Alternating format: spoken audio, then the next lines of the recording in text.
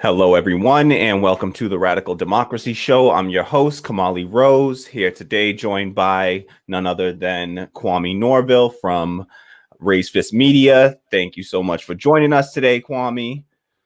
Thank you for having me as always. Glad to be here. Nice. Appreciate you being here with us. So today we're going to be discussing a topic that is making the rounds through the left and has caused a bit of a stir.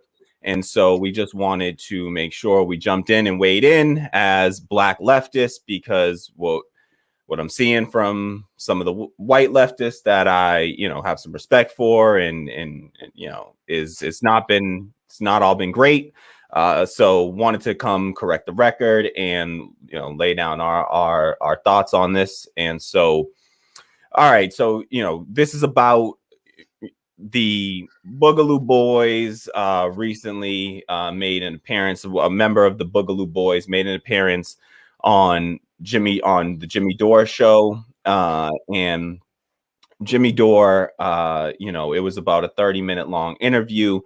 And this is the first time that Dore has referenced the Boogaloo Boys on his show. He referenced them a little while back. I believe it was after the Capitol riots, and he essentially feigned as though he didn't know who they were and hadn't really looked into the movement.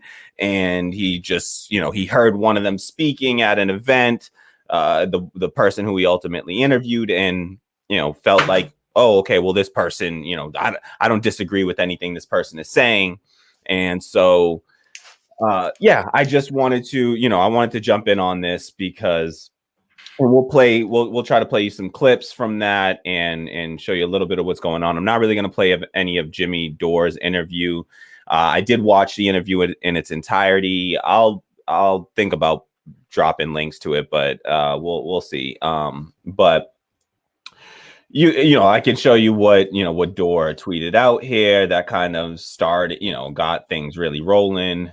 I feel like, just for the sake of clarity, just for anyone who may not be familiar, somehow you stumbled on this video without knowing who the Boogaloo Boys are. We'll definitely get into that. But quick rundown, to put it, they're self-described as a right-wing anti-government group.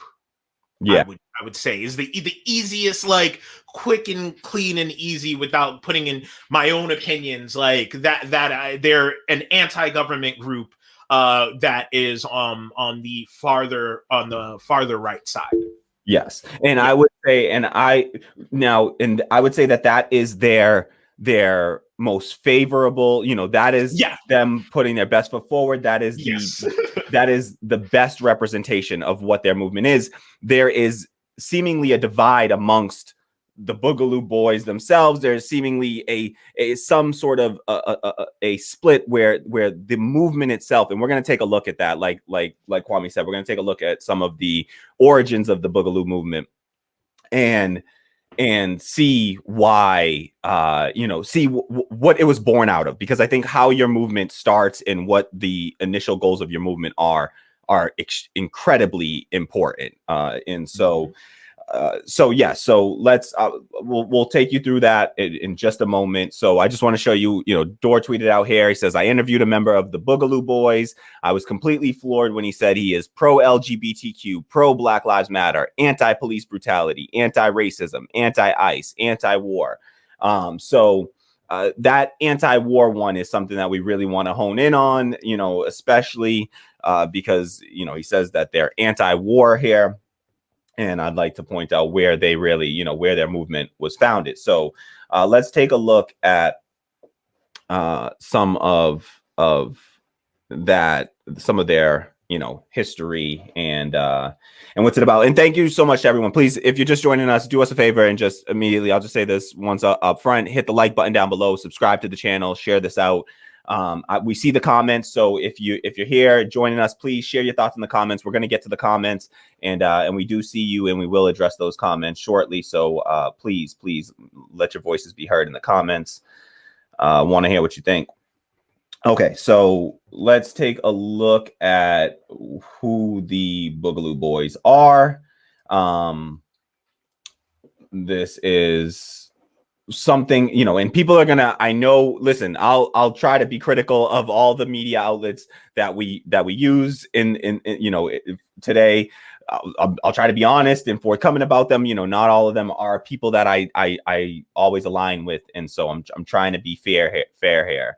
The first thing I'll show you is out of The Intercept. I think, you know, it's generally accepted as a left wing news outlet, and so this article was written by Mehdi Hassan, who, let's all, if we're being real, Mehdi Hassan is shifted very much towards the center. So, but he, you know, this is from last June when he was still kind of on the fence and in beginning his shift over to MSNBC, Mehdi Hassan. So he really changed up his tune when he went from The Intercept to MSNBC. But this was June 10th.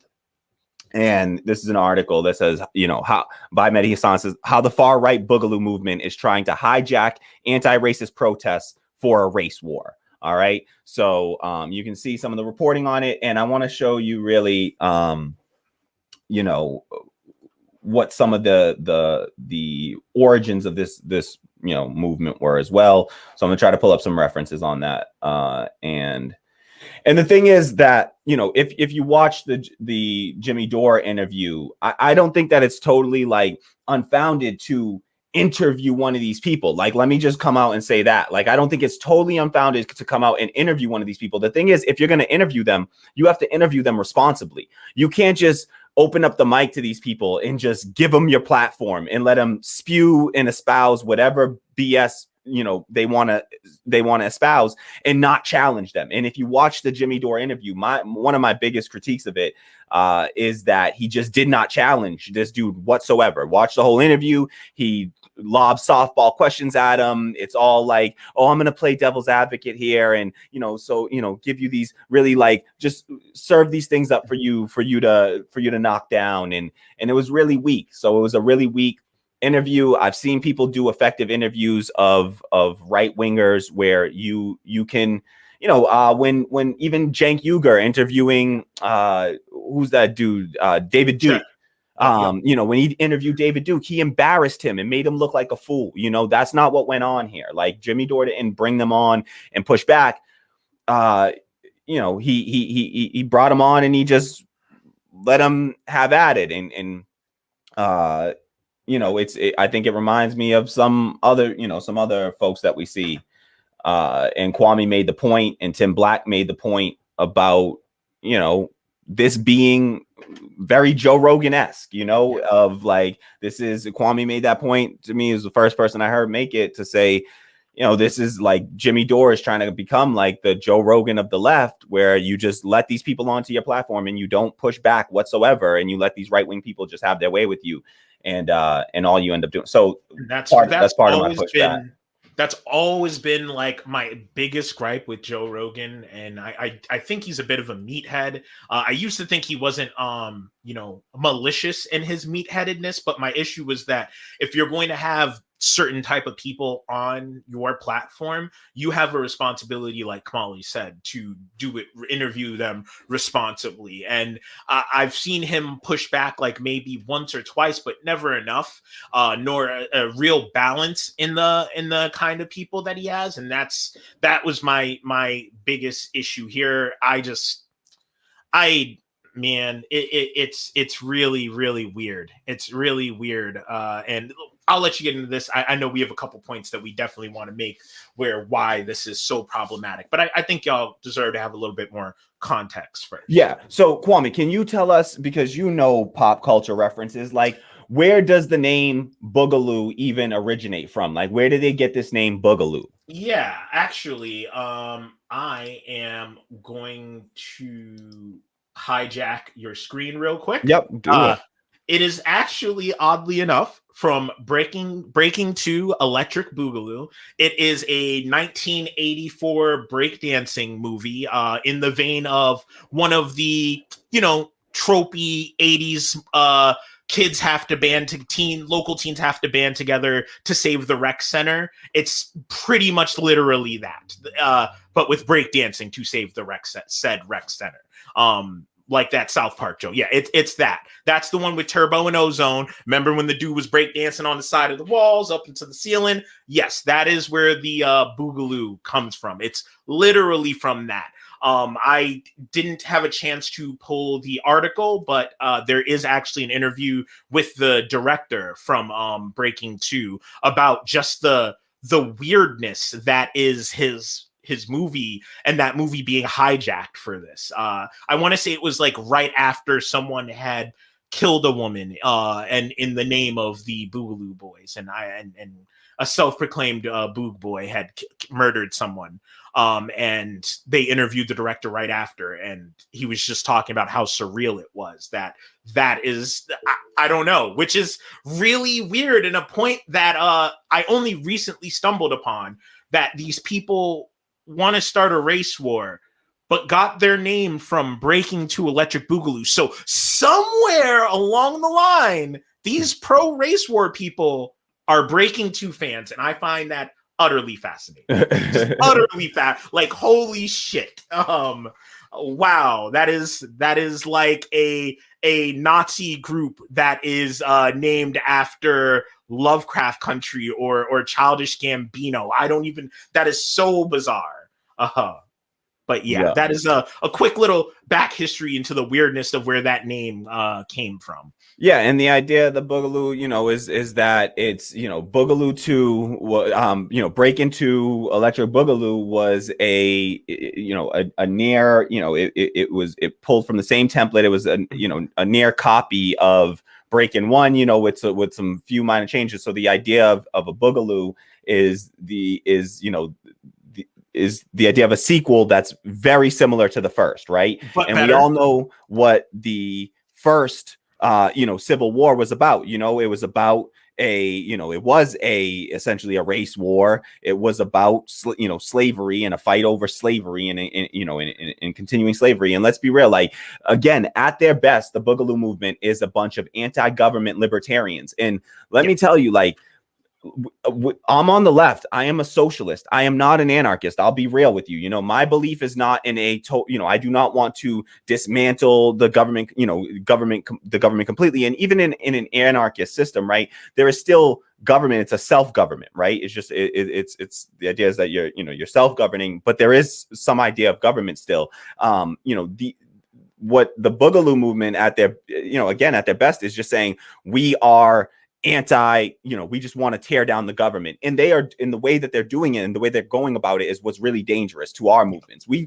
covered on this show recently this fake, essentially, apolitical activist who was inciting violence at the Capitol and previously had tried to identify with Black Lives Matter, and went in and then identified with the rioters at the U.S. Capitol and was, all on board with the fascist insurrection. And so we can't say, oh, okay, well, the thing is, the goals of these people are about, creating chaos, creating destruction, and they really don't have an ideology as to what to build up in its wake, right? Like what to put in its place. If you're anti-government, like, let's be real, the government has, as much as it's done terrible things to, and ignored the pain of Black Americans and marginalized people in this country and indigenous peoples in this country, it's also been the only mechanism by which those marginalized groups have gained any kind of protections, right? Like, we're protected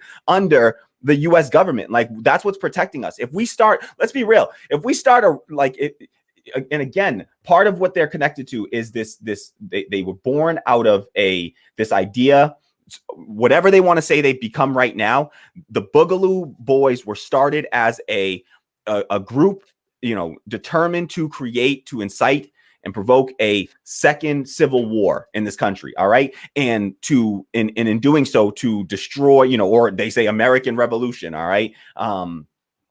Possibly, or a second civil war. And that is about the destruction of government. And again, we have to think about what happens in the event of a destruction of government. Like, how does that help leftists achieve our goals of things like universal health care? Do you think that you get universal health care without a government? Like, you cannot achieve universal health care without a government. So you can't say that you're for Medicare for all and also you're for the total destruction and annihilation of the US government. All right. Those that is not a consistent ideology. All right. So your ideology is inconsistent, and there's an inherent conflict there. You cannot have both of those things. OK, you cannot have a federal jobs guarantee or civil protections, a constitutional democracy that doesn't exist if we destroy the U.S. government. All right. And again, they don't have any goals. Tell me, somebody explain to me what the Boogaloo Boys goal is for building up in the wake of that. What are they trying to put in its place? And I just want to be clear here, because it's we're again, as Kamali just said, we're in no way defending our current state of the government or anything like that. God no. But there is that, you have to have that realization that a lot of people will fall to the wayside if we just go to pure anarchy or whatever these people are striving for. Because the natural conclusion, once they get to that end, is everyone is left to fend for themselves, right? And I mean, that is the what I have gathered a lot from my interactions and reading up on libertarianism, even this far more extreme version of it. It's really more of I take care of mine. I take care of myself, right? So if we get rid of the government, as Kamali said, who's going to take care of disabled people? Who's going to take care of people who can't work? There's a lot of people that will fall to the wayside. I follow some activists who advocate for, outside of electoral politics, who say, like, we have to dismantle this system, like, completely and totally. But at every step of the way, they are talking about mutual aid, community building, different things to put into place so that we don't have to rely on the government, so that people who can't go out and work, people who can't fend for themselves, are still taken care of, and that people aren't going hungry or homeless. And I'm not confident that these people are going to do that. They'll be fine because they've got the guns, they've got the power, and that's their hope. And that is the fear. And that's such an important point too, like about who holds the guns in this country. It's not, Black people have been disenfranchised at every turn and have been prevented through, the criminalization of Blackness. You end up with a record. You can't own, if you have a felony on your record, you can't own a firearm. So they've disenfranchised Black people, systematically from owning guns in this country. We know who disproportionately owns guns in this country. It's the right wing. And if we create a system, we cannot try to get our revolution through violent insurrection. Like, I'm sorry, but that is not my strategy. I don't know if that's your strategy, then, we are not on the same team, because what comes up in the wake of violent insurrections is the people that take control are the most violent people. All right. That's who takes power in a system that is, in a revolution led by violent insurrection. All right. So as much as we want to say, that may be the only way, sorry, but that's not my strategy right now. Okay. And I got to be real about that. Like, in courting people whose goals are simply to tear down and to do so violently is foolish. For starters, you're going to get people killed, right? The U.S. government has much more firepower than, they have tanks and drones and all kinds of things, and trust and believe that through various acts like the repeal of the Posse Comitatus Act, that under Obama, that essentially lets the military take action against U.S. civilians. Like, they can use those things against us, and so we have to, like, be wary of that. And people have been using, like, Fred Hampton as in these conversations to say, like, I really don't like comparing Jimmy Dore to Fred Hampton, essentially, and saying that Fred Hampton worked with people from that, wore Confederate flags and were right wingers. And the thing is, like, yes, Fred Hampton did. He did work with these people, but he did so.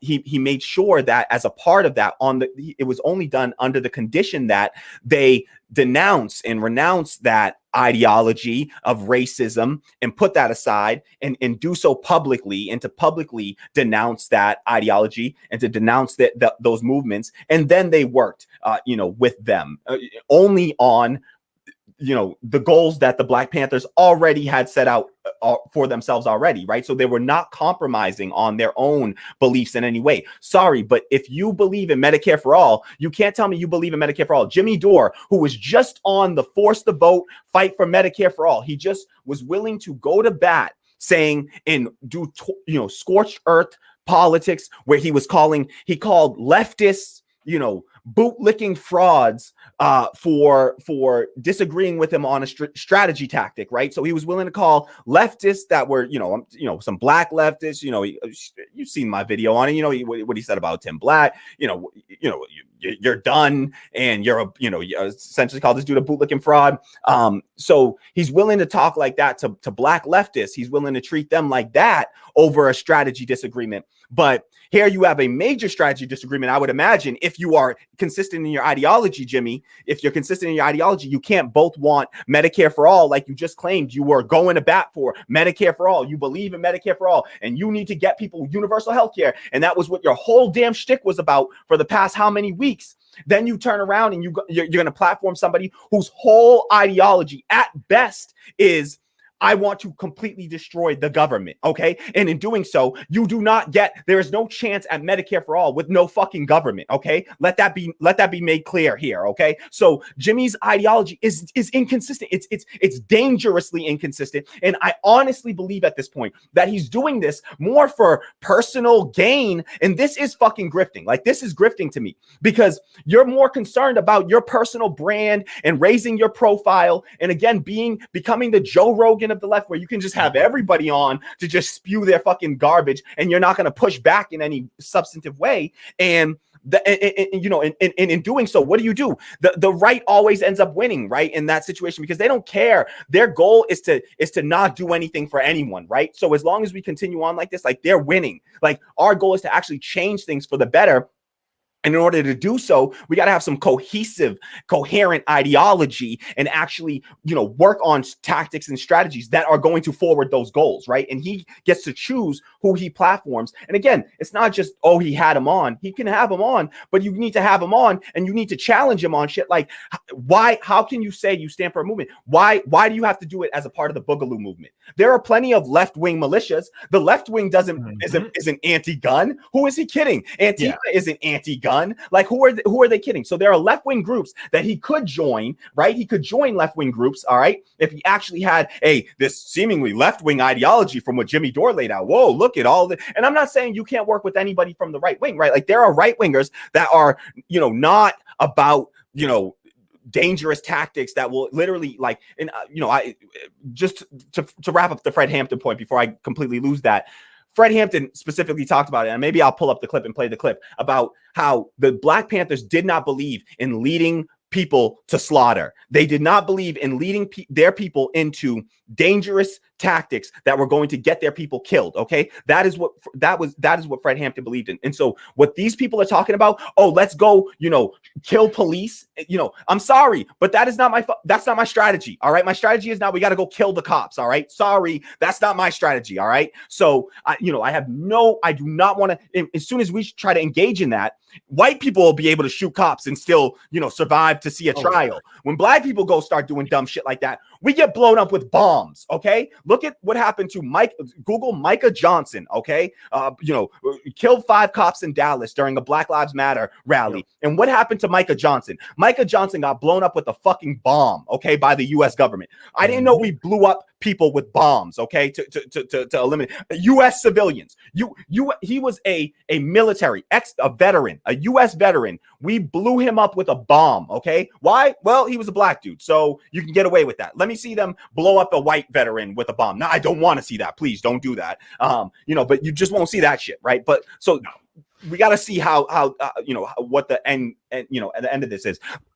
Kwame, if you want to jump in, and then I'll read from this if you got a quick point to make. Yeah, I mean, just real quick back on what you said about how people who when we take the power, when we have this insurrection, the most violent people are the ones in power.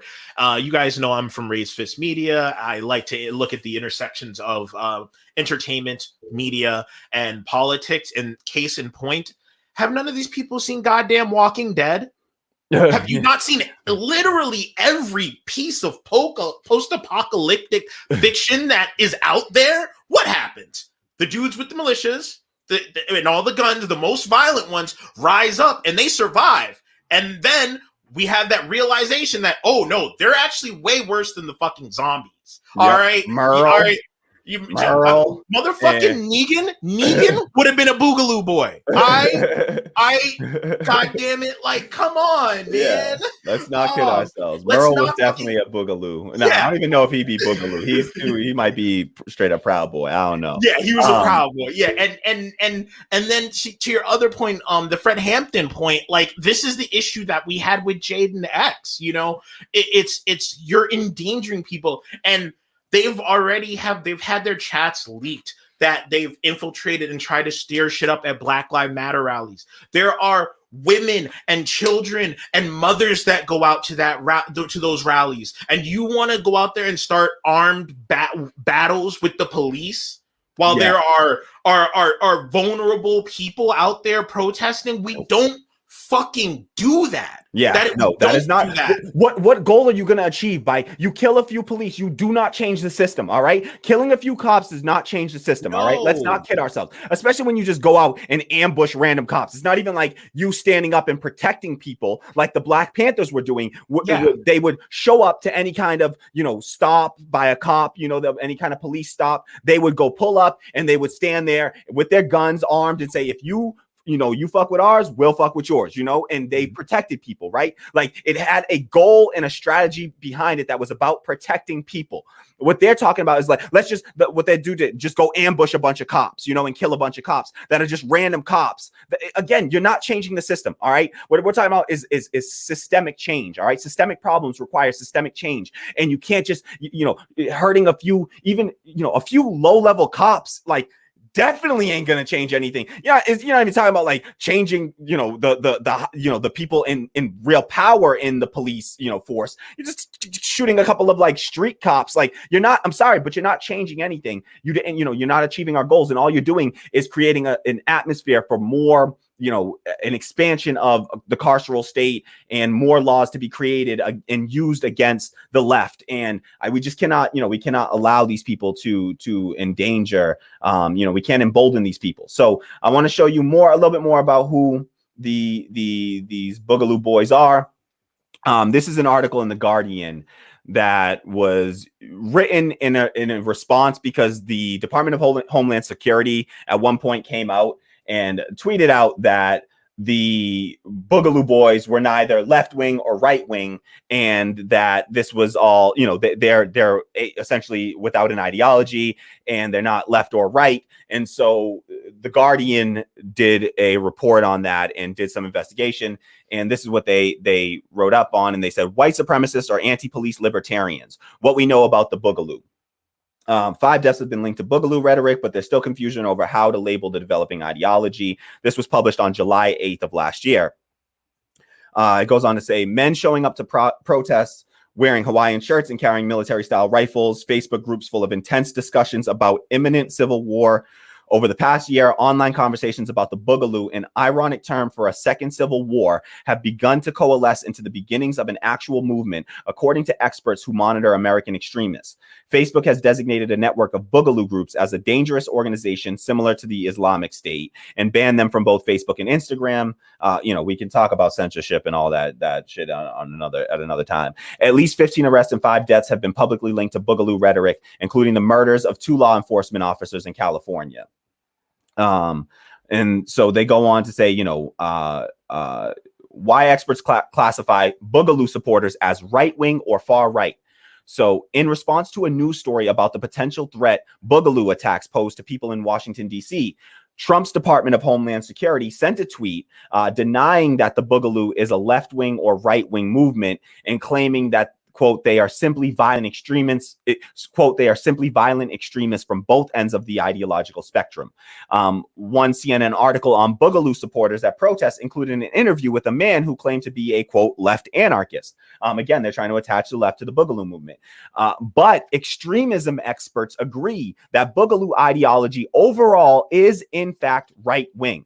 How do they know? For one, they look at images of the Boogaloo flag, which is sometimes emblazoned with the names of right-wing anti-government martyrs, including Americans killed in infamous standoffs with the police at Ruby Ridge in '92 and during the occupation of the Malheur National Wildlife Refuge in 2016. That's the Bundy, you know, and Bundy and his and those folks. They also are big Timothy McVeigh fans. Yes. Yeah. Yeah.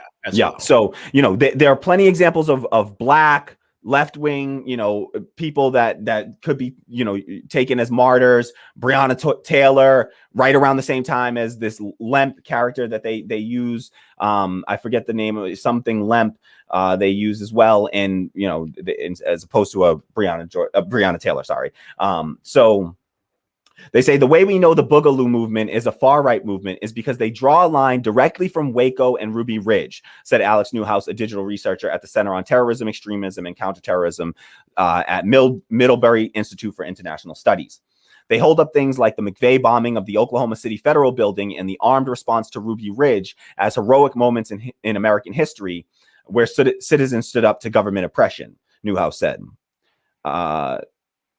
So like the right-wing anti-government militia and patriot movements of the 1990s and 2000s, many Boogaloo supporters see the current federal government as illegitimate while remaining deeply patriotic. They revere the Constitution and see themselves as the true descendants of America's founding fathers. Another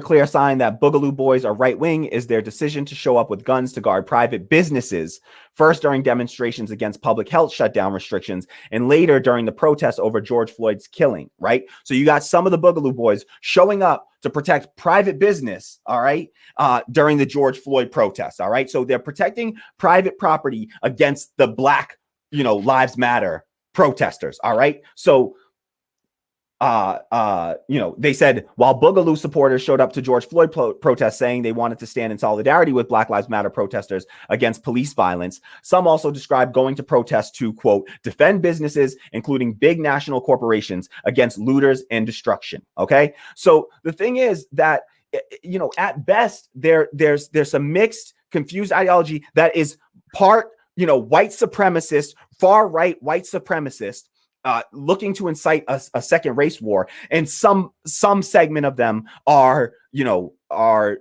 more libertarian in their views and simply want to destroy the government, which again, I remind you, is a situation that does not leave Black people, marginalized people, trans people, gay people, with disabled people. Those people are not protected. All right. Those people are not protected without a government. All right. We need the government is what is protecting those people. All right. So, you know, indigenous people, you know, so let's be real here. Who stands to be harmed in that situation? And it's Black, brown, you know, indigenous, marginalized, other marginalized groups.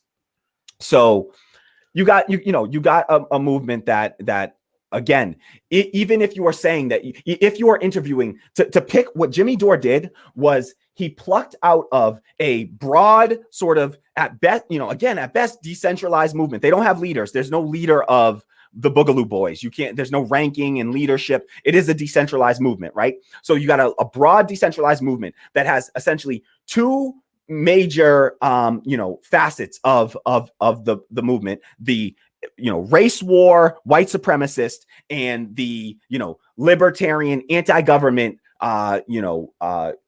libertarian chaos agents. Essentially, they want to use violence to try to tear down the U.S. government. What they plan to put in its place, we don't know. Well, you know what? We do kind of know, because if half of them want to tear down the government and the other half want white supremacy, then we know what they intend to put in its place. All right. If we empower the Boogaloo boys by standing in solidarity with them, and you know, what we end up doing is empowering the white supremacists, inadvertently, if at best, right? And for Jimmy Dore to bring this one dude on his show and act like he is representative of the broader movement is total BS. And what it does is it allows more of this like alt-right, we're going to comb our hair nice and we're going to dress up nice, and the mainstream media is going to fall for it and platform us and think that, oh, we're just using nicer terms and we speak politely, and at all the while pushing dangerous, violent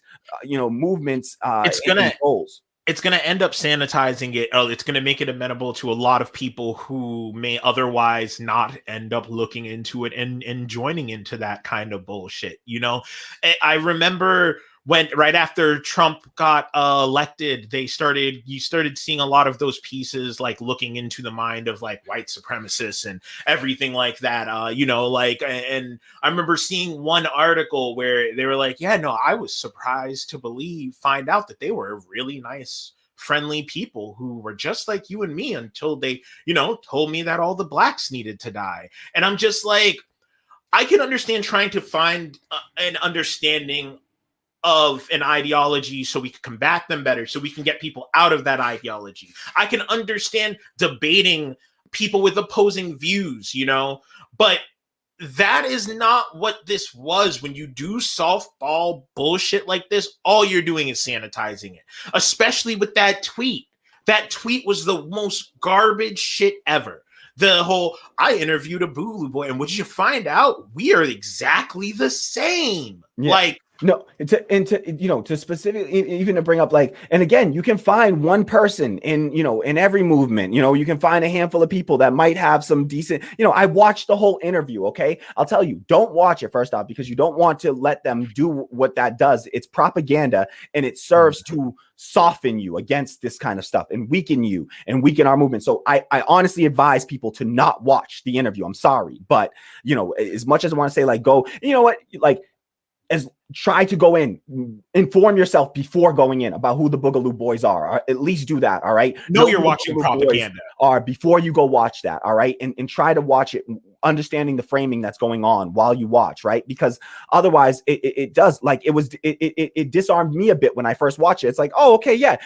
This guy, you actually don't disagree with anything that he's saying. He's flying a rainbow flag behind him, but the rainbow flag has the "Don't Tread on Me" symbol over it, which I'm sorry is, invokes racist, white supremacist, because that's where it comes from. It grew out of the sort of like alt-right, whatever, that use the "Don't Tread on Me" flag with the snake and stuff. And so he was trying to reclaim the alt-right. Yeah. Yeah. So, and then to also call them anti-war. This is the Jimmy Dore tweet, and he called them anti-war when half of their movement, the movement was founded based on inciting a second civil war. You cannot say that you are anti-war, but you want a second civil war. Okay. So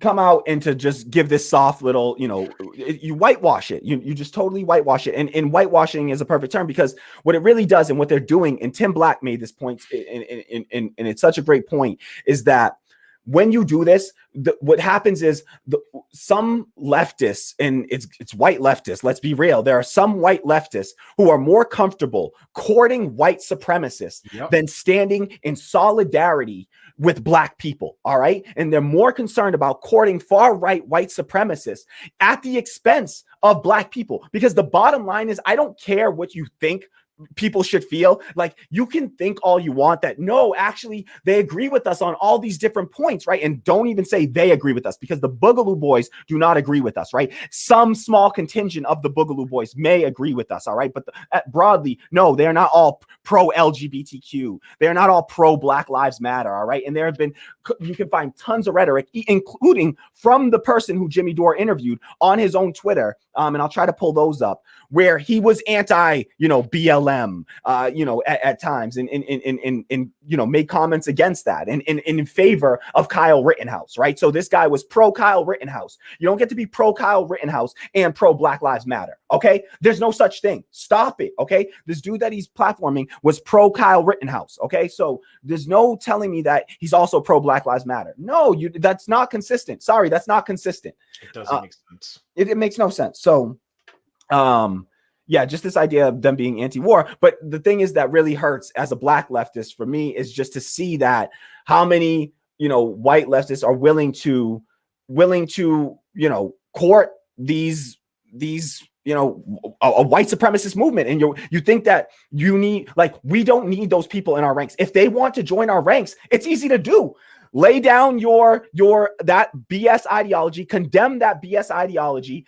You condemn that Boogaloo movement, and you say, I'm standing in solidarity with Black Lives Matter, and I can do that and believe everything that they're believing and not identify and not associate with the Boogaloo boys. Because quick on what you're saying there, that has always been my belief. I've always said, I've gone back and forth on cancel culture and the concept of that. I don't believe cancel culture as the people who talk the scare bullshit of it exists. I think that people get canceled by powers that be, but regardless, I don't believe, and I don't believe necessarily that it's canceling, because I don't believe that it's turning someone away for forever. If I tell you you're white supremacist, I'm fucking canceling you, I'm done with you, you're gone. But when you leave the white supremacist rhetoric, you can come back to the table and I'll welcome you back. Absolutely. But it has to be on my terms, because I will never bend to that shit. And I feel like that is my one constant ideology. There are Black people out there who I don't fuck with. I am venomously anti-Umar Johnson, and he is very pro-Black. He's got a lot of Black of good beliefs that you would think align with mine, but he's also a misogynist, very homophobic, misogynist, transphobic, and that is a non-starter to me. I don't care how fucking good his policies or ideas for Black people are. I mean, not counting that the dude's a grifter, but I don't care how good his ideas for Black people are if I have to make my trans brothers and sisters feel unfucking comfortable, especially when a lot of them are also Black, in order to allow him there. I will not have you come build with you at the expense of other marginalized people. I won't do it. I won't. And that's why, same reason why I never got on board with Joe Rogan. And I know a lot of people are like, oh, we got to get him on our side. We got to, ally ourselves with him. And I'm like, one of those people for a long while. Yeah, but if it loses me, I don't even want to say if it loses me my clout with, but if it literally if it harms and loses me my trans brothers and sisters, if they fall off and they're like, oh, you're dangerous because you still want to associate with that dude, it's not worth it for me. I can find someone with that same rhetoric who doesn't have the baggage and bullshit very easily. Yeah, it's not even a question. What they're talking about is some little fringe, tiny little segment. You do not want to try to build solidarity with white supremacists, with a small, tiny little contingent of far right, right-wing white supremacists, okay? In order, while, at the expense of, the 13% of Black people in this country. Because I'm sorry, I as much as you want to say oh, but you should be on their side, because but that's not what's going to happen. When Black folks hear that you're rocking with white supremacists, all right, they are going to, it's just going to be miss me with that bullshit, all right, and they're going to keep looking, and they're going to stay cynical, and they will not be joining in your revolution, all right. So I just want to point it out because I know that some of you may not follow a ton of Black activists. When Joe Rogan endorsed Bernie Sanders, it hurt Bernie Sanders a lot with a lot of Black people. It really did. Whether you think that that's right or not, it will be an instant non-starter for certain people. And that is just something you have to understand. And Joe Rogan is not even anywhere as dangerous or egregious as the Boogaloo boys are. So, what are you really saying? Is it really that worth it? Is it worth it to fight for Black Lives Matter if you lose, if all the Black people stop showing up with you to the protests because you invite the Boogaloo boys? Yeah. What are you even doing? This is something that I see constantly, especially from Black activists, that bothers them when working in leftist, even in progressive spaces, is that they want to build with too many people to the point where I can no longer feel safe coming to your meeting because you've opened it up maybe just a little bit too much. You know, like it's not worth it. It's not worth it. And these people can't not come, but they need to leave their ideology and their bullshit at the door genuinely if they're going to do this. And then they can come have a seat at the table. But no, you cannot bring your clan hood in with you. No. Yeah, no, and that's just like, I mean, that's that should be obvious. It's unfortunate that it's not, and the sad thing is, like, this is going to be used like when Jimmy Dore does this stuff. And we did a video back in, like, it was like October, November at the latest. It was like October, I think. We did a video, maybe September, and had one of our members of our community on the show, Steve Alvarez, to talk about this question that he had posed: is Jimmy Dore toxic to the left? And our conclusion back then, months ago, was, yeah, sorry, he is. Jimmy Dore is toxic to the left. And I committed back then to trying to not use Jimmy Dore as a reference on my show, because sadly, as much as I wish, we want so desperately on the left to grow, and so sometimes we get desperate, it feels like, because we want to be bigger and we want to hold power. And yeah, exactly. And we're willing to do it at certain costs that are just, we got to be more calculating about that, because I get the desire to grow, but we have to grow organically. We can't grow by just simply attaching on these people onto our movement if they don't believe in our movement, right? Because what we risk when we do that is letting people into our movement who destroy our movement from within, right? Mm-hmm. So, and this happens to a lot of movements, right? So we got to be wary of that and push back against that. And even if it means growing a little bit slower, and I'm no fan of incrementalism. I'm nobody in favor of that. I always want to push to move us forward the fastest, the furthest and the fastest. But we got to recognize that we're going to have to grow that organically, and people are going to have to come over to our ideology, and we cannot compromise on certain things. There are certain things that we just cannot compromise. Listen, if you're like, listen, I agree with you on Medicare for all, but I don't agree with you on Green New Deal. I don't agree with you on a federal jobs guarantee. I don't agree with you on a minimum wage. Like, I can work with you still. Like, I can still work with you. But if you're like, listen, I want to work with you on Medicare for all, but trans people are not people. There are only two genders.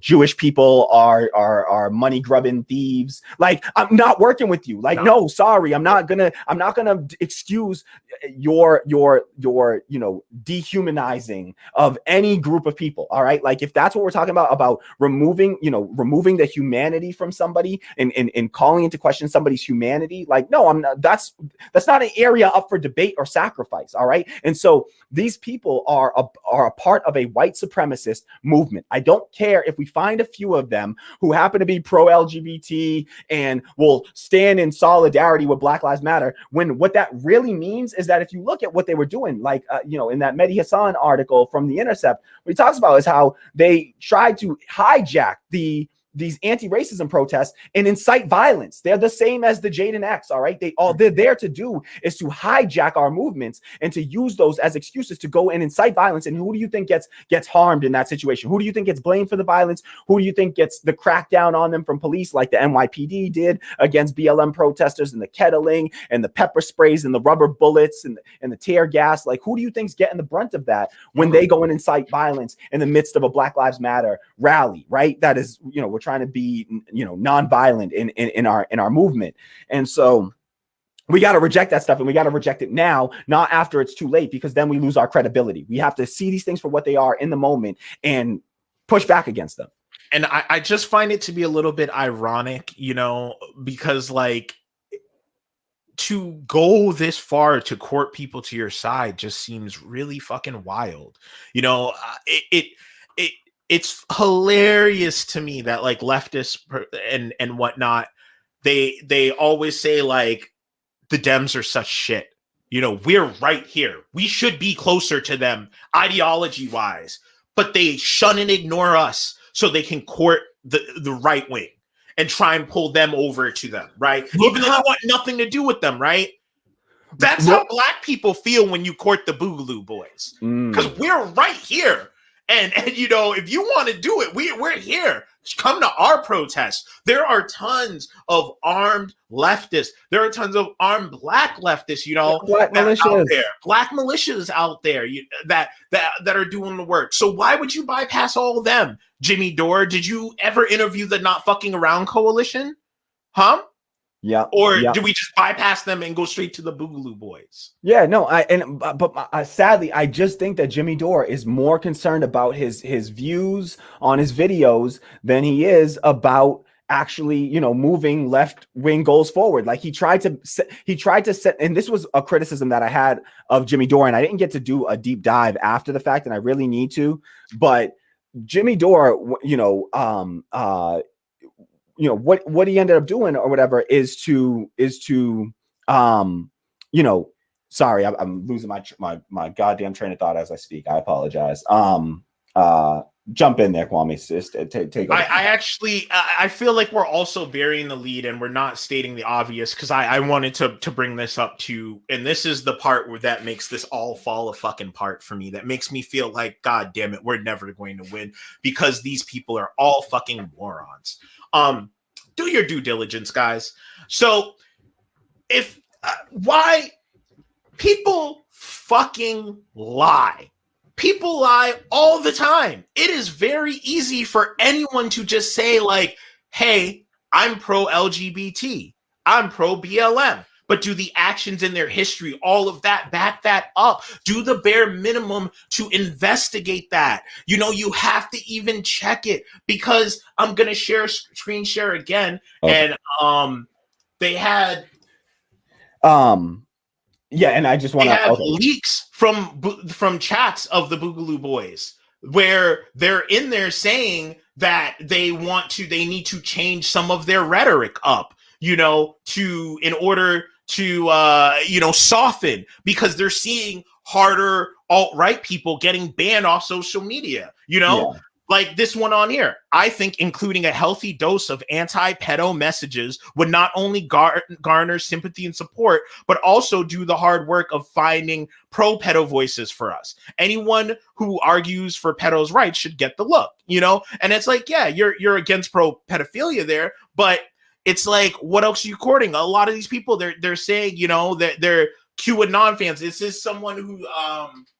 yeah, see if you can pull up anything about that. I saw some about like Black Lives Matter stuff too. If they have anything specific to that. Yeah, I saw one. And I just wanted to jump in back and just say the thing that I was trying to point out was just that, you know, with Dore in this specifically, and try to pull it up in the meantime if you can. Let me know when you got it.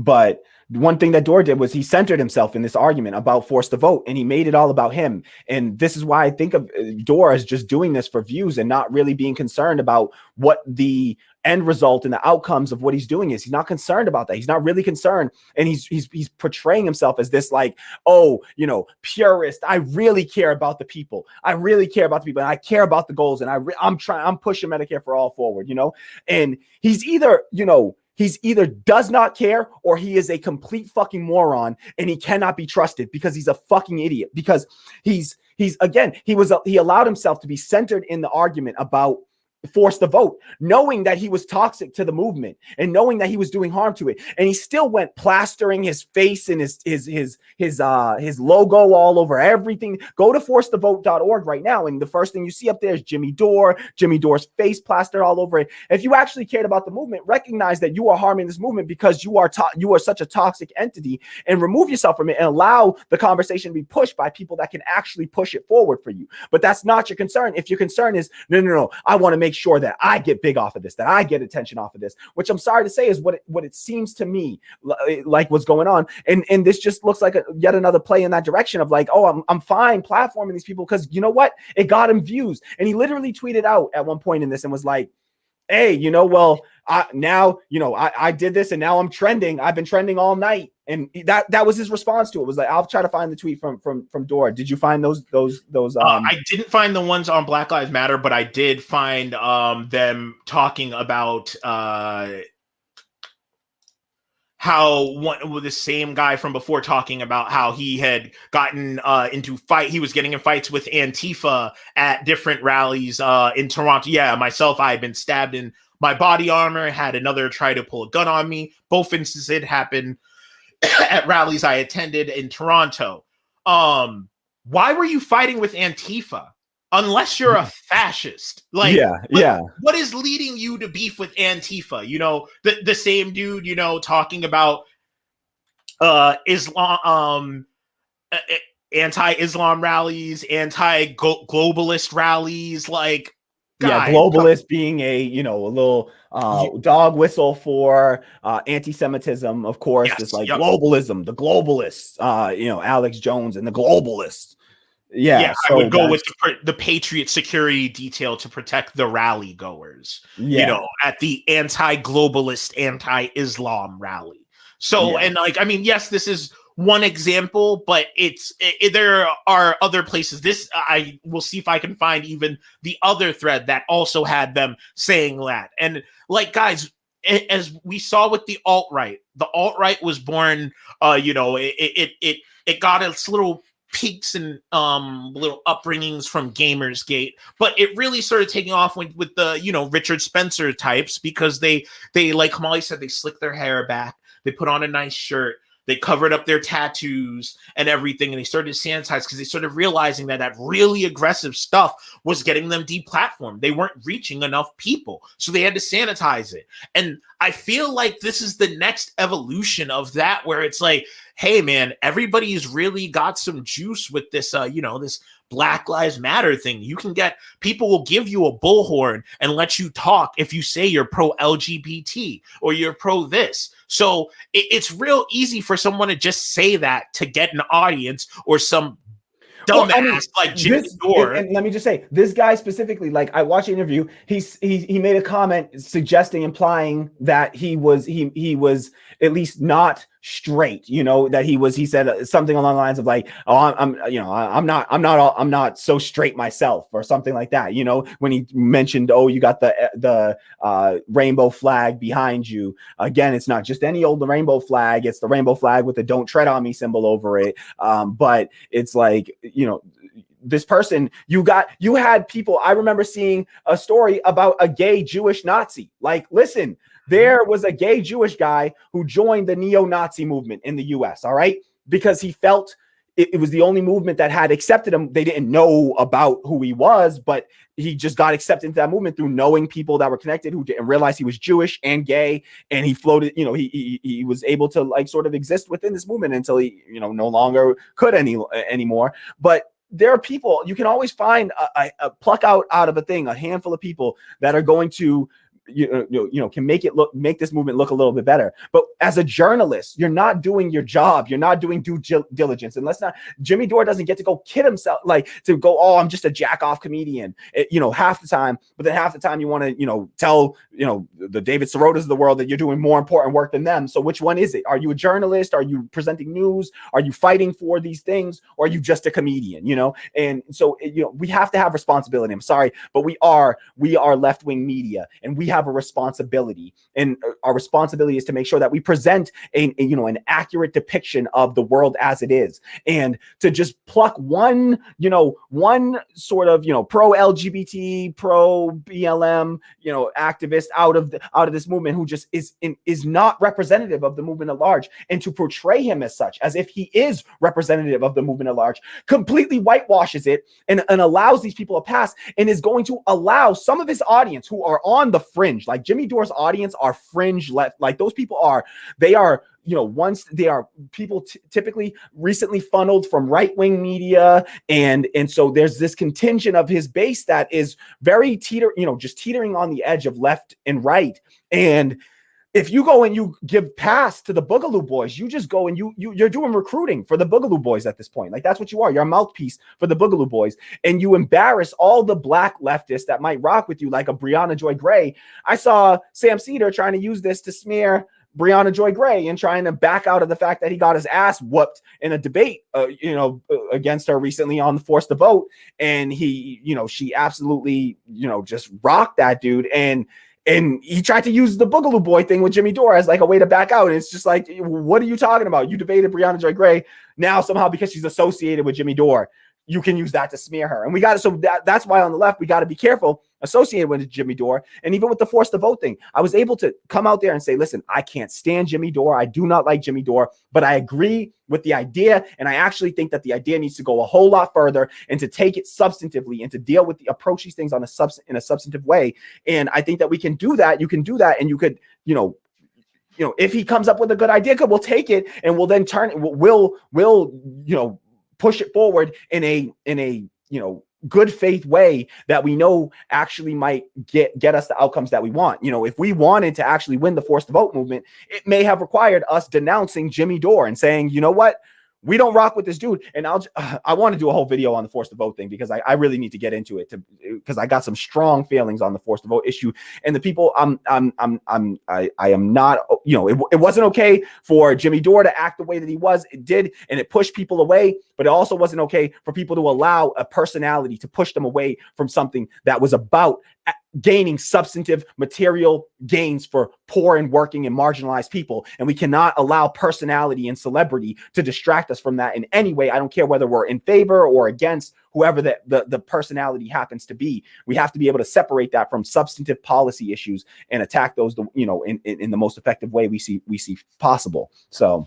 But I also think maybe they should have cut that motherfucker loose a little bit earlier, and there would have been a little bit more people who would have been amenable to force the vote and willing to come to it. But, that's my thing, though. That many of us did, and that's the thing that many of us did, and there were too many people that had too much responsibility to do better. Because you can talk about these fringe people.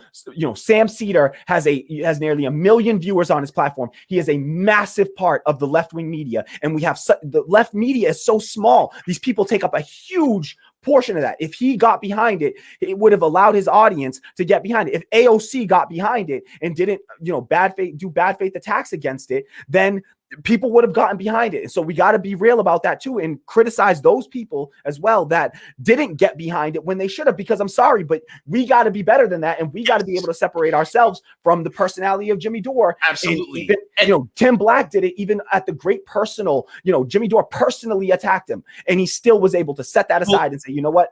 I'm gonna fight for this, and then we'll come back to this shit when it's all good, said and done. Well, that was the point I was trying to make, was that, and this has always been my belief, if somebody is toxic and they have a very good point, or something we agree on, I'm not going to use that person to platform my idea or to push my idea. I will try and find someone who is better, like a Tim Black, who's out there supporting Brianna Joy Gray, Cornell West, any of those people. Yeah. And I'm going to share their videos and their articles and stuff. And if I can't find not one person who's not detestable that shares my view, then I need to go reevaluate some shit. Something's wrong somewhere. I either need to tweak my view or I got to figure something out. Yeah. But I will say on that, sometimes I think on principle, we are going to have to,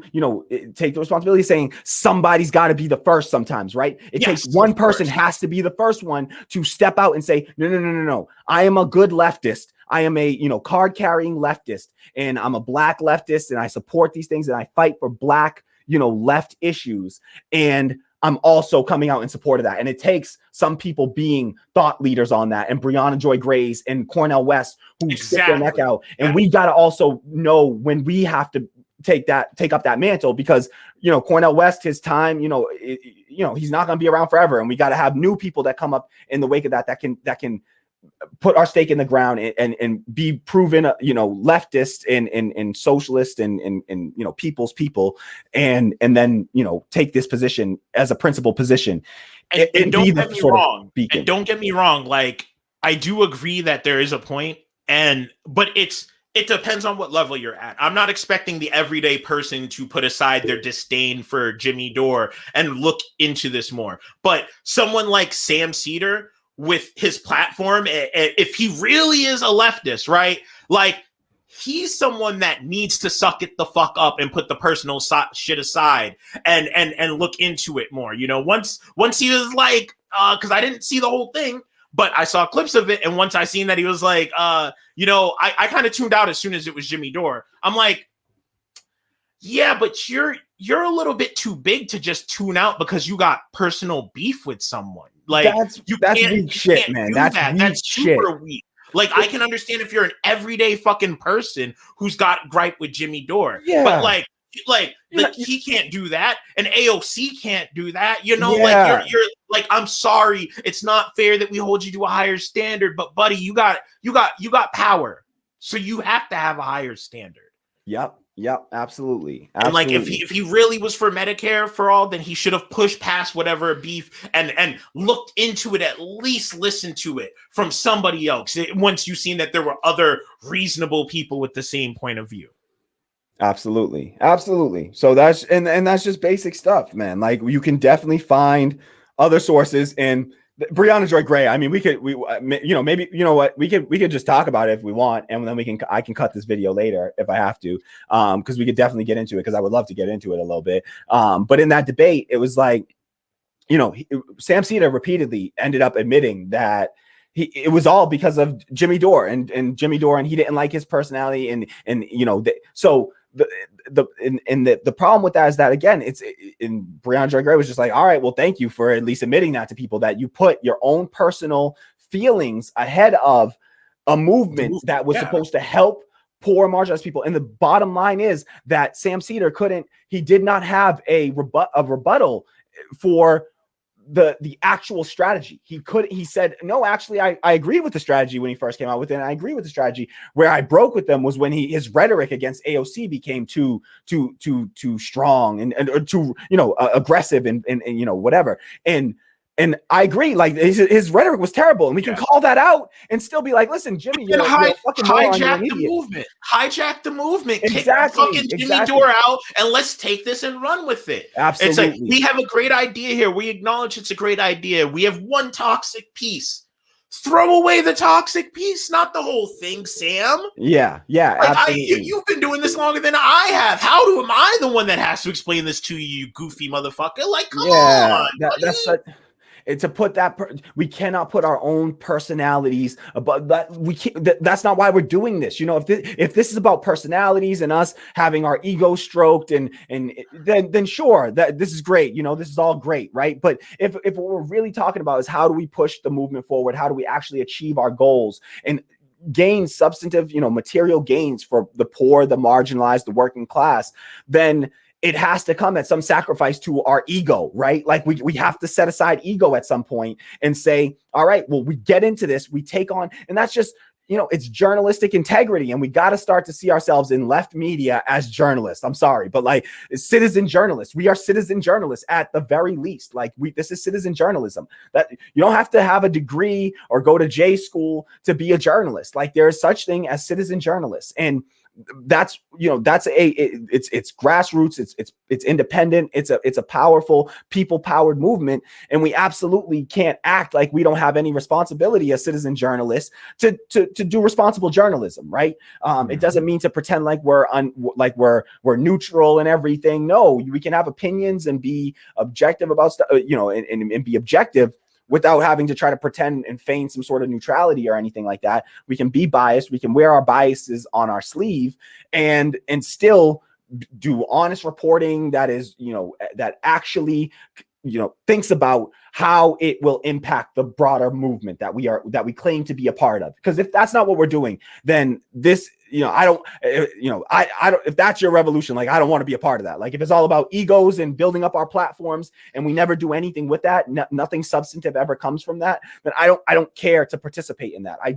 We do this because we think that we want to help push the left movement forward. And that means things like universal healthcare and actually securing universal healthcare in this country. And I don't want to, we can't be trying to align with people that are antithetical to those goals. So if we can take some comments, if there's any comments that we want to respond to, we're a little past the 1 hour mark. We get,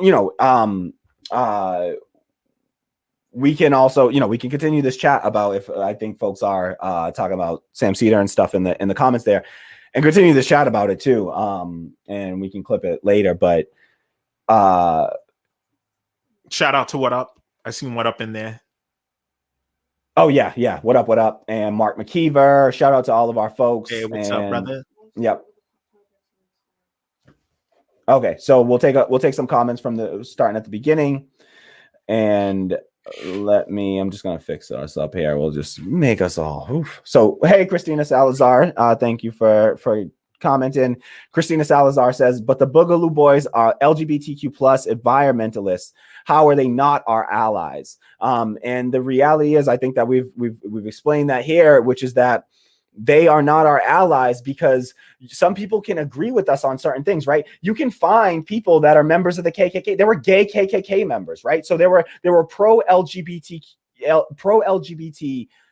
Klan members, right? And there are pro LGBT fascists, right? So you can be pro LGBT, you can even be an environmentalist and still have goals that are harmful to the populations we claim to care about on the left, right? And that is all people, marginalized people in particular, and protecting and creating equity and justice for marginalized people. And it's inconsistent to say that we're going to protect marginalized people while also supporting people that want to destroy the government, when the government is the only institution that we have established that can protect us, right? So at scale. So they're not our allies because their tactics, their strategies are dangerous, and they put us in harm's way directly and indirectly, right? Directly when they use their tactics that they go out there and they try to incite violence at Black Lives Matter and Antifa rallies. That ends up being the police then can justify the violence they then commit against those protesters. So we covered it in the Jaden X video, and it's the same mentality. You cannot allow these people, you have to condemn these people because their goals, their tactics are dangerous. They're dangerous tactics that are going to get people hurt, and we cannot put our people in harm's way. That's just foolishness. That's just leading people to slaughter, and that's not revolution, right? Absolutely. Yeah. So Melon Lord says, but they told me they were, and they wear such cute shirts, so a little bit of sarcasm. Hawaiian shirts, man. Hawaiian shirts, like, yeah, what? No, that's the same way that the combing of the hair and the wearing business suits is the same idea, right?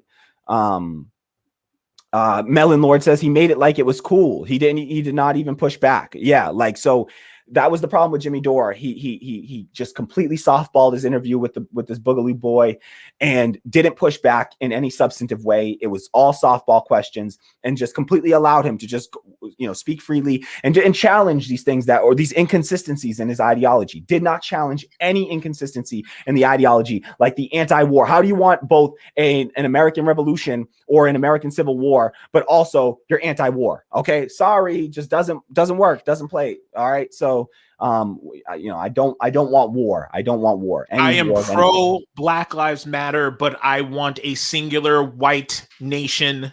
I don't want black. I want black people. I think their lives matter, but I want a race war, and I just want white folks to live here. Yeah, exactly. I want a race war that we know, given the percentages of white versus black in this country, we know who's going to win that race war, right? Okay, so we're 13% here, all right? We're not winning that one, black folks. So we do not want a race war. That's not how we're going to achieve any gains. We just might as well pack up and leave if that's what we're talking about. And not put people's lives at risk, not get a bunch of people slaughtered. What Up America says, just watch Humanist Report's video on this. It was real. I got to check that out. Good stuff. I got to check out Humanist Report. And that's great because, you get, Humanist Report. Mike Figueredo is a gay leftist, and, this is a, supposed pro-LGBT, a Boogaloo boy. So I would love to see Mike's take on that, because I'm sure he comes correct. So I would like that. Tammy says, I have no issue with him interviewing them and trying to find common ground, but we're not stupid. We know not every right winger disagrees with all progressive policies, but we don't need to coddle them. Yeah, there are far more. There are half of the people in this country don't vote, and they're in a large contingent of them. They're disproportionately Black, Indigenous, Latino, Asian, we can court those people. And there are plenty of white people that are of the left and agree with left policies, but they're simply cynical. They're cynical about politics, and if you ask them about it, ask them about the issues, they agree with us. Those are the people we need to reach out to. We don't need to be the other people. They can come along with us if they believe in what we believe in, and whatever time they take to develop. And sure, we can have some little people that are around there that help to try to convert far right people, and sure, do all your work. I'm not going to participate in that because I just not a goal. I'm fine with that. But sure, they can come and they can be moved over towards the left. But that shouldn't be our focus, and that can't be our focus. Some little small contingent of libertarians in this country. Look how much votes the Libertarian Party gets, in here or whatever. It's some tiny little contingency of libertarians in this country, and we're going to pick out a little chunk of that thing while ignoring the masses of poor Black people that simply don't vote anymore because you keep on ignoring their needs. And white leftists don't want to talk about reparations at all, but they're happy to go talk about to platform the Boogaloo boys. So like we gotta just recognize that we're never going to get everybody, right? We're never going to have everybody on our side, and we don't need everybody on our side. We got to bring on the people that are actually not dangerous to us, though, right? And people will be left to the wayside, unfortunately.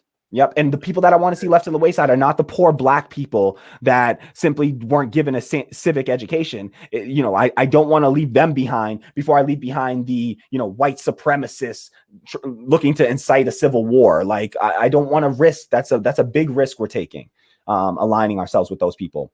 Tammy says, Dore's interview with this one member of the Boogaloo Boys who happens to be a decent on these basic human rights causes was weak because he had plenty of chances to ask more complex questions that challenge their stances. Yep.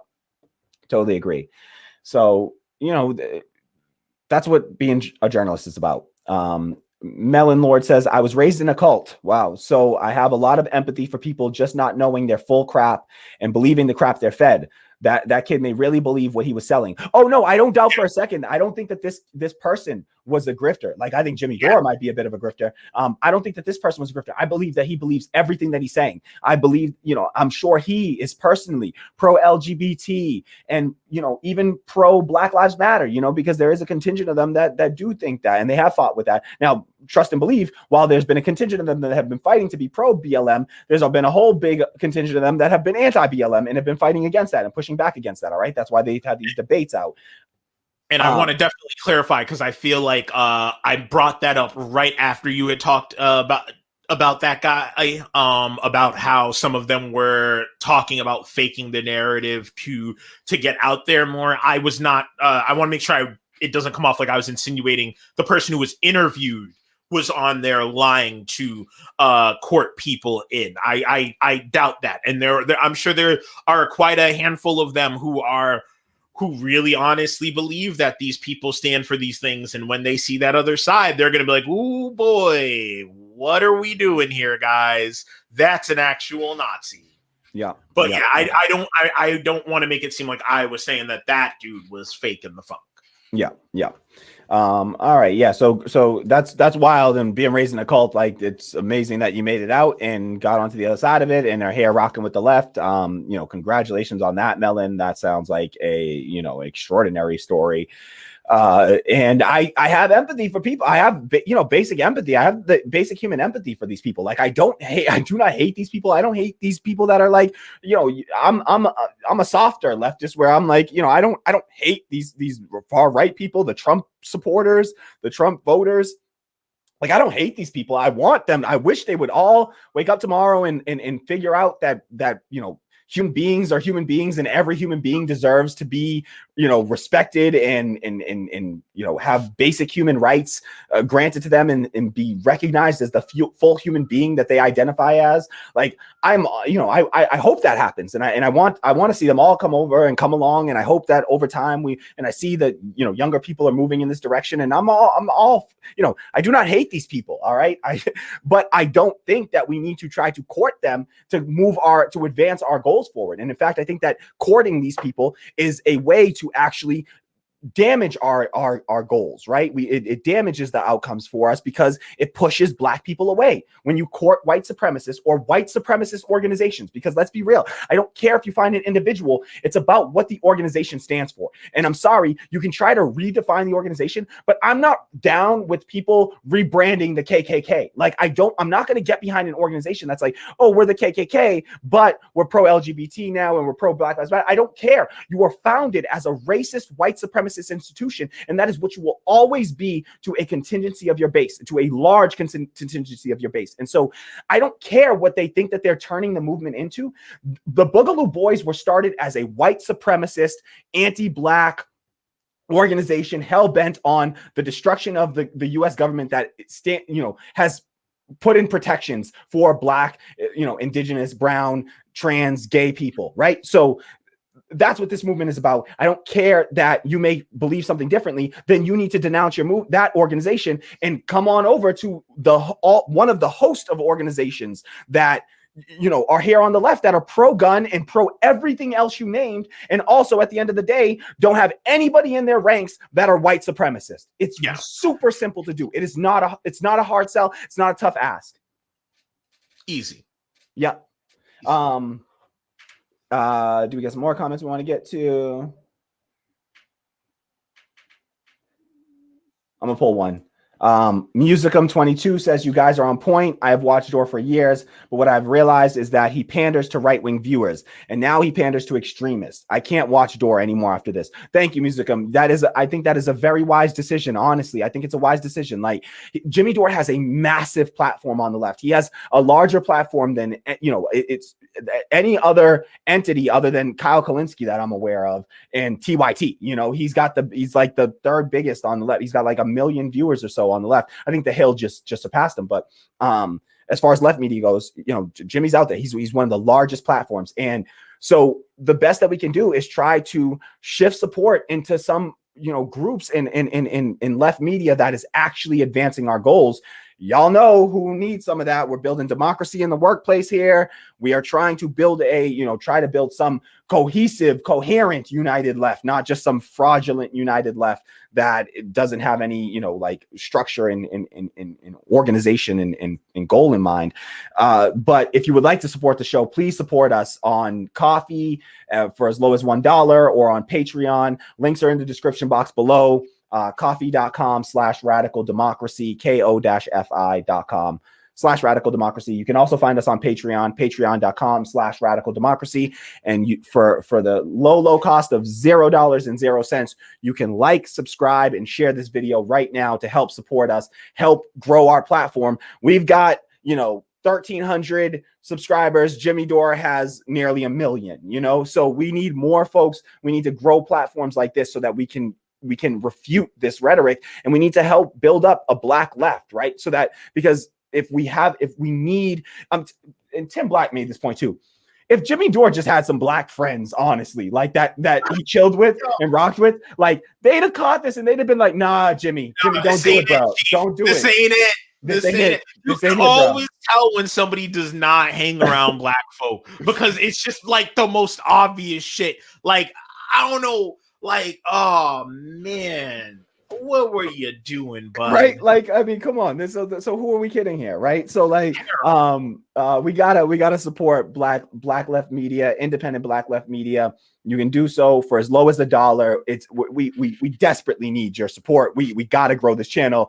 We haven't gotten a new subscriber in a long time, and I'm getting scared, y'all. All right, I need a new subscriber. All right, we got a core group of people that are amazing, that support the hell out of the show, and we're about to get some new lighting for the show. I won't go off on a tangent here, but thank you. Shout out to all of our supporters. Thank you for all the donations on Coffee, Patreon. Thanks to the Coffee donations and the recent Coffee fundraiser, we're gonna get some new lighting for our studio. We all hook Kwame up with some too. We'll do a fundraiser and we'll get some Kwame some hook up Kwame with some lighting too, so that we can make this thing look even better than it does. I promise y'all, it will. So shout out to all of our subscribers and supporters for that. All right, let's jump back to some comments. What's up? No.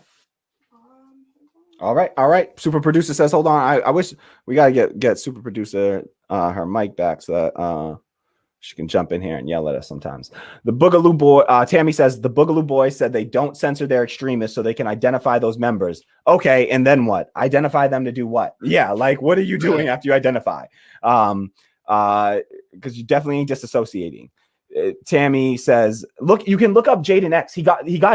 Black Lives Matter distanced themselves from Jaden X immediately. All right. So we managed to, the Black Lives Matter movement, they managed to distance themselves from extremists, true extremists, dangerous, violent extremists when it matters. Right. So these other movements could do the same. And Tammy says, you know what? That's a match made in heaven right there. I hope that those two don't find each other, because Jaden X just might have found himself a fucking home. But that's their next folk hero. Oh, absolutely. Absolutely. So Tammy says, are they being engaged with to change those views, or are they just being enabled / unaddressed? Yeah. Or worse, just hidden so as not to smear the Boogaloo name and still allowed to do what the fuck they do. Exactly. It just like it platforms them. It helps them to grow their numbers. Jimmy Dore has a massive platform. Let me say it again. He has he has a massive platform on, some of these people, again, are fringe people just teetering on the edge of making it to the left. They just made it over here. And now all of a sudden you got this person saying, oh, it's pro all these things that I believe in, and I can carry a gun. Oh, that sounds like what I believe in, and then slowly you start to radicalize people to the right all of a sudden. All right. And now all of a sudden, Jimmy Dore is radicalizing people to the right because you end up joining up and saying, oh, well, that's a movement that apparently it's a left movement. Oh, they're cool with leftists. Okay, I'll join as a left. No, the underlying movement is far right, right wing, white supremacists. You cannot separate the organization from its founding principles. You just can't do it. All right. You got to break that down and start a new organization if you really believe in what you believe in. Period. So yeah, and Kwame, I know you got to drop out at some point. Feel free to drop out whenever you got to drop out. I'll probably carry it going on a little bit after, just so that I can keep taking comments and stuff. And we'll cut around the, like, I don't know. We can try to keep going till at least to the 1 hour and a half mark, at least for another 5 minutes. And then we can see where we're at. And if there's still a lot of comments, I'll stick around to take more comments. Well, after Kwame drops out. I'm good for another 5. Yep. Tammy says, if you're going to interview and platform right-wingers, then you need to interview responsibly and not just ask easy questions like, quote, do you hate LGBTQ people? Yeah, like, come on. These are stupid softball layups. Like, what are your actual, what fights have you joined for LGBTQ rights? Like, what fights have you been on the forefront of that you've helped push forward? And honestly, if we assume that everyone here was in good faith, he's doing that dude a disservice by not doing that, because maybe he could have pushed back on that dude and that dude would have been like, you're right. Maybe I need to reanalyze how I do things. Maybe I'm not quite as LGBT friendly or pro for them as I am. I need to do more, so you've done them by not critiquing people. You're even doing them a disservice of, even if this dude is super genuine and everything, he's now lost the opportunity to reanalyze himself and do better. So, because a simple question is like if you believe in, one, the anti-war question, layup. 2, if you're pro Black Lives Matter and you're pro LGBTQ, and those people are fighting to increase government, to try to expand the government protections that they have. If those people are fighting to expand the government protections and you're fighting to destroy the government, then how do those goals align? Who is going to protect the Black folks, the indigenous people, the LGBTQ people, the disabled people? Who is going to protect those people when no government exists any longer? What organization have you done to build that up, to build those protections into place? How are those people going to be protected? If your answer is we're going to give them all a gun and they'll fend for themselves, then that's all I got to say to that. All right. Because that ain't realistic. All right. That's not how the world works. And we all know, you go give a bunch of Black people guns and they're all going to get shot by cops before they even make it, 10 steps down the damn street. Okay. So you have to have answers. Cause like you look at like the whole, like, abolish, defund the police movement, and like there were answers for how they go about it. There's already tons and tons of papers written on what other forms of policing, community policing looks like, things that we can do in a world after police, So it's not just these people aren't just like, get rid of the police and have anarchy. No, they actually smartly followed it through. Where's the Boogaloo Boys plan for afterwards? You know, they don't have that, because all they really care about is the fight. All they care about is that war. All they care about is the Civil War. Yep. That's it. Yep, absolutely. If they were really trying to help people, they would have an answer for what comes next. Yes, absolutely. That's a crucial. That's so crucial. So crucial.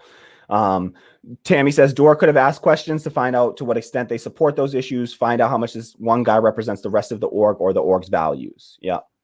Mark McKeever says, whoa, 4 thumbs down. Y'all must be doing something right. Thank you, Mark. Yeah, like we were getting thumbs down. I told Kwame, like whenever you talk shit, whenever you say anything negative about Jimmy Dore, people flock in, they don't watch the video, and they just start thumbs downing and commenting negative comments about it. And so before we even started the live segment, we already had multiple thumbs downs on it. And that never happens in any of our live segments, other than when we even imply that we're going to be critical of Jimmy Dore. Stop standing for people. Don't stand politicians. Don't stand people either. All right. We need to stop with the cult of celebrity. All right. It's the cult of celebrity. Like, stop it. Don't attach yourself to Jimmy Dore. All right. Because people are fallible. I'm fallible. Don't attach yourself to me and say Kamali represents me. Nobody can represent you but you. All right. We can all try to work in solidarity with each other. And that's why I see the people that are in our audience as comrades, right? We try to bring them on the show and have conversations, and we talk. Like, I mean, some of these people have, like, we're on Facebook together, and we're like, come on, some of y'all got my personal phone number, like we are comrades, right? And we got to try to exist that way, and not try to see people as celebrities, because people are fallible and we're human beings, and we're going to get things wrong sometimes. And so we can't attach our whole being onto one person's personality, because then we risk having that person, when they stumble, then we stumble. And it shouldn't be like that. We should be, we got to be there to lift that person up if they're stumbling, right? Except for Betty White. We can stand Betty White because she's cool. Yes. That's it. That's the only exception. You're allowed to say Nice. All right. We make one exception to the one rule. exception. Because Melon Lord says Melon Lord says it's the Dore fans. They really won't stand for any critique. Yeah, absolutely. Totally agree with that. It's just anytime you come out here criticizing Dore in any way. Sammy says Dore is hypocritical as fuck when he coddles right wingers.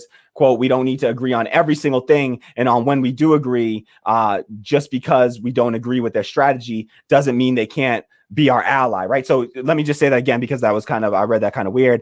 So Tammy's just saying that Dore's hypocritical as fuck when he coddles right wingers, like, quote, like, we don't need to agree on every single thing. And when we do agree, just because we don't agree with their strategy doesn't mean they can't be our ally, right? So, when it's the right wingers, it's like, oh, we can disagree on strategy and they can still be our ally, right? And we should still treat them like allies and court them like allies and treat them with respect and kindness, and even put on the kid gloves for them, right? Like, so that's how Jimmy Dore treats the right wing. But when and Tammy makes the point next, she goes on to say, yet he consistently calls out people on the left as grifters, overused term, over disagreements of strategy, right? When people on the left, they're bootlicking fraud grifters when they disagree on strategy on the left. Well, Jimmy, do you agree with the strategy of destroying the government? Because if you agree with the strategy of destroying the government, then you do not agree with the strategy of Medicare for all. You do not agree. You do not support Medicare for all. If you agree with the destruction of the U.S. government, you do not agree with Medicare for all. So which one is it? So are you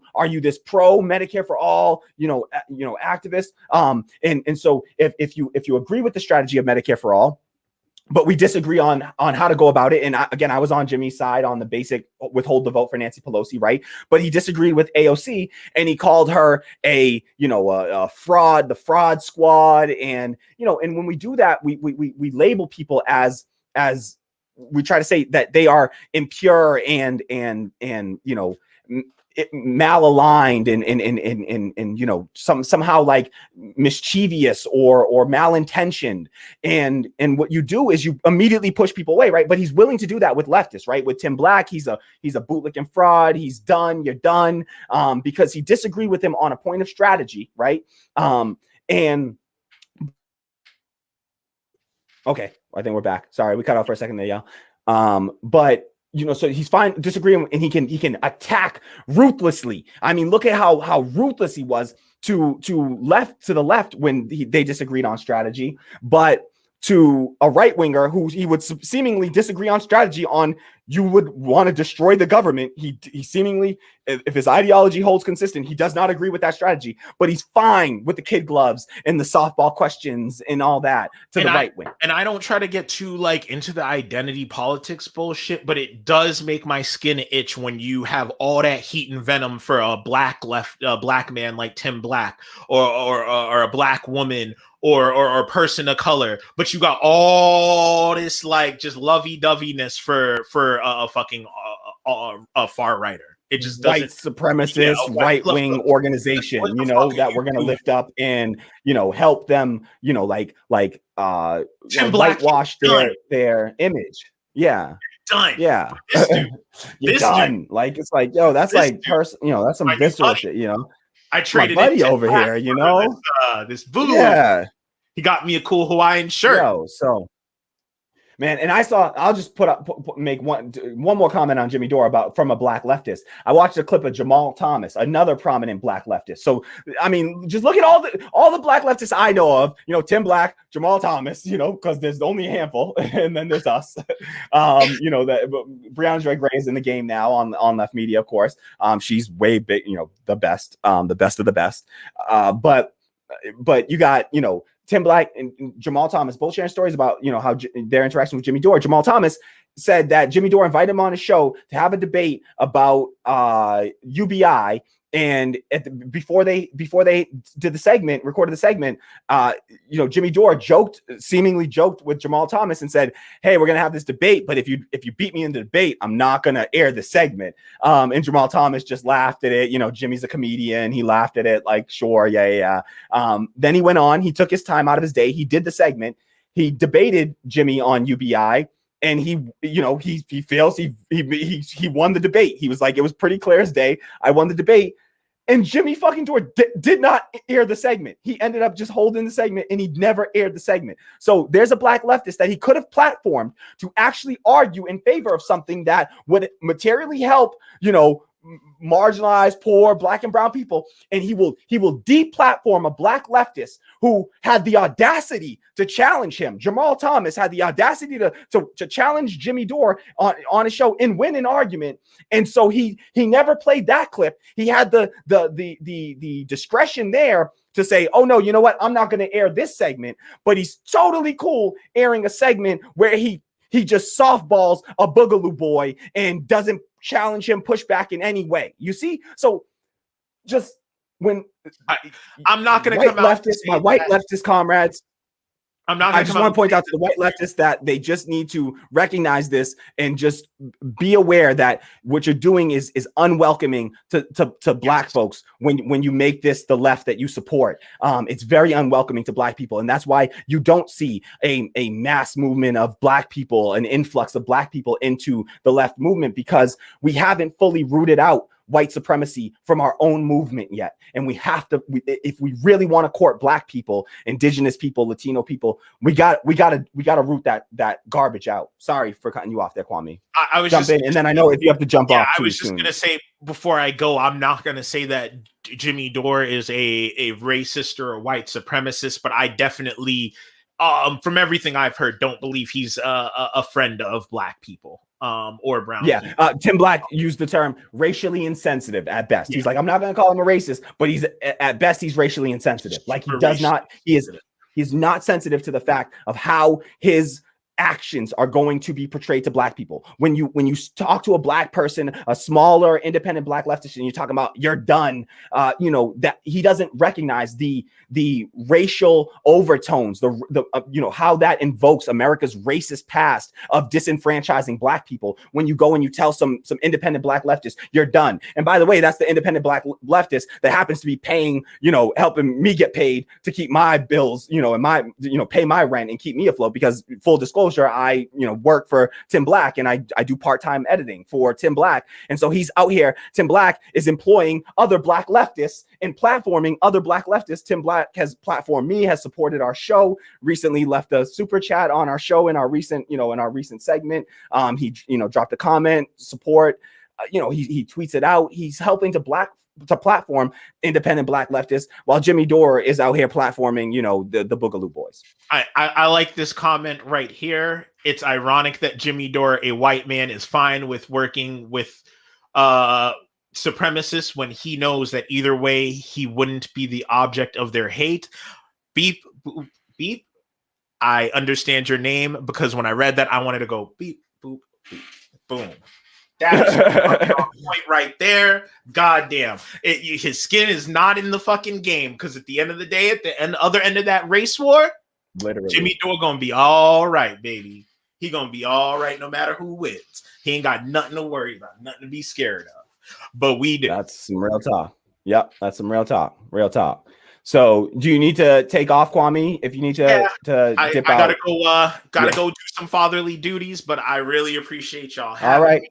It was great to sit here and chalk it up with y'all. You know, David Dole got a newborn baby too. I meant to tell you. Did you know David Dole got a newborn baby too? That was born shortly after. First video that I saw, he was like, "Yeah, that's why." He was like, it was the insurrection one, and he was just like, I went on paternity, and the government almost got overthrown. I won't go on vacation anymore." Nice. All right. So, yep. The left making babies, bringing, we're raising the next generation of revolutionaries here. So yes. Keep doing the thing. Go do your thing. Thanks for coming on. Round of applause for Kwame from Raised Fist Media. You can find him on Twitter and on YouTube at Raised Fist Media. You can support him on Patreon, patreon.com/Raised Fist Media. And yes. Good to see you, Kwame. Thanks for coming on. We'll see you again soon, brother. Thanks for having me. All right, peace. So yeah, if you haven't done so already, please, everyone, if you're just joining us, hit the like button down below, subscribe to the channel if you're not already subscribed, share this video out, help us spread the word and grow the platform. We were just joined by Kwame from Raised Fist Media, but we did the segment. I'm gonna still continue take more comments, give my share my thoughts. I'll do a second segment where I'll get into the whole Breonna Joy Gray, Sam Cedar debate, because that one deserves a whole own video of its own. And so we'll get into that. All right. So hit me with some more comments, Tammy. And yep, we got that one. And totally agree with that. Beep Bop Boop. Totally agree with Beep Bop Boop. Thank you for the comment, Beep Bop. Musicum 22 says Jimmy has said a lot of good stuff in the past, but after this, I think he is pandering and even grifting. Just look at his videos when he criticizes Milo or Trump. Crazy dislikes. Yeah. So yeah, great point. Musicum says Humanist Report did a great video on Dore today. I got to check that out. I'm definitely got that queued up. Like definitely checking that out. Tammy says, yeah, his response to Tim Black with the "you're done" was beyond elitist and white privilege. Yeah, like, come on, like, let's not kid ourselves. That "you're done" stuff has all kinds of implications behind it. That's real cancel culture right there. Flash Flood Area 3 says, yeah, he was horrible to Tim Black. Yeah, that was gross. It was, man, that got me heated. Because if he'll do Tim Black like that, he'll do any black leftist like that, to be honest. I mean, for real. So Beep Bop Boop says, I think he's now part of the right-wing pipeline. He punches left more than right and sympathizes with right-wingers more than progressives. Most of his fans are right-wingers. Yeah, I'm sorry to say. I hate to say it, but that's what I see. This so-called, and I'm telling you, if you go back and you check out the video that we did, is Jimmy Dore toxic to the left? I promise you, you're going to see something. You're going to hear those same arguments being made months ago that, listen, this is what's coming, that his audience was a fringe group that were teetering on the edge of being right wing. And, he's supposedly part of the right to left pipeline, but he's just a fun, he's a tunnel there where that tunnel, he's not a funnel, he's a tunnel, right? And you can go right back through that tunnel, right? And you go right back from the left to the right with Jimmy Dore. And that's the danger, is that he's actually helping to radicalize people towards the right by platforming people, not challenging them, but deplatforming leftists, black leftists in particular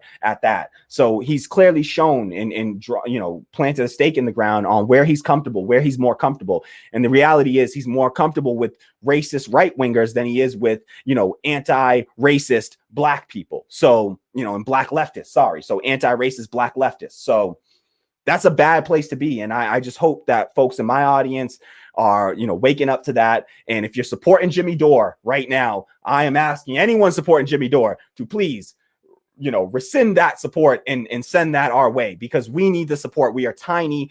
Jimmy Dore has thousands of, supporters on his platform. We have about 10. Okay, so we need some more. We need some more support. The folks that support us are amazing. Shout out to all of you. You do too much. You're already, we ask too much. You give too much. You're amazing. So we can't ask any more of the people that already support us. It blows our mind how much they support us. It's just that we're just such a small group still. We aren't growing in the same way. And I see a lot of, white left platforms that just the algorithm seems to work a little differently when for the black folks here. So cool. Do we got a few more comments we want to get to? Looks like the Jimmy Dore fans are just making it to the show. Jimmy Dore fans tend to be a little late to the party. So looks like the Jimmy Dore fans are showing up a little late to the party. So hi to all you Jimmy Dore fans. I know you're not going to listen to anything that I've actually said here, and you have no criticism of him because you are a brown nosing. You got your head so far up Jimmy's ass that you can't see the light of day here. But if that describes you, listen, my show is not for you. Nice seeing you. Nice meeting you. And goodbye. Okay. If you're out here standing for somebody like that. Musicum says, to quote Dore, he gave that Boogaloo boy's balls a tongue bath. Yes. See, that's how Jimmy Dore talks. And I'm being way too nice here. That is a great Dore quote. What Jimmy Dore did was he gave that Boogaloo boy's balls a wet, moist, warm tongue bath. All right. That's all that he did. All right. He just licked his balls for fucking 30 minutes straight. All right. On camera. And while we all watched, he just tickled his balls while he went and spewed all his BS, whitewashing rhetoric, trying to do brand, rebranding of their movement when it's just misrepresenting what it actually does represent. So let's not kid ourselves. That's who Jimmy Dore is. That's how he talks about, if Jimmy Dore is a cuck. He is a right-wing cuck. All right. That's what Jimmy Dore is. He's a cuck, because that's what he calls any leftist that deviates from what he believes in any tiny way is a bootlicking cuck. He is a fascist bootlicking cuck. All right. That's what I think of you, Jimmy. Have me on your show. Debate me, Jimmy. All right. Why don't you bring my ass on your show, Jimmy? All right. Bring me on your goddamn show, Jimmy. Why don't you Jimmy Dore fans go back, tell your buddy. All right. Why don't you go tell your buddy to have a black leftist? You want to platform Boogaloo boy, platform a black leftist. All right. That's been out here struggling for how long? Unemployed. I'm unemployed. Been screwed over by big tech. I've been, racial discrimination, fight for the left. Like, what the fuck, platform one of us. All right, Jimmy, instead of these Boogaloo boys. Why don't you have me on and let's see how the conversation turns out, Jim. So thank you for that quote, Musicum. That is a beautiful, delicious, I'm certain that Jimmy felt about them Boogaloo balls. So thank you for that, Musicum. I appreciate that. We got to be reminded of who Jimmy Dore is sometimes, because this dude doesn't play nice with the left. When anyone disagrees, even deviates just a tiny little fraction from what he believes, all of a sudden they're bootlicking frauds who need to be, ran into the ground. But white supremacists, want to start a race war. Musicum says, honestly, that is the issue with a lot of white liberals. They say something like, yeah, insert any POC issue is a problem, but not big enough yet because it doesn't affect me personally. Exactly. Just like conservatives, a lot of, liberals and even some, white leftists, until something affects them, they just, directly, unfortunately, it doesn't resonate with them. They need everything to affect them, specifically, or it just that issue doesn't resonate with them. That's why you don't see a lot of white leftists that preach about reparations a lot, even though that should be a ground, just like a bedrock issue of the left. We have to make things right for black people in this country. Look at the atrocity that we committed against black people in this country. Indigenous people, black people, we must, pay reparations for that and make these people whole. No, not a main plank of the left platform. And it's why you still hear people say, oh, we can't push for that in the Democratic Party because it's not popular. I don't care if something isn't popular. Bernie Sanders was fighting for policies before they were popular. If you want to be principled, you got to fight. You got to stand up for things that are right, not because they're popular, but because they're right. They're the morally correct thing to do. Be on the right side of history. All right. Don't be a leader, not a follower on these issues. So that's what we're trying to do. and not just come down on the side that it happens to be the most popular take. If I wanted to be the most popular, I wouldn't be doing the show about what I'm doing about, right? Black left issues, right? I could play a more neutral thing and be more like Jimmy Dore and, platform people and, pretend like I don't understand how to do any better. And maybe my platform would grow a little bit, but I'm not going to do it at the expense of my values and my principles. Not going to happen.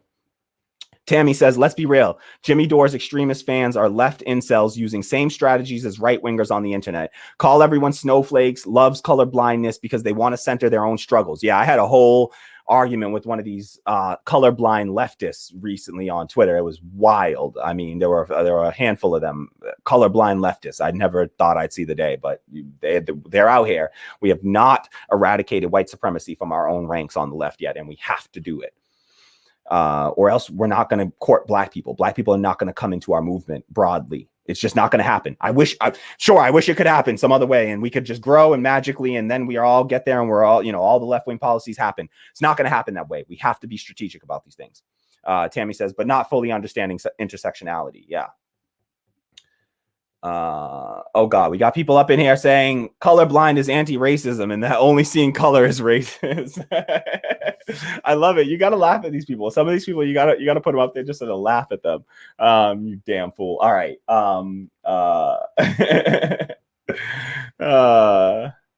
Oh gosh. Why not? Come on. I want to take these on. Why? Come on. Okay. I'm going to get to those. I'm coming for your ass, Loki. I'm coming for that ass. All right. Tammy says, Tony Herndon says, Tammy, I don't agree. A right populist is still better than a neoliberal Democrat. No, I just don't. I'm sorry, but let me say that. If they're actually, Tammy says, if anything, liberals and right wingers are more equal to me than one being worse than the other. Tony Herndon. Yes, that was the point that I would make, is that they're actually very close to the same. I get what the point he's trying to make. There are some people, listen, right-wing populism is faux populism. It's not real populism, all right? Because at the end of the day, they have a set of policies that are completely antithetical to what they claim to believe in, all right? So you can't say that you're anti-immigrant and then but you're a populist, because that's not a popular position, all right? The popular position is that immigration is a net positive for this country. So you can't claim to be a populist and then be anti-immigrant. Sorry, it just doesn't work. So what people that frame themselves as populists, as right-wing populists, that's why Thomas Frank comes down on Thomas Frank, who studies this for a living and is very great on these issues. Check out Thomas Frank on this. He talks about it and he's like, no, sorry, but right-wing populism is not real. And he's like, he wrote books on populism. Thomas Frank is a historian, studied the history of populism, and he says that this so-called right-wing populism is pseudo-populism. It's not actual populism. It does not align with the popular opinions of the country. That's what it takes to be populist. All right. So and they're not even the positions that are necessarily popular, even on the right wing, often. Okay. Even just on the right, their positions are often not popular. So, because you'll see that the Koch brothers are in support of immigration, all right? They were pro-immigration because they know that it's good for business, all right? Businesses can exploit immigrants, because of the way that our laws are set up. So they're fine with that. So the idea of the populace, listen, I get it. And honestly, they're both not our, they're just not our allies, either of them. We don't got to look at and try to play the game of like which one's better than the other. They're both bad for different reasons, right? They both got different reasons why they're bad. The liberals might be a greater obstacle, like Martin Luther King said. He says, I think that the white moderates may be a greater obstacle, a greater stumbling block to the progress for the Negro, but he didn't say that necessarily that means that the right wingers are better. They're more dangerous. Some of those, the so-called right wing populists are like Josh Hawley was considered a right wing populist. The dude just supported a fascist, insurrectionist, takeover, or anti-democratic fascist insurrection, right? And the dude supported that. So, and he's being framed as a right wing populist. So we got to recognize who these right wing populists are and say that they're better than them. No, if anything, they're the same. And I can get what you're saying. The liberals there's going to be a bunch of things that the right wing populists appear to agree with us on, but at the end of the day, it's actually antithetical. Those alleged goals of theirs are antithetical to their underlying ideology, and we got to point that out and recognize that. And note that they're not truly populist. They're faux populist. It's not a real populism. Sorry, that was a long-winded aside there. Got any more? Gonna try to cut things around 2 hours, so about 10 more minutes, y'all. But we got a bunch of people here chilling, so I won't leave y'all like that, you know. Tammy says that Jimmy makes solid points sometimes. Of course, he was right about force the vote and calling out AOC and other politicians to do their jobs, not when he called Tim Black a grifter and told him you're done. Exactly. Like, and we can be nuanced about that, you know. And Melon Lord says, I was with Breonna Joy Gray on force the vote. Same. I was 100% with Breonna Joy Gray on force the vote and Cornel West. And I said it on this show, and I did not, you know, in the moment. I'm not Monday morning quarterbacking. I set my issues with Jimmy Dore aside, and I did not mention Jimmy Dore for the rest of that week that we had. And I checked my social media. Look at my social media the week up leading up to the force the vote, you know, up to that January 3rd vote, and you'll see. Tony Herndon says, yes, there is. I may disagree with them on social issues, but neoliberals are worse. Neoliberals are pro-war and pro-outsourcing. I mean, I don't think that you can just say that across the board. Like there are plenty of listen, there are plenty of people that we call neoliberals who are not pro-war per se, right? They say they're anti-war, but you can't be like this pro-military, you know, right wing. Like the right wing is all pro-military. And when they do that, they say, we're going to give the military and in the military industrial complex everything they ask for. Okay. You can't do that and then be against war. Okay. So to represent them as being anti-war, no, their rhetoric is anti-war. They are not anti-war. Nothing they're doing is getting us away from wars. Let's stop kidding ourselves. All right. Even Rand Paul ends up voting for these bloated military budgets. The supposed libertarian, anti-war libertarian kept giving Trump his military budgets over and over and over again. Okay. The so-called right-wing populists do that. So they're not populists and they don't actually believe in these issues. If you actually peel beneath their rhetoric, we got to dig beneath their rhetoric, y'all. We just got to dig deeper than their rhetoric. Sure, their rhetoric is better than neoliberals. Come on, like look at my show. All I do is rip into neoliberals all the time, but not at the expense of pretending like the you know right-wing pseudo populists are our friends. They're not on our side. All right, the people that are on our side are ones who they self-identify as being right-wing, but when you ask them about the issues, they actually agree with us. All right, all of the issues, all of our key issues. They can't be 50-50 on some of our core issues of our platform. All right, so tell me a right-winger that believes in Medicare for all, universal health care. How is that not populist? That is not populist. Medicare for all, universal health care is wildly popular, not just in the Democratic Party, where it's overwhelmingly popular, but it has majority support in the Republican Party. All right. So in independents and across the country. So these are popular issues that right-wing populists don't support. That is not populism. So let's not kid ourselves there. All right. And the other goals that they actually fight for completely destroy any potential for actual anti-war motives or corporation. They're all pro-corporation, and come on, like let's not be fooled. Let's not let them fool us either. And I'm no friend to neoliberals. That's for damn sure. I'm a socialist. I despise neoliberals and the neoliberal ideology. Let me make that absolutely clear. The Democrats suck. The Republicans suck. All right. As Tim Black would say, we've been talking about Tim Black. As Tim Black would say, both parties suck, Johnson. All right. So both parties suck. All right.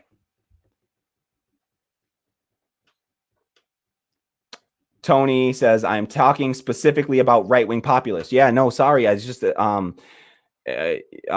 says, and I was referring to leftists, not liberals.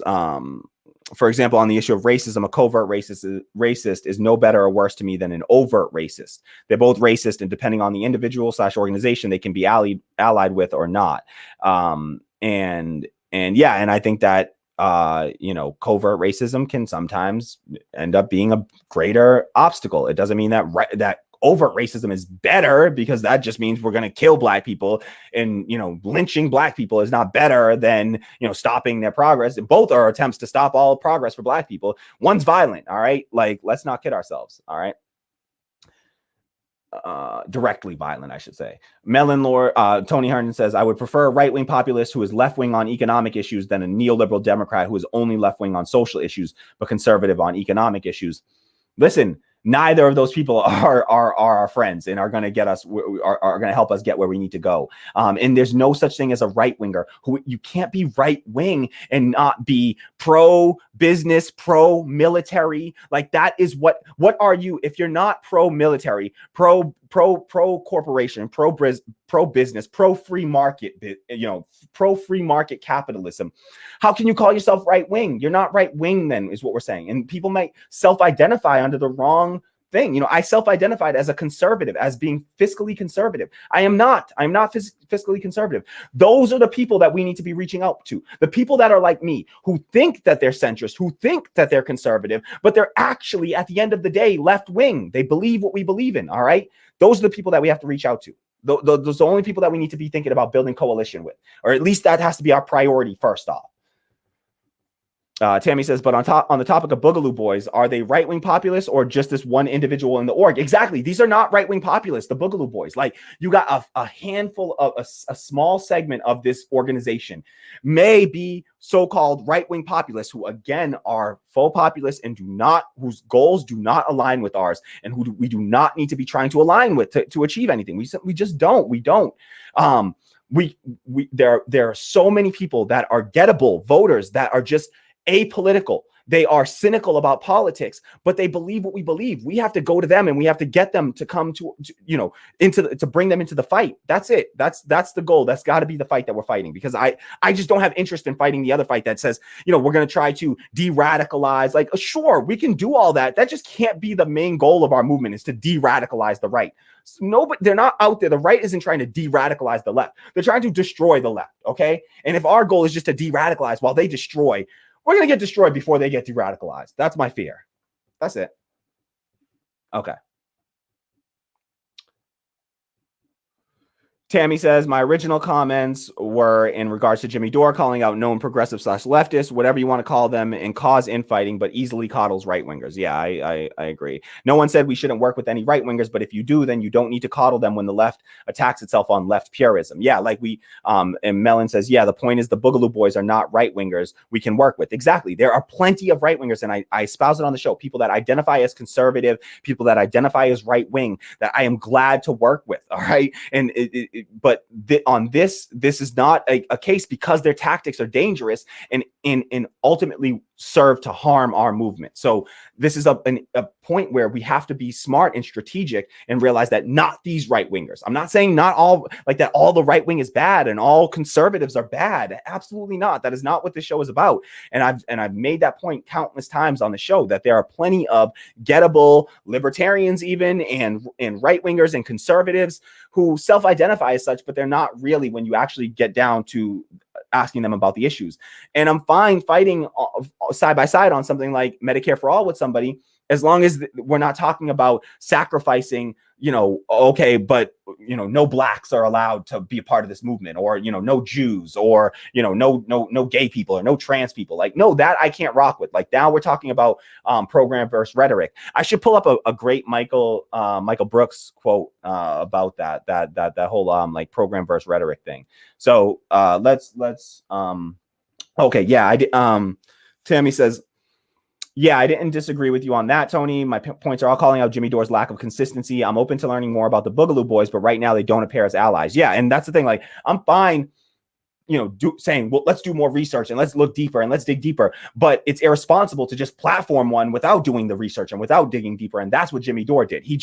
We have a responsibility to do basic due diligence in media, and you have to. I'm so tiny and I have no staff, and I still do basic research before I would ever have a guest on the show or anything like that, or even do a segment about something. I wouldn't do it with just going in blindly. I do research. I have to be bringing you more information than I think you already have. I can't go in there ignorantly and try to speak on something that I don't understand myself. So we have a responsibility to do our due diligence and to investigate these organizations, these matters, these issues before just letting somebody on and, in giving them an unchallenged interview. That can't be our, we can't accept that strategy. That's dangerous to our movement.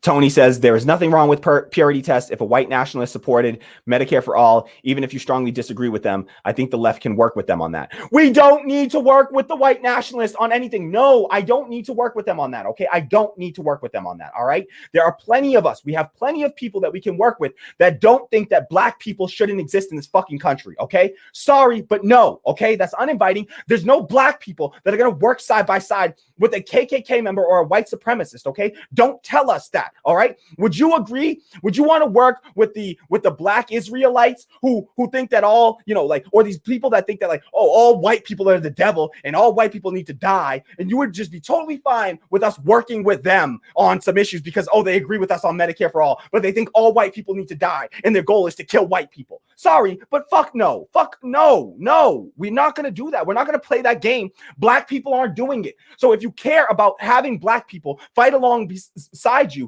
then you can't do that. That doesn't exist. It's comfortable for you, Tony, because it sounds like maybe, Tony, you might be white or identify as white. Maybe, just maybe. I'm not saying you are, you know, whatever. Okay, I know the name Herndon sounds, you know, like a familiar, like I know people that are from certain origins, but you check your skin tone. Is it safe for you rocking with white nationalists? Because it's not safe for me. All right, it's not safe for me to work with anyone who's trying to destroy me. All right, in the same move. All right, so no, we don't need to work with them. There are plenty of people that we can work with that don't think that black people shouldn't exist, or trans people shouldn't exist, or gay people shouldn't exist. There are plenty of people we can work with that don't espouse those views. Let's work with them. I know plenty who are completely apathetic about politics. They don't care about it. They don't want to hear it, but they're not white supremacists. Go into any hood. Black people don't vote in this goddamn country. And it's, you know, they're not white supremacists. Go find, there's tons of them, millions of people like that, okay, that we can get that agree with us, that don't hate any part of us, okay, as who we are as human beings. Sorry, but that is not a point that we can sacrifice on, okay? And if that's your movement, then your movement is unwelcoming to black people. I'm sorry, I don't want to shout at you, okay? I'm not shouting. There's a quote that I like to, you know, use it was from Malcolm X. Cornel West quoted in his book, Black Prophetic Fire. You cannot expect, you know, something cold and detached from somebody whose butt is on the stove. All right. And black people in this country, their butts are on the stove, and they've been on the stove for hundreds of years in this country. All right. And so when you say things like this to us, it's very difficult to respond calmly and collectedly. It's very difficult to do so because we are suffering right now, and it's not a game for us. Okay. And so we, you know, and if that's what you're talking about, then there's no place for us. Okay. There's no place for us in a movement that says it's okay to be white nationalists and we'll still work with you on X, Y, nothing. There's nothing. You can't finish that sentence. Okay. There's nothing that we can work with them on. All right.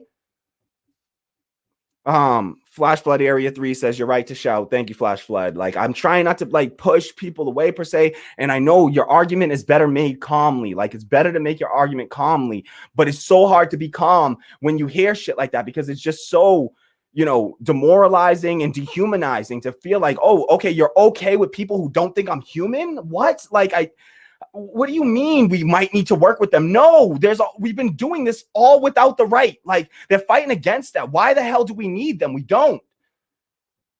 And if we do, then I don't want to be a part of that movement. I'm not a part of that.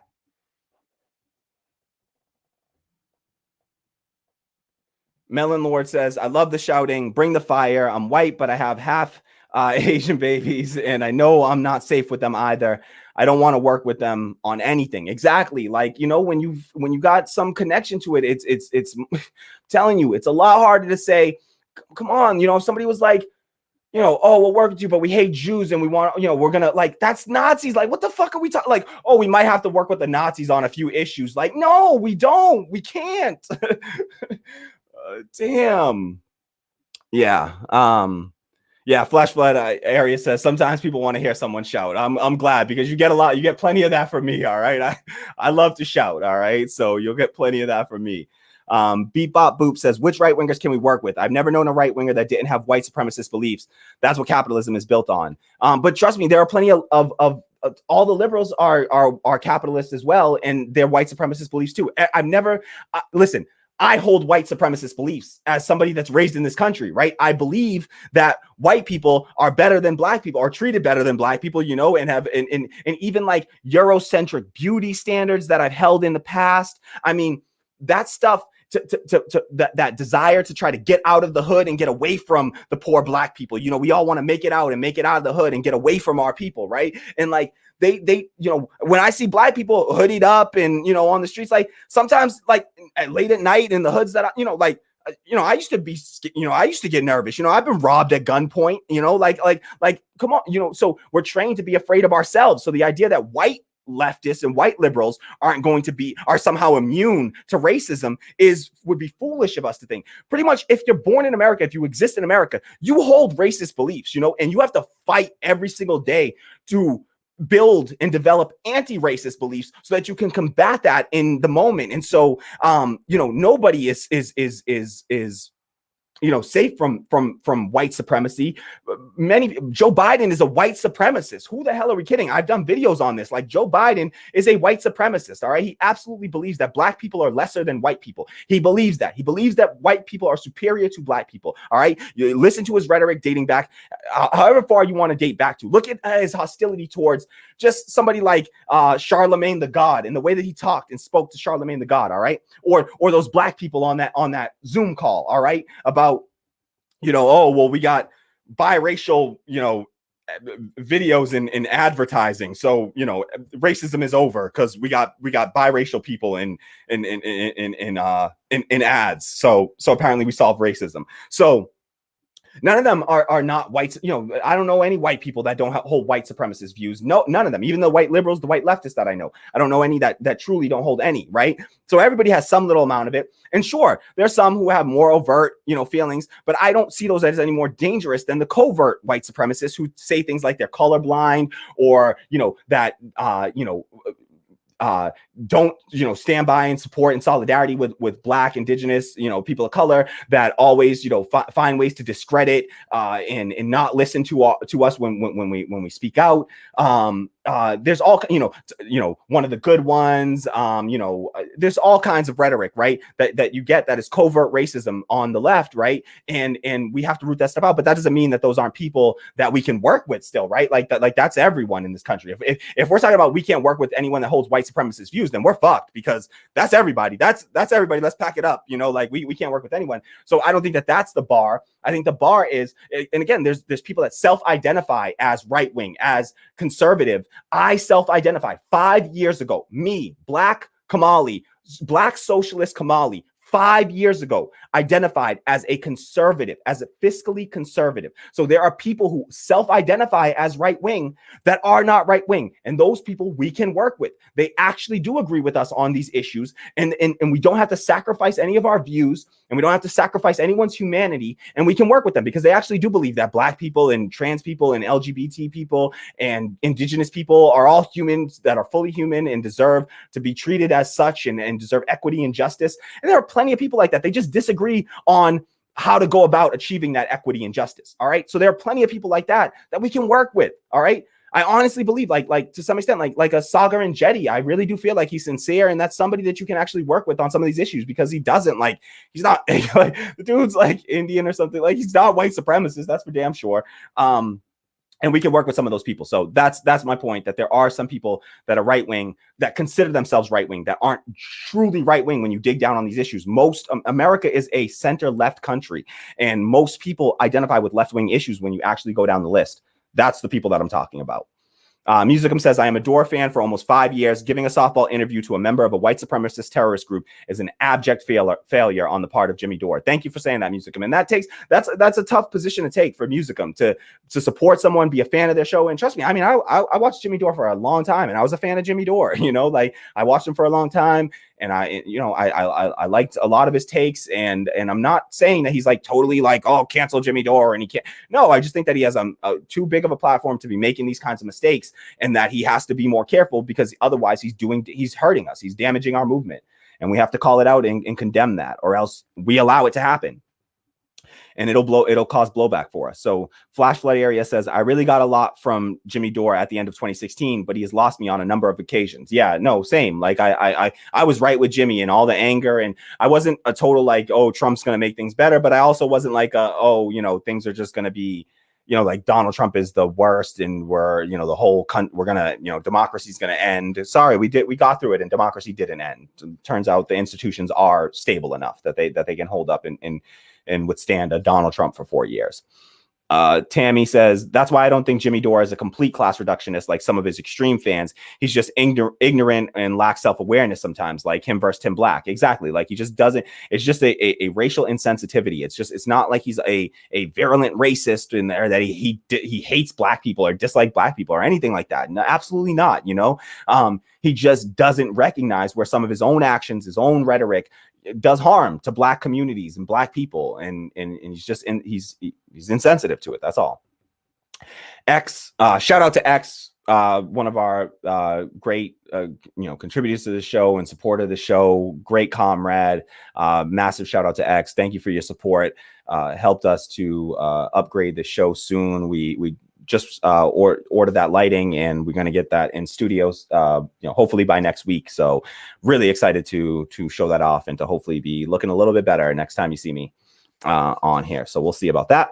But X says, I stopped watching Dore a couple years ago. I saw some rhetoric I didn't like. I forget what exactly, but it was clear red flag territory, right-wing shit. I was done. Yeah, I stopped rocking with Dore really after the Tulsi Gabbard stuff. Like I just couldn't, I'm a Bernie supporter. I did not, there were clear, distinct differences between Bernie Sanders and Tulsi Gabbard. And while she may have sounded like she had better anti-war rhetoric, I do not think that she was, I do not think she was the further left candidate. And I was absolutely supportive of Bernie Sanders.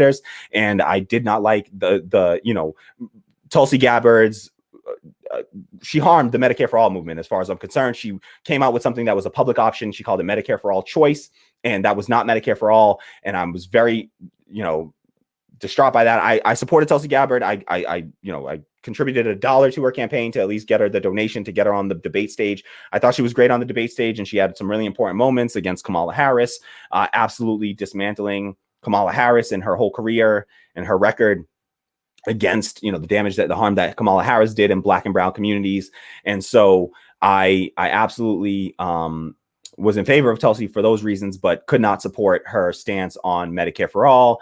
And then, just the people that got behind her and essentially just started pushing her in this way that was more about the access that they were getting to Tulsi Gabbard than her actual policies. And they weren't holding her to account. Like they weren't holding her feet to the fire. They weren't challenging her on these issues where there were clear, problems with her stance on Medicare for All. And Jimmy Dore had her on his show and didn't challenge her. And these people just kept having her on, no challenge to this, because they were just happy to have a presidential candidate on this show. And, Tulsi Gabbard personally shouted out Jimmy Dore on the Joe Rogan podcast, and he loved that and he ate that shit up. And, they couldn't get enough of that stuff. So the people that there was a contingent on the left media that got super friendly with Tulsi Gabbard in a way that was, became lacked fair criticism and the ability to challenge. And that became a form of bootlicking as far as I'm concerned. And I couldn't rock with that. So it was the Tulsi Gabbard stuff that really did it for me with Jimmy Dore. And I lost interest in following him as much at that point. And then, this stuff has just sort of spiraled in recent years. And as I learn more about his interactions with black leftists, I like Jimmy less and less every time. Chris Morlock, thanks for the comment, Chris. Chris Morlock says he did a decent interview looking for some kind of real concept of working class politics. I support Jimmy Dore. Chris, how can you say that was a decent interview? He literally did not challenge him on one single thing. He softballed every question. I've never seen such. He did not challenge him on any of the inconsistencies in his ideology. And he did not challenge him on the fact that he is not representative of the movement at large. Okay. How can you have somebody on the show portray them as representative of this organization and this movement and not challenge them on the inconsistencies that he has with his own movement? How can you portray this person as anti-war when you are part of an organization that was founded on the idea of starting a second civil war or American Revolution? Okay, you are founded on the ideal of inciting a second civil war, but somehow you are anti-war. You don't challenge somebody on that issue. You don't challenge somebody on the issue of, oh, you say that you're pro-Black Lives Matter, you're pro-LGBTQ. Those communities are fighting for their gains through increased, expanded protections by the government. That is what the LGBTQ community and the Black communities are doing. That is what we are fighting for, all right? We don't get reparations by tearing down the government. We're not going to somehow, if we tear down the government, Black people don't rise up in the wake of tearing down the government, okay? Black people, trans people, marginalized people, disabled people are destroyed in that, okay? So those groups, those marginalized communities, how can you say that you are pro those communities while at the same time committing actions that stand to endanger those communities, okay? So when you tear down the government, you leave no protections in place for Black people, for Indigenous people, for Latino people, for immigrants, for trans people, for gay people. Though all of our protections, sadly, are given to us, are granted to us by the U.S. government in the U.S. Constitution, okay? So you can't say that you are pro those groups, and while everything that you fight for would seek to undo the gains made by those groups. You cannot be aligned with those communities. And how come I, just little old me with my 1,300 followers, how come I can say that, but Jimmy Dore, who's been doing this for years, okay, and has 1 million followers, how come he can't have the courage to stand up to these people the way that the Jimmy Dore fans, they all seem to love the way that he is willing to go out on a limb and use this harsh ass rhetoric against the left. Oh, all the left are cucks and bootlicking frauds, and they're the fraud squad because they disagree with him on one single tactic they disagreed on. All right. But they agree on 90%, 95, 99% of everything else. And he's willing to call those people bootlicking cuck frauds and completely push those people away. But this person, he has to coddle and he has to treat him with the kid gloves. And he doesn't ask one challenging question. He absolutely softball lobbed up I watched the entire interview, okay, multiple times now, okay? He did not challenge him. I took notes. I'm like, no pushback, never challenged, Rogan style platforming. That's the note that I have here from watching the video. No pushback, never challenged, Rogan style platforming. That was my notes that I took for watching that interview. So don't tell me that was some good interview, fighting for working class people and working class politics. There's no part of working class politics that says that, oh, just destroy the government and magically in its place something will rise up, supposedly. Well, guess what is on the other side of your Boogaloo movement? It's a bunch of white supremacists that want to incite a race war. So if we lift that group up and we help platform that group and help them grow their ranks, well, then we are putting ourselves in danger because Black people ain't winning the race war. Sorry. I wish it was possible. We ain't winning it. And I don't want it. All right. I don't want to see millions of people dying in this country. The Civil War was the bloodiest battle, the bloodiest war in American history was the Civil War. These people want a repeat of that. All right. So sorry, not happening, not aligning with those people, and you absolutely need to challenge them. And what Jimmy Dore did was totally irresponsible. And go tell Jimmy to platform me, bring me on his show. Tell Jimmy about this little annoying little Black leftist that's talking shit about Jimmy. And how about he brings me on his show and we have a conversation about this? All right. Yeah. Anywho, I talked earlier about how he deplatformed Jamal Thomas, a Black leftist, but he's got no problem platforming a Boogaloo boy. So. Musicum says you cannot talk about class issues and say, but let's not talk about race. That is the definition of class reductionism. Class and race go together. You cannot separate them. Exactly. I was going to use the word when I saw you say go together. I was going to be like, no, they don't just go together. They're inseparable, right? And you absolutely nailed it, Musicum. They are inseparable. All right. You cannot disaggregate racism from classism. It's impossible with the system that we developed. All right. So there's no way to differentiate between the two anymore. So you cannot have a class politics without having a race politics. All right. That is crucial. And the Boogaloo boys are not an anti-racist movement. No way. I'm sorry. That is not what they were about. You can't be anti-racist when your organization was founded on the principle of inciting a race war. Sorry. Done. No chance. Sorry. And you don't even ask them about that. You don't even ask him about that and push back about that. No, that's not responsible journalism. Beep Bop Boop says, I disagree. It's easier to convince someone who is passively for you than aggressively against you. Yeah, so I don't know. I don't think Bebop is disagreeing with me. I think that's in agreement with what I'm saying, because I agree with that totally. It's easier to convince someone who is passively for you than it is to that somebody who is aggressively against you. I 100% agree with you, Bebop. Perfect point. Absolutely.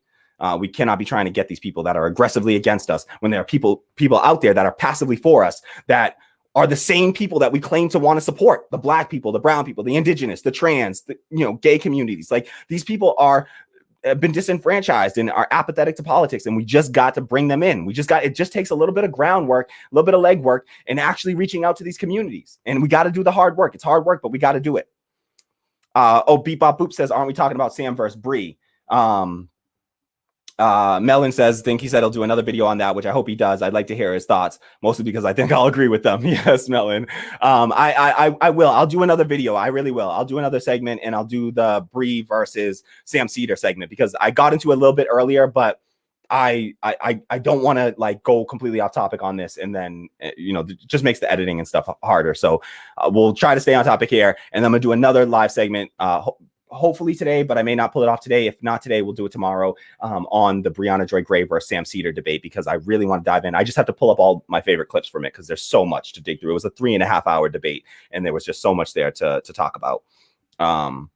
Flash Flood says, similar to how we agree with right-wing libertarians on legalizing drugs, for example, but they want complete unregulated capitalism. Exactly. Like, listen, the solidarity that we can have is like, if they go and they vote, and there's some slim little bill that's proposed, or something is proposed where it's like we're on the fight for some very narrow issue, right? Like one narrow issue. Then sure, you can find some common ground and stuff, and like, sure, we can vote together, but we're not going to go and like be like building each other up together, because that's not, it's like, you can find moments where you happen to align with people, and we can align with other people, but we don't need to unify with them in any way, because it's a fake unity. There is no unity there when our ideologies are contradictory. There cannot be a real unity there. So yeah, that's my thoughts there. Tammy says, it's so funny when you read Beep Bop Boop's username out loud. And Melon Lord says, I've been thinking a lot about internalized racism and sexism this past month. It's true. You really have to be open to checking yourself and being humble about it. Yes, like, and I should make that point on the topic of sexism, because that stuff is inherent. Misogyny and sexism, it is inherent, right? Homophobia. I grew up in a very homophobic culture. Misogyny, again, sexism, these things are really internalized within us, and you have to constantly check yourself. And I don't do it right all the time, and I'm constantly having to get checked, by other people when I mess up, and I appreciate it, and I hope to grow from it. And like, so we have to constantly be ready and willing to get checked on these issues, and to realize that we are fallible, and that we may err sometimes on these issues. And so I know even language that I've used, we gotta be willing and open to hearing those challenging opinions, and to internalize those new ideals, and then to grow from that, right? So Melon Lord says, people say work with them like a reflex, like Biden saying unity without explaining what that means or what it looks like. You can't work with people like that. Exactly. Like, to just say work with them is just like some broad thing. We don't have to work with them. Like, if they actually agree with us on an issue, we don't got to work with them on the issue, right? They can go convince their people on this issue. We'll convince our people, and we don't have to work together. When the vote happens, we'll all vote the way that we agree that we're all voting, right? And something like legalizing drugs, I totally agree with the libertarians on that. I'm not going to suddenly band together with libertarians and be like, forming organizations with libertarians and trying to like bring them into our movement in that way. Sorry, no. Like, but we'll agree, and we'll come. You go do work inside of your communities, and you convince the people that agree with your ideology. I'll go out there, and we'll convince the people that agree with our ideology, and hopefully we can amass enough numbers to actually, get the favorable vote, right? So on the issues that matter, we'll come out there and we'll vote, and we can vote in agreement. That's fine to vote and to be aligned with. We don't have to unify with or have solidarity with these other movements. It's not, you can't stand in solidarity with people who want, on one hand, to claim to help you on this one thing, but now they want to destroy you on the other hand. Like, there's no solidarity there. That's not a real solidarity. Okay.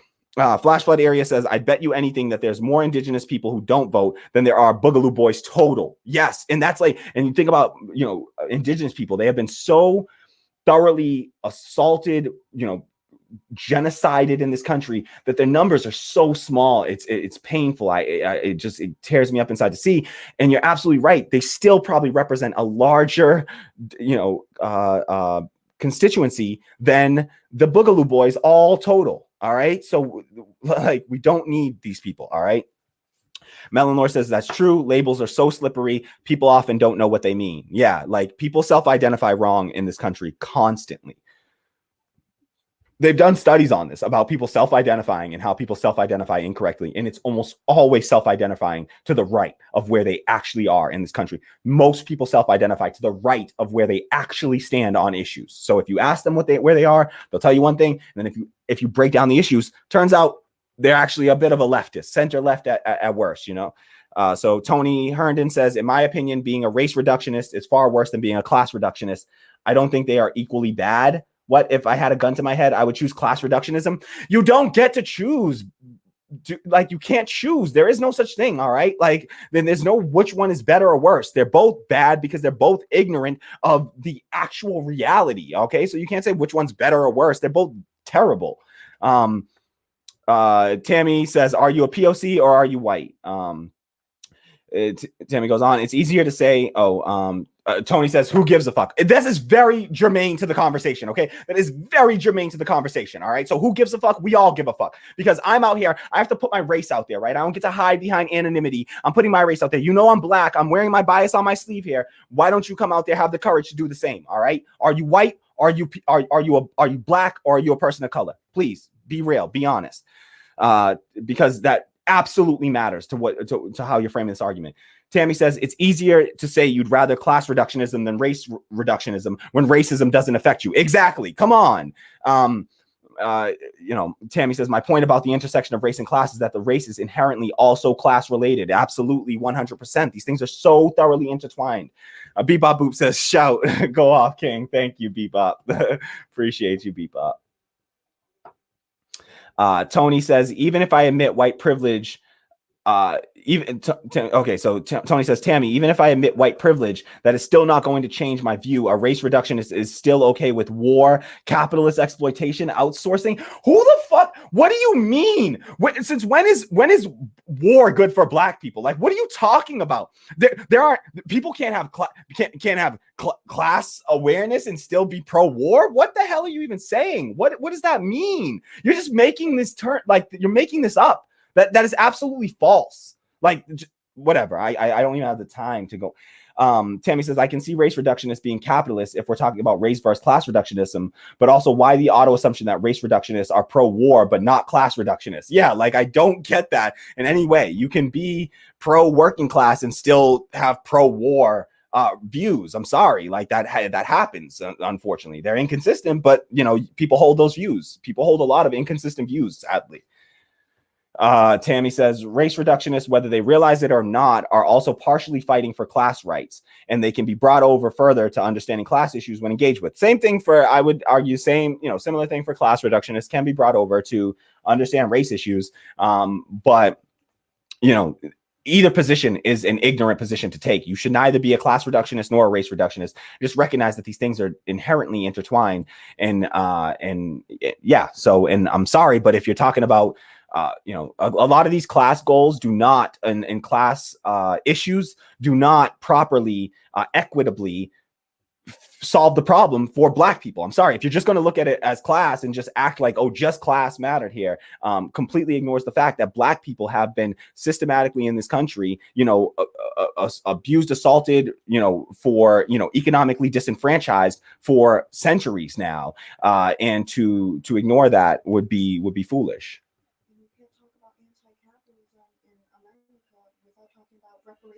Yeah, and Tammy makes the point that you can't talk about anti-capitalism in America without talking about reparations. Like, you can't be anti-capitalist and then at the same time say, oh, but I'm totally okay with all of the inequities that capitalism has created. Okay, so you can't to be a class reductionist.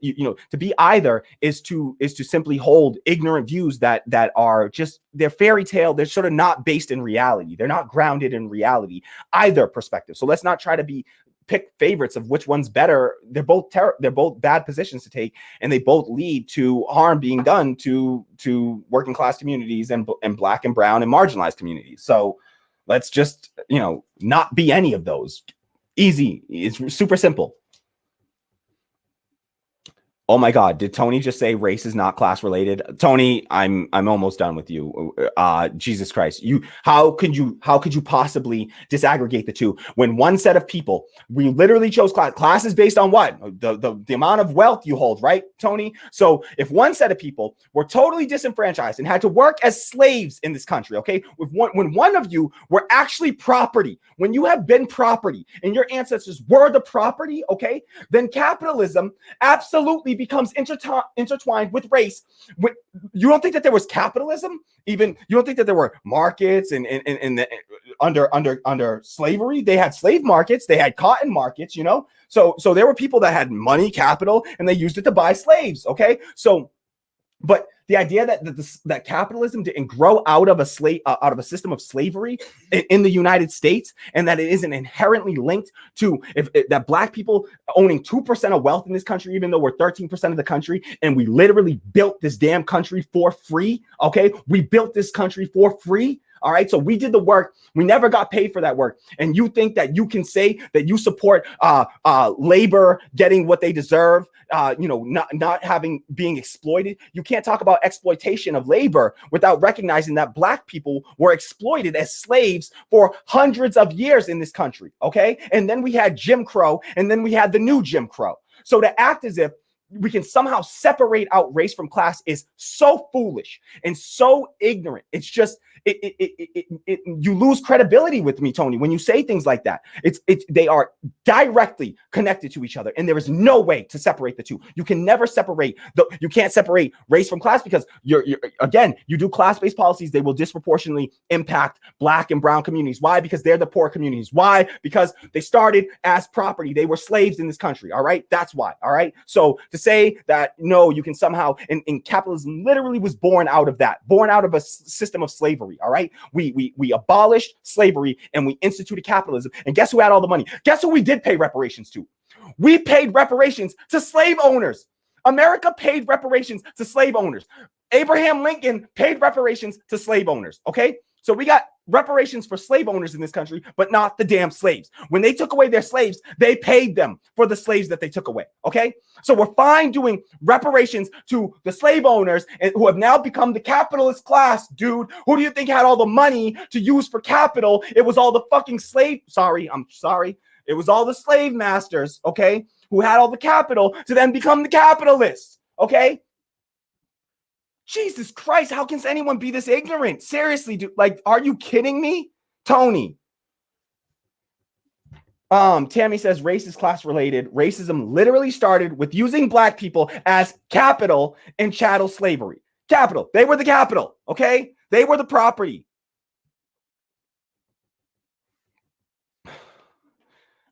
Tammy says people are so used to separating the two that y'all prefer to keep them separate. Yeah, and that's the problem. And that's why the left is failing right now in this country. And this is why Black people didn't overwhelmingly come in and vote for Bernie Sanders. If you wonder why did Black people help Joe Biden get elected? It's because when the left starts pushing all of their rhetoric. Listen, I don't care that the liberals are actually, more harmful to Black people with all of their messed up policies, and that Joe Biden, I've done videos about how damaging Joe Biden has been to Black communities. Okay. So, I don't even have to start that here. Right. So we know how damaging those liberals have been to Black people with all of their, war on drugs and all that BS, mass incarceration. We know what they've done, right? Wars at the expense of paying Black people what they're owed in this country. So we know what the liberals have done. But what they hear from the liberals is at least the liberals will pay lip service to Black people, trans people, gay people. And we're letting the liberals beat us on this. And this is a really important point that I need to make here.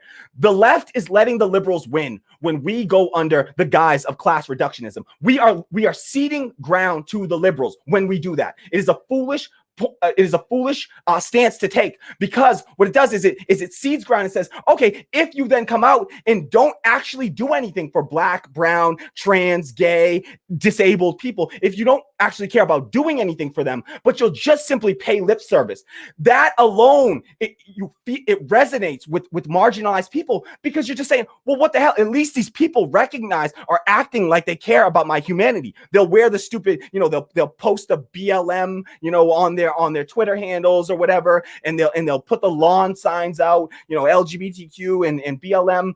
And at least it makes us feel seen and feel heard. But the left, on the other hand, you got some contingent of the left that wants to use class reductionism to simply erase out all of the black and brown and marginalized and trans and gay and disabled people in this country, and immigrants and indigenous. And you just want to erase them out. And who the hell is which black, brown, gay, trans, indigenous, immigrant person is going to feel welcome in your movement when you're saying, no. All those issues that you guys talk about, it's not real. It's really all about class, and class is just class. It's just class. And we're not even going to recognize you as existing, So what we do when we do that is I believe it's a foolish position to take, because it allows the liberals to step in the void that we leave there, because we leave a huge void of just recognizing people's basic humanity. And if the left was willing to just do that basic thing and never bring up class without just at least a little honorable mention for race, that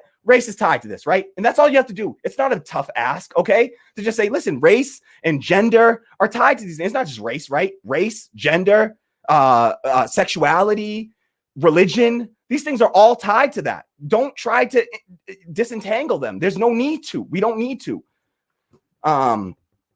Tony says segregation was not related to capitalism at all, because it had nothing to do with the profit motive. Jesus Christ. You seriously don't think that segregation had to do with the profit motive, that white businesses wanted to keep their white neighborhoods safe, all right? And that's why they had white flight, and that you seriously don't believe that segregation keeping the white people over here, where under capitalism, under this system, we also have, property that gets bought and sold. We attach on things like education, the funding for education, onto property values. So if you own the nicer homes and you live in the nicer neighborhoods, your kids get better educations. Okay. So you don't think that keeping people segregated was about there was no profit motive to maintain the profit, to keep the profits inside of the white community? You seriously don't believe that?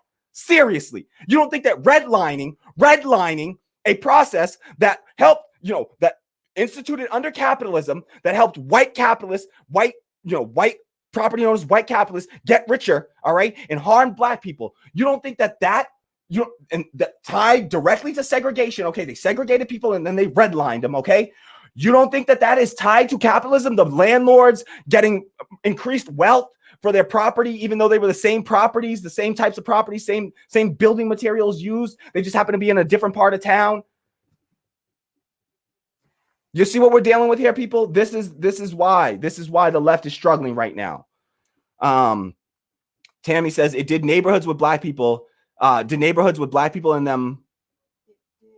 Oh, I see. It did. Neighborhoods with black people in them lowered the property values. Like, come on. That's literally, you segregate them and then you lessen you decrease their wealth, right? You disenfranchise them. You take away their wealth by simply declaring that their properties are now worthless just based on who lived in those properties. Do you need me to bring up the redlining documents? Because they're publicly available and you can read the documents of them redlining. And they literally said things like, this area is 70% Negro. Therefore, it's dangerous.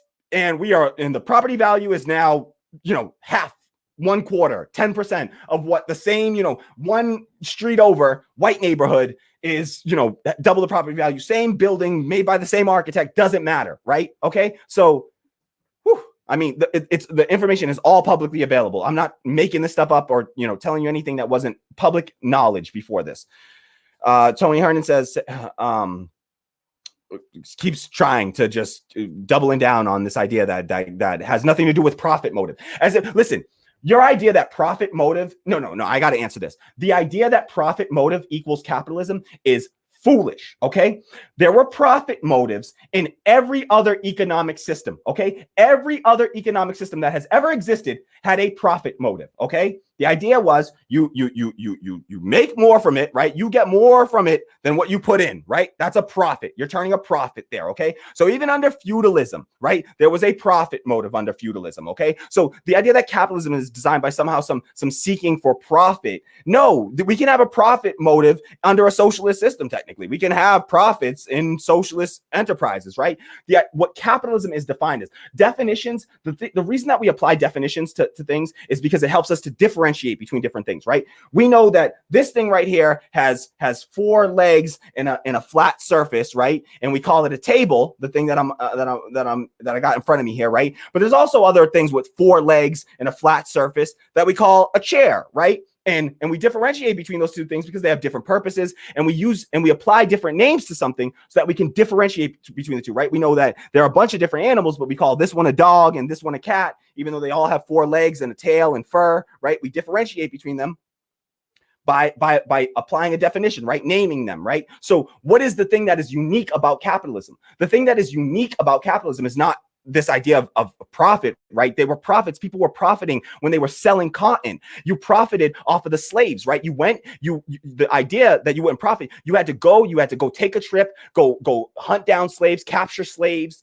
and then bring them back to sail back to the country and sell those slaves for what? For a profit. Okay. So you wanted to make a profit. The cotton that they picked, you wanted to sell that cotton and you wanted to make a profit so you could spend that money back on your bigger plantation and all that sort. So there was profit motives under slavery, under feudalism, under monarchy, and there's profit motives under capitalism, and we can have profit motives under socialism. What makes capitalism unique is simply the relationship of employer-employee. That is what capitalism is. Okay, so let's just make that very, very clear. Okay, what makes feudalism unique was the lord and the serf. What makes slavery unique was the slave and the master. Okay, what makes capitalism unique is the employer and the employee. That is the relationship that uniquely defines capitalism. It's not free markets. There were markets under slavery. There were slave markets. There were cotton markets. There were markets under feudalism. The merchants would take their wares to market. Okay, so these ideas that you have of capitalism, you're not even correct in your class reductionism about what capitalism even is. Okay, so get that right first. Okay, of what capitalism is even defined as. All right, and it's the existence of the employer-employee relationship. All right, and so the idea that is not tied to racism in this country is absurd. Why are all the employers by and large, and racism and sexism, misogyny, why are all the major corporation, the owners and the board of executives, board of directors at those organizations, at the corporations, why are they all primarily straight cis white men? I mean, many of them like Anglo-Saxon or whatever the hell the term is, like they are like very specific, white, cis white men that are prominently in there. And why do you think that is? Just because cis white men just work harder than all the black people. That's how that existed? No, it was because we had a racist system that was instituted by and founded on not just racist, but again, misogynist, sexist, trans antagonistic, transphobic, homophobic, and xenophobic. So we had all these other things built into that, and it's foolish to try to separate out the two, and just anti-historical. It's just ahistorical to try to separate the two. Beep Bop Boop says false. Black and brown communities were forced into poverty, so yes, it had everything to do with capitalism. Absolutely. Tony says, I am not a race reductionist, but that had to do with the racism, not class. Prove me wrong. And Tammy says, we know you're definitely not a race reductionist, Tony. Yeah, don't worry, Tony. Nobody got the idea that you were a race reductionist here, buddy. Their labor was still being exploited equals capitalism. No, labor was exploited. Tony, labor was exploited in every other. Oh, okay. Says their labor was still being exploited equals capitalism. Okay, now I just want to clarify. Beep Up Boop says white workers were also exploited, yet. Oh, Tony says, okay, sorry, it's very hard. So Tony says white workers were also exploited, yet not as much. So let me see what's going on here. So Beep Up Boop says class is about labor, the working class versus the capitalist class. So yes, segregation was a class and race issue. Yes. And I'm just trying to understand what the perspectives are here. I just wanted to clarify that exploitation existed in other systems besides capitalism, of course. And I don't think that Bebop would disagree with me on that. So Tony says, I am not saying race reductionists are pro-war, but they are indifferent to it. Dude, again, you can't tell me that. What do you mean? You can be a race reductionist that says black people matter and also say black people matter, therefore we should not be spending money on foreign wars. I do not get this perspective that a race reductionist cannot be anti-war. Where do you get that from?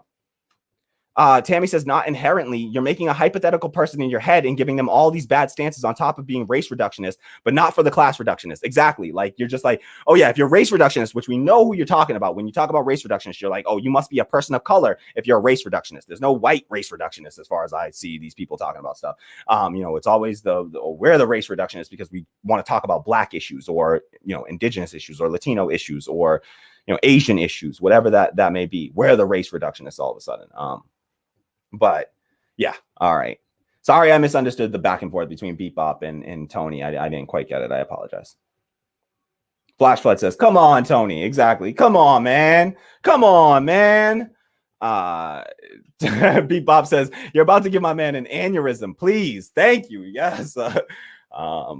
Yes. Sadly, I had a brother who died of an aneurysm at the age of like 40, living in abject poverty. Okay. So, race reductionism, though. I'm just a race reductionist, though. That's all. That's it. Tammy says, come on, man, Tony. We know you mean well, but come on now. Yeah, like I'm sure you mean well, Tony. I'm sure you do. You're probably identify as leftist. I'm sure you mean well, but your stances are dangerous stances to take because they're ignorant to the reality, the existing reality for so many millions of people. Bebop says, Tony, how are you going to feel when my man's has high blood pressure? Please. I know I'm going to have to get my blood pressure checked after this episode. I'm going to have to do a blood pressure check. I'm getting old now. Tony says, in my opinion, race was related to capitalism during slavery, but today not so much. I mean, slavery was the economic system, so you can't say it like during slavery and then now it's not. What about Jim Crow, dude? Jim Crow existed entirely under a capitalist system. Jim Crow, segregation, Jim Crow. You mean to tell me that giving us lesser resources and filthy, disease-ridden homes and neighborhoods and polluted, water, and you seriously don't see the connection between Jim Crow and capitalism and race? You don't see the intersection of capitalism and racism with Jim Crow that literally disenfranchised black people in this country and said, you're lesser than, you're not going to get the same services. We're going to give you lesser services. You're not going to have access to the same services. That's not a problem to you. It's only a problem if you say, oh, because of your class, I'm going to disallow you from this service. All of a sudden, then that becomes a problem, which has never really been done in this country, like explicitly. Classism has by and large operated through racism in this country. Like, it's pretty much existed. Racism has been a vehicle for classism in this country. Tammy says, but the effects of slavery didn't end when slavery was abolished. Exactly. These are generational wealth issues that we're talking about, Tony. Generational wealth is if you understand the concept of generational wealth, then you cannot for a second believe that founding a system out of slavery and not paying reparations to the people that were disenfranchised, to the workers that were robbed and stolen from, is somehow a just and equitable system. You can't tell me that is, yeah. Where's the equity in that? Tammy says, Tony, another white class reductionist, would rather die on a hill about downplaying racism than reaching out to white nationalists. Yeah. Flash Brothers, Tony. Seriously? I know it's rough in here. It's rough out here, y'all. Like, all right, we're gonna wrap things up soon. We're approaching the 3-hour mark, and this has gone on way long. Nobody's gonna watch this video after the fact. I'm gonna have to edit it to cut out clips. Melon Lore says it's like the Koch brothers being for immigration and funding the anti-immigration stuff. If you suppress, you can pay less. Yeah. Yep. Exactly. Yes. Yeah. Yep. Absolutely. I think I tried to make that point earlier too, that they benefit from exploitation of immigrants. So they actually want the immigrants to come in. They just want the anti-immigration rhetoric there so they can continue with the exploitation of those immigrants, right? They need both. They got to play both sides of that coin. Great point, Melon Lord. Really great point. Bebop Boop says, white people take so much energy to educate. Yes, baby. It's draining, y'all. It's draining. This is why white leftists, please try to fund us. Try to fund black leftists that are doing this labor here. All right. We are out here. That's the thing. Like socialists sometimes and leftists sometimes have a problem asking for money as if we're not doing labor here. Like it takes labor to do these shows. I hope everyone recognizes that and realizes that we're doing labor here. Like this is labor. All right. Even Tammy behind the scenes, super producer. You know, you got people of color, black person, you know, Asian woman back there doing work. You know, you got people of color here, you know, independent left media, people of color working on this stuff, putting in real labor. I do not feel bad about asking for funding for this. And we can't feel bad. And we need people to not feel weird about that, or to like, feel somehow ashamed of having to say, we need funding for our labor, right? Like we need it, where I'm not going to hide that or be ashamed of it. Some people are like, oh, I don't want to keep begging for money, but it's like, sorry, I got to beg for money. Like, there are people on the street begging for money because they got to survive, and we got to beg for money to survive because we ain't surviving otherwise. Like, I want to get rid of all monetization on the platform for like the advertising and all that sort of stuff. And the only reason we're keeping it going right now is because of a weird system that's set up that you have to like get to $100 on YouTube before you can withdraw the money. So I have to get to $100 so I can take the $100 that people tried to give to us and not allow YouTube to keep it. And so once we get past that $100, I'm shutting off all the ads on all of our videos and never doing any more advertising. We don't want any money from that way. We want to take our money from the people. And so we need the support of the people. Coffee.com/radical democracy, links in the description box below. We need your support, even if it's $1. I know folks feel like, hey, you can't do it. I'm unemployed right now. I'm struggling.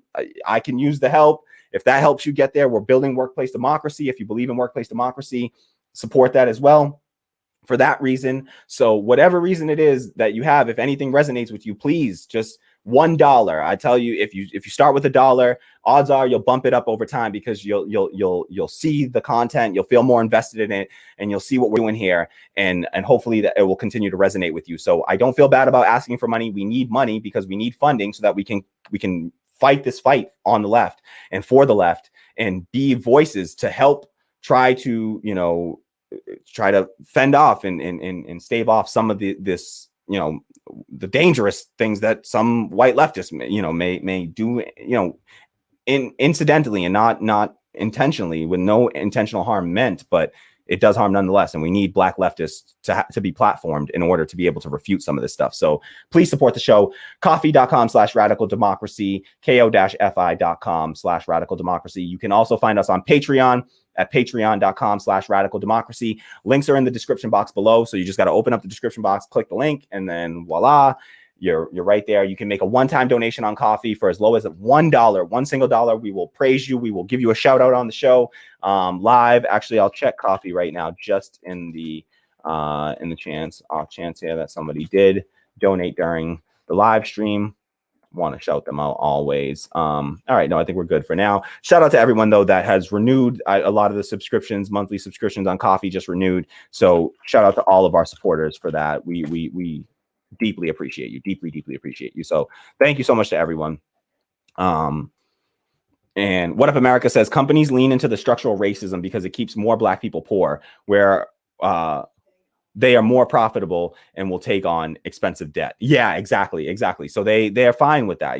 They're fine with that because that benefits capitalism to have desperate people. So you also get cheap labor out of desperate people. So Tammy says also prison industrial complex at Tony Herndon is modern day slavery, and that's heavily race and class related. Like, yes, like we have the 13th Amendment that outlawed slavery, except in the case of private prisons, and now we mass incarcerate not just poor people, Tony, disproportionately black people. Okay, disproportionately black people. All right, so not just poor people, they're black people. All right, and it's intertwined. Stop. No need to try to separate it. No need to try to separate it as one or the other. It's both.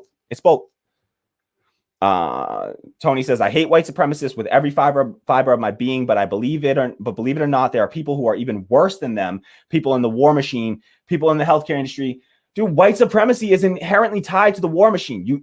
What war machine isn't white supremacy? Like where's the war machines that aren't white supremacists? Show me one. Like they're all white supremacists. What do you mean? So race is inherently tied to war. It's who are we bombing? Are we out there bombing white people? Are there some white people we're out there bombing that I'm not aware of? Because last time I checked, we were bombing a bunch of black and brown people, Tony, not a bunch of white people. So the fuck. Tammy says, and I appreciate you, Tony, and I appreciate you trying to do some work here to try to hopefully learn some things here. I hope. Tammy says, yes, we can hate multiple things at once, and those groups can overlap. Not a tough one, I don't think. Flash Flood Area 3 says, but Tony, the war machine and healthcare industry are both super racist. Exactly. Like, who are we kidding? Those are both, like, are we kidding about the healthcare industry? Do we want to talk about the Tuskegee experiments? What's her name who has her tissue that's been like reproduced, how many times over, that black woman? Like, stop. Like, look at the outcomes, the infant mortality rate for black women in this country. Come on, these things are tied together so closely intertwined. You cannot separate the two. So the war machine, again, I just pointed out how the war machine is totally we got a bunch of wars in Asia and Africa right now. All right, not in Europe. We're not fighting a bunch of wars in Europe. All right, or in Canada. All right, or in Australia. All right, look where all the wars are happening. All right, it's in black and brown territory, Asian and African territories, right? The Middle East. All right.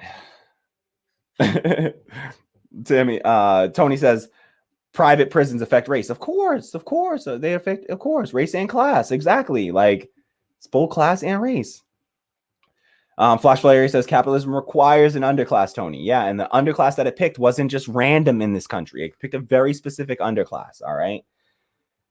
Flash Flood Area 3 says capitalism needs to keep a supply of lower classes who are battling each other over crumbs in order to keep workers in line and accepting poverty wages, Tony. Exactly. And we can make these points and make points that, like, hey, we need to get to a point where, like, the working class is all aligned and we're fighting together, but it doesn't come at the sacrifice of humanity, of any individual humanity, right? We cannot say, okay, we might have to sacrifice gay people. All right, sorry, trans people.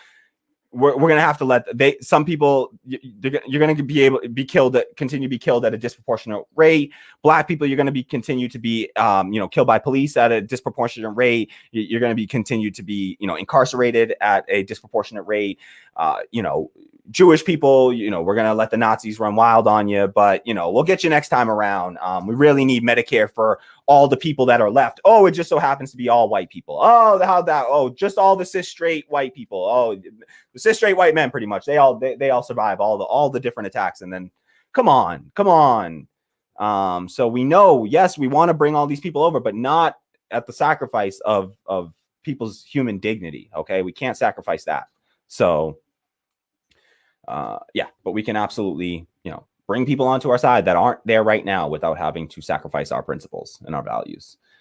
Tony says, the reason why I'm suspicious about cultural issues is because corporations embrace cultural issues because it does not affect their bottom line as long as nobody talks about class. Listen, yes, absolutely. And I can say that and then still turn around and say that class is inherently tied to race and that we cannot separate those things out. Just because they do it, just because they weaponize identity politics doesn't mean that we shouldn't use identity politics. It doesn't mean that we just leave the void there for them to fill it. Okay. We have to figure out strategies that actually work to combat their strategy, right? Because they are winning right now with that strategy. How do we win those people over to our side? Well, it's easy. We don't sit there and talk like we're class reductionists. We bring in race, gender, sexuality,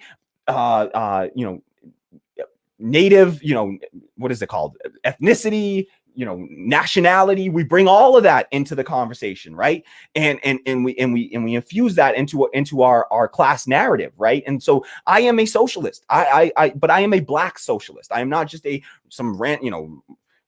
amoebic or whatever, or neutral or nude. Like, no, I'm a black. I believe in the ideology espoused by the Black Socialists in America, a very specific organization.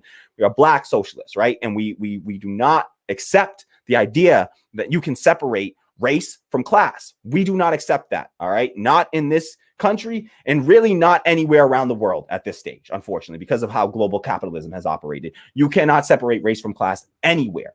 And so that's it. That's all we have to do. We just simply don't leave the void there and just say, okay, so they talk about identity in a really malicious way that is not substantive, and they simply want to be performative, and they absolutely are doing that. I've done countless videos about how Joe Biden and liberals and neoliberals do that all the time, and they try to weaponize identity. And I, a black leftist, come out here and I use my identity as a black leftist to refute that and to combat that and to say, no, sorry, they do not speak for black people. We believe XYZ, and you know all my positions at this point. And you can do that and still say, listen, there's class issues that we have to focus on. I fight for Medicare for all, but you can't tell me to fight for Medicare for all with you, and you're not going to come over and fight for reparations with me. I'm sorry, I'm not buying it, and I'm not with that. So we got to be able to walk and chew gum on the left, and that's the issue. We just got to be able to walk and chew gum. Flash Flood Area 3 says capitalism pits workers against each other. Easiest way to do that in the US is to use amplified race differences. Absolutely. Race, gender, sexuality, they will harp on whatever differences they can, these little, arbitrary differences, and they draw lines, dividing lines. You break people up, and you keep breaking people up into smaller and smaller groups. Oh, blacks over here, whites over here. Men and women now break from those two groups. White men over here, white women over here, black men over here, black women over here. Okay, straight white men over here, gay white men over here, straight white women over here, gay white women over here. You see how they just keep on further breaking down these groups, right? And just further break us apart until we're so divided that we lose all of our collective power. All right. So they try to draw lines along all these in order to get us to fight a class war against each other. They use all of the differences of race, gender, all of those things, and to just ignore them doesn't mean they go away. They'll still keep using them. We have to take control of the narrative ourselves on the left and say, no. Black people, they do matter, and they are not being treated equally. They're not being treated just in this society, and we have to fight for them. Indigenous people, gay people, trans people, disabled people, immigrants, we must fight for them. We must stand in solidarity with them, and we must do so unequivocally, okay? Unequivocally. And so we cannot equivocate on things like, okay, maybe we'll bring in the white supremacists this time. We'll leave the black people out on this fight. Because you can't tell black people to come along and to fight with people who don't believe in that they deserve to exist as the human beings that they are. I'm a black American. I don't want to go to another country. So I'm not going to work with a white nationalist who thinks that I need to whose fight is, their entire ideology is based around the idea of getting me the hell out of this country, right? Is to reject me from this country and to not support me in this country. And I can't work with them in any way, shape, or form. So, we can have those differences and work across those differences without saying we're going to work with people who, hate us for our differences. No, that we don't have to do that. We don't have to sacrifice that, our principles there. Tony says there's a meme on the internet that says an identity reductionist is okay with a female drone pilot bombing poor countries. The only thing that matters is that she is female. Yeah, I just don't get how you don't realize that the country that's going to be bombed is not a white country. It's going to be a black country or a brown country. And that you need to also take note of, is that I just did a video about how they put a black face on U.S. militarism with General Lloyd Austin, and how he's just going to keep bombing black and brown people. All right. So to just be like, oh, well, the liberals want to just celebrate Lloyd Austin for being black. The class reductionists just want to say, let's just not say anything about them being black, or apparently the fact that all we're bombing is black people and brown people. And neither of those positions are acceptable positions. And we should not allow any of those to take hold in our movement. That's it. So Tammy says, yeah, and no one here is saying race reductionism is good. You'll never hear me say that. You'll never see me saying I'm not a race reductionist in any way, shape, or form. I still am somebody that can put, issues of race and gender and sexuality first and foremost, and know that class is they're all up there. It's all first and foremost, right? Class, race, sexuality, gender, nationality, ethnicity, all of those things. I don't try to differentiate which one is more important than the other. Tammy says, we're saying race and class intersect, and you can't fight one without inherently fighting the other. Applying a colorblind strategy is not inclusive of the working class. Exactly. To say we're colorblind, we don't see race here on the left, that's foolish. No, I want you to see my race, because guess who sees my race? All of the employers that see my name, Kamali on those applications, they know my race. They see my picture on social media. They see my race. Else? All the cops Cops see my race. They see my race. All the judges, they saw my race. You know, those judges, the criminal justice, they see my race, right? So there's a whole bunch of people in the capitalist class that they all see my race. And so I don't want anyone telling me they don't see my race. I need you to see my race because my race is real and it does exist. And in the world isn't colorblind. And so I need you to recognize that and recognize that that's a part of my humanity. Trans people are full human beings and they deserve to be able to be their full selves and not have to try to, you know, minimize or you know, diminish themselves in any way in order to be a part of our movements. We have to make our movements inclusive of those people and say, listen, we want to fight for those issues and we believe those issues have to, you know, we have to have interconnected policies when we fight for these things. And that means that when we build out Medicare for all, we do so in a way that recognizes the racial inequity in the healthcare system, right? We got to have specific targeted policy that targets Black people, you know, to make sure that they're being treated equally. You can't just say, oh, we're just going to try to give everyone healthcare and then everything will just work itself out. No, Black people are they're disadvantaged for a multitude of other reasons that are roadblocks to them in the healthcare industry. And so you have to fight for those things equitably. Housing, you know, whatever the issue is, you know, anti-war, we have to fight for those things all equitably. What are we doing with the money that we save on war? It needs to be going back into the Black and brown communities that were deprived of that money. You know, environment, even the Green New Deal, right? The racial equity in our environmental policy. We need racial equity in environmental policy. Black and brown people are more likely to be exposed to pollution, even though they're not the primary creators of the pollution, right? So they are disproportionately impacted by the pollution because their communities are the poor communities that are being, you know, Flint, Michigan, and look at what goes on in Flint, Michigan. And you know, in the white people, they don't have to live in those communities. They go off to their gated communities, and they're the capitalists that are you know, doing fine and are able to distance themselves from that. So we got to see that these things are all intertwined, and we want to work with you, but you can't expect people to come over and work with you if you're saying you can only work with us if all of the goals that you achieve will disproportionately impact white people. Come on, that's not a fair thing. Or straight people, or, you know, heterosexual people. Like, I'm sorry, you can't do that. You have to recognize that all those marginalized groups have been negatively disproportionately impacted by all the terrible policies of our past. And in order to correct those, we can't just, you know, you can't be like, okay, you know, white people got to start the race. You know, both people were here. You know, we had two people that were like here, and then white people got to go all the way out here to start the race, right? And they're way ahead of us now. And now we're going to set all things equal from now on, and everything's just going to move along like this. You know what happens then? We always keep that gap is always in place. If we just then treat everything, sorry, I keep up in my mic, but if we then just treat everything equal, we'll just stay the same distance apart, right? If we just give all equal policies to all the white and the Black folks and gay and trans and straight and you know, like that doesn't compensate for the fact that there was all of this time where one was able to get so much further ahead than the other. We have to correct that. That is what reparations is about. Okay. It's correcting the injustice. So then, yes, then we can move things along in a class-based way that totally targets class. And that will, you know, that will broadly and fairly, you know, equitably distribute those resources. But if you're not paying attention to those disproportional, you know, the marginalized people, then you're not recognizing that they're already at a major, massive disadvantage. And simply making all things equal, like we say we want to do under socialism, oh, we want equality.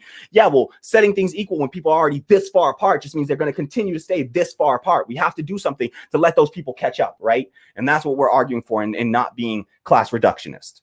Whew, this went way out off of what we started with, but I think it's a good discussion. I think it's a great discussion. Tony says, this is why I'm hesitant to get into cultural issues, not saying I don't care about it. You got to care about it. You can't be hesitant to, because it's not a winning strategy. You're not going to get the people onto your side that you claim you want to be on the side of. Oh, thank you, Melon Lord. I love you, Melon. Melon says, I canceled my TYT membership this month. I'll send it to you instead on Friday. Thank you so much, Melon. Shout out to Melon Lord, everyone. Let's give Melon Lord a round of applause. I deeply appreciate you, Melon Lord. I love you, damn it. All right. I love you, Melon Lord. So thank you so much. I seriously, I cannot thank you enough. I cannot tell you how much I appreciate that, how much we appreciate that here. I know the whole community appreciates it. Trust me. Like, I'm sure you'll see people like chatting in the comments. They do it every time. Like, folks are supportive here. Our community is very supportive, and they all want to see us grow. So thank you so much. much to Melon Lord. That is huge. And that's the kind of moves that we have to make. And I can't thank you enough. Just thank you so much. That is, you're a beautiful person. I love you, Melon Lord. Thank you so much. Solidarity, comrade. Thank you. Deeply appreciate that. Looking forward to that. Really appreciate that, Melon Lord. Awesome. So I see Melon Lord says, I love you too. Thank you. Nothing but love here. That's what I like to see. Flash flood area. Okay. And Melon Lord says, yeah, like they're bombing Iceland, you know? Yeah. McShear says, yeah, ain't invading Iceland, right? Like, thank you to McShears. And who was that? Was that Melon Lord and McShears with the great point there. Tony Herndon says, example, Kamala Harris is a POC, but she's just as bad as a white corporate Democrat. Her being a POC does not make her even 1% more progressive than a white corporate Democrat. Absolutely.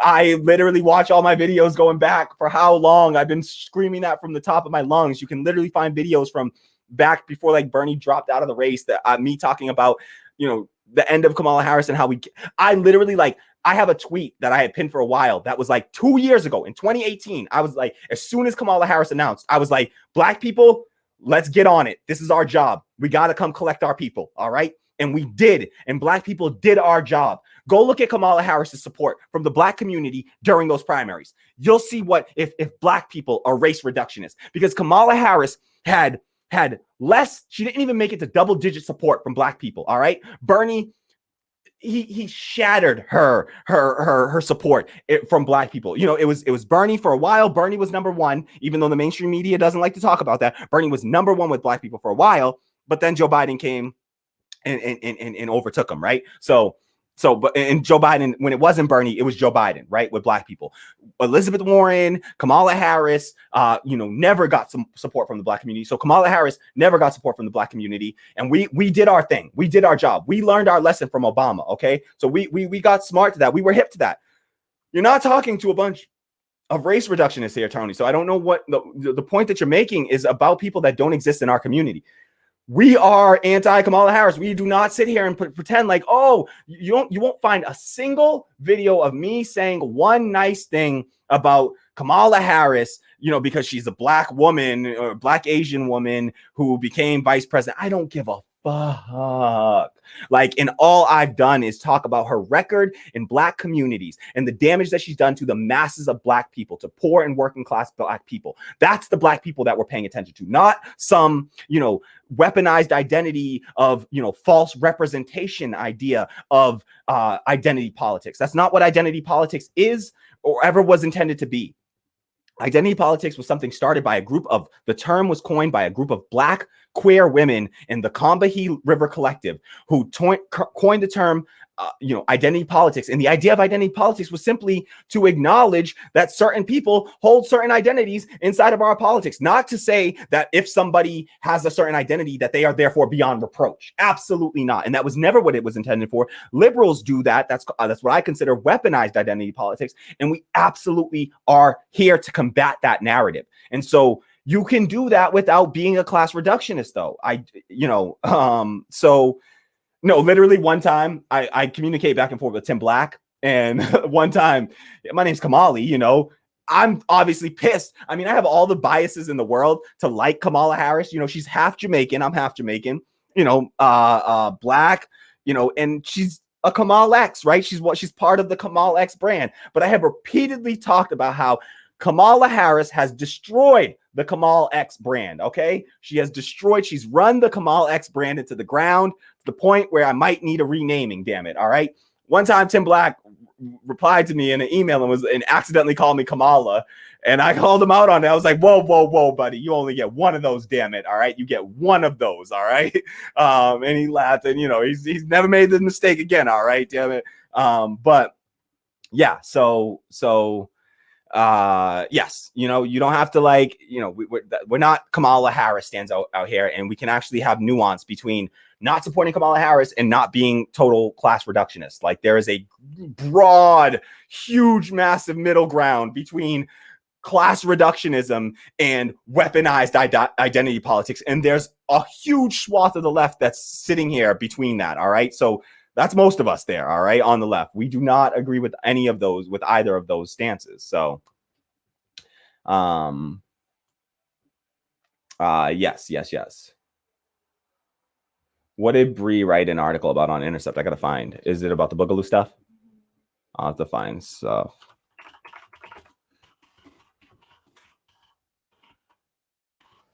Or maybe she did an article about the. All right, I'll find out.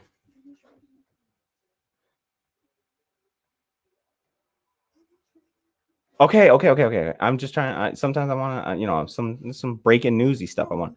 Flashflood says, "Thanks, Tammy. This is a great channel. Hope it keeps growing. Thank you so much. Flashflood. Yeah, and thank you to Tammy for the amazing work that she does as our super producer there. Beep Bop Boop says, can you comment on the Breonna Joy Gray versus Benjamin Dixon argument about Black people holding up Medicare for all for reparations? Interesting. I actually didn't know about this. Yeah, I'll dig into that, and then I'll do a video on that for sure, because that is an interesting one. I don't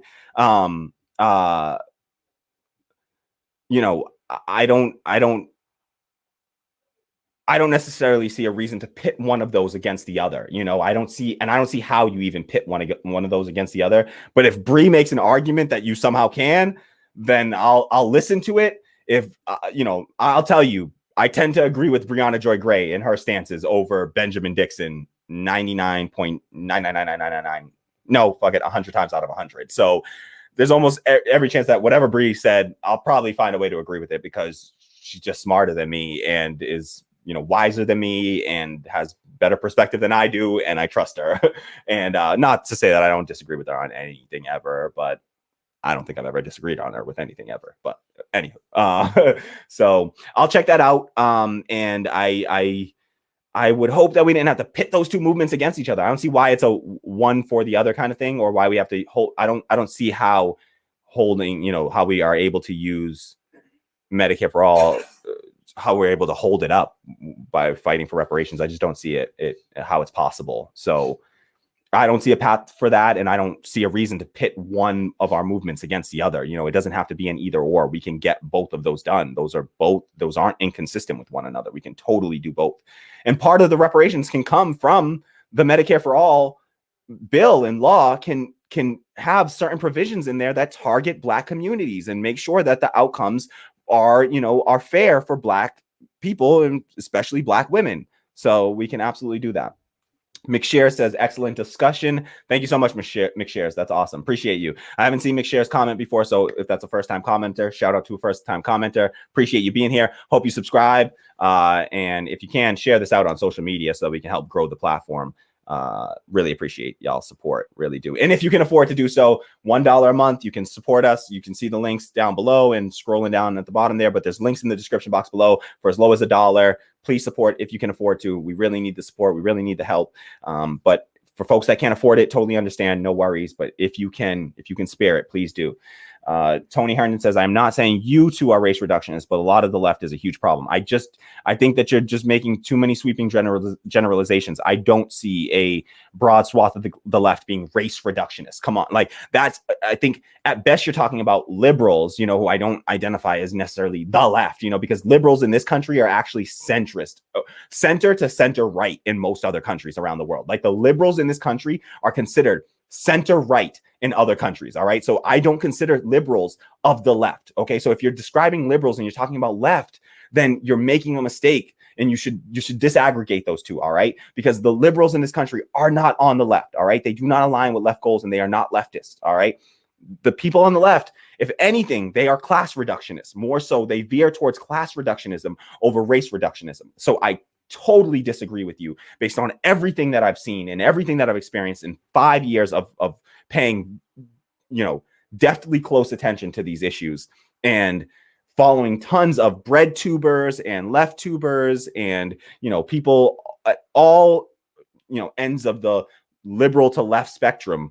And I simply don't think that that's consistent with what I've seen in my experience. So Tammy said the same thing. I think most race reductionists are liberals, to be honest. Exactly. I think the race reductionists, you're talking about liberals, and they are not left. They're just not leftists. As much as we want them to be, and to think that the left is bigger than it is, it's just not. They aren't leftists. They're not on the left. Tammy says, and they're often performative activists. Exactly. McShare says, bingo. Yep, absolutely. Tammy says, and to give some of them the benefit of the doubt, since not everyone is super read up on theory and politics, just don't know enough yet about class issues, so we should reach out to them. Yeah, exactly. Yep, absolutely. It's not that these people are like anti-class, classism and anti-class-based issues. They just simply aren't aware of it. That was me for a long time. I was not aware of class. I just didn't have a class awareness. We don't have class consciousness in this country, right? Like the working class doesn't have class consciousness. The wealthy, the employer class, they have class conscious. They know exactly which class they're a part of. It's all the poor people that don't realize what class they're part of, right? It's not all those like the Trump supporters and they're not recognizing what class they're in. And trust me, there's a whole bunch of liberals that do not recognize what class they're in. They all think that they're capitalists. You got so many black people I know that are like, I'm a capitalist, baby. And it's just like, no, you aren't, fool. You're an employee. All right. You are not a capitalist. You ain't got capital, dummy. Like, you are not a capitalist. All right. So you can keep on thinking that with your ho and all that dumb shit. All right. But look at Lil Wayne and Jay-Z. They ain't for us, y'all. All right. They in a different class. All right, y'all. Beep Bop Boop says that's sorry, Melon Lord at Beep Bop Boop. That's a great suggestion for the video he said he'll do on the debate. So much to unpack still in this whole discussion. Yeah, definitely. I cannot wait to dive into that. I hope y'all can all join me for that discussion as well. I can try to do it tonight, but odds are, with having done a 3-hour stream here, odds are I still got some editing to do of my previous show. It ain't happening tonight, probably. Sorry, y'all, but I'll be back tomorrow. So please join us for that. Tony Herndon says, believe me, if the war machine had the opportunity to go to war with a white country for profit, they would do it. Then why ain't they doing it? Because there's a whole bunch of white countries out there. Why would it not be profitable? But it's profitable to bomb black countries and poor countries. How is that any more profitable? I don't understand. You gotta make points to back up your arguments. Otherwise, they're just empty arguments. You're just making these baseless arguments, Tony. Like, I can't agree with you.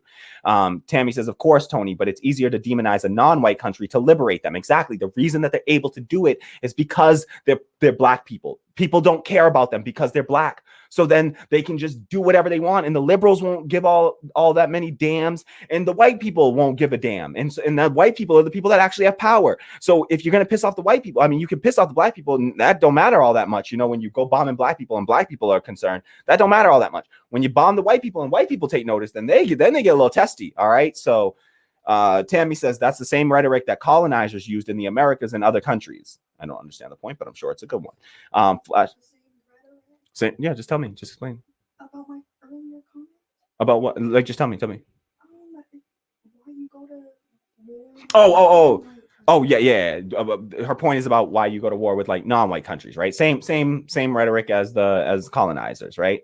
So, Is from white supremacy. Yeah, which is obviously based out of white supremacist colonization. Look at what it was. They colonized all the black and brown, savages, and they had to colonize them and civilize these people, right? Civilize them into their great civilized society where we all, F over all the poor people. We don't take care of our marginalized people or the people that are most vulnerable in our society. Yeah, that's totally civilized what we do here. All the wars, the rape, the torture, the genocide, totally civilized.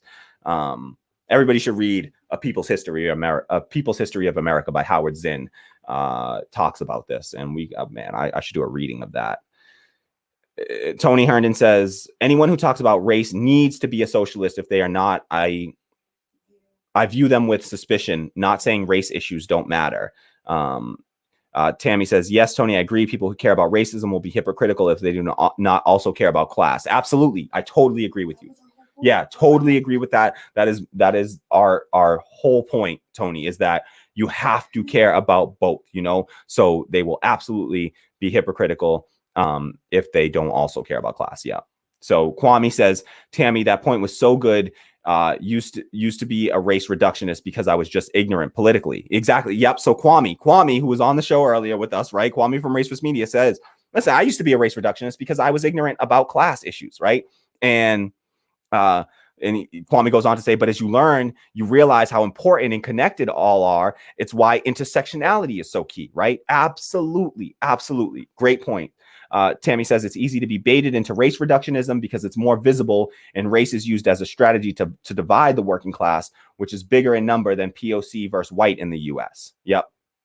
Absolutely. It's just easier, and it's more friendly to capitalism, right? Race reductionism. They would rather you be, race reductionist because then they can try to, steer you into this certain direction. If you're a class reductionist, that doesn't quite align with the capitalist goals, of course, right? It doesn't quite align. They can use one, they can't quite use the other. They can use, trust me, they can use class, warfare against us, and class division against us, demagoguery.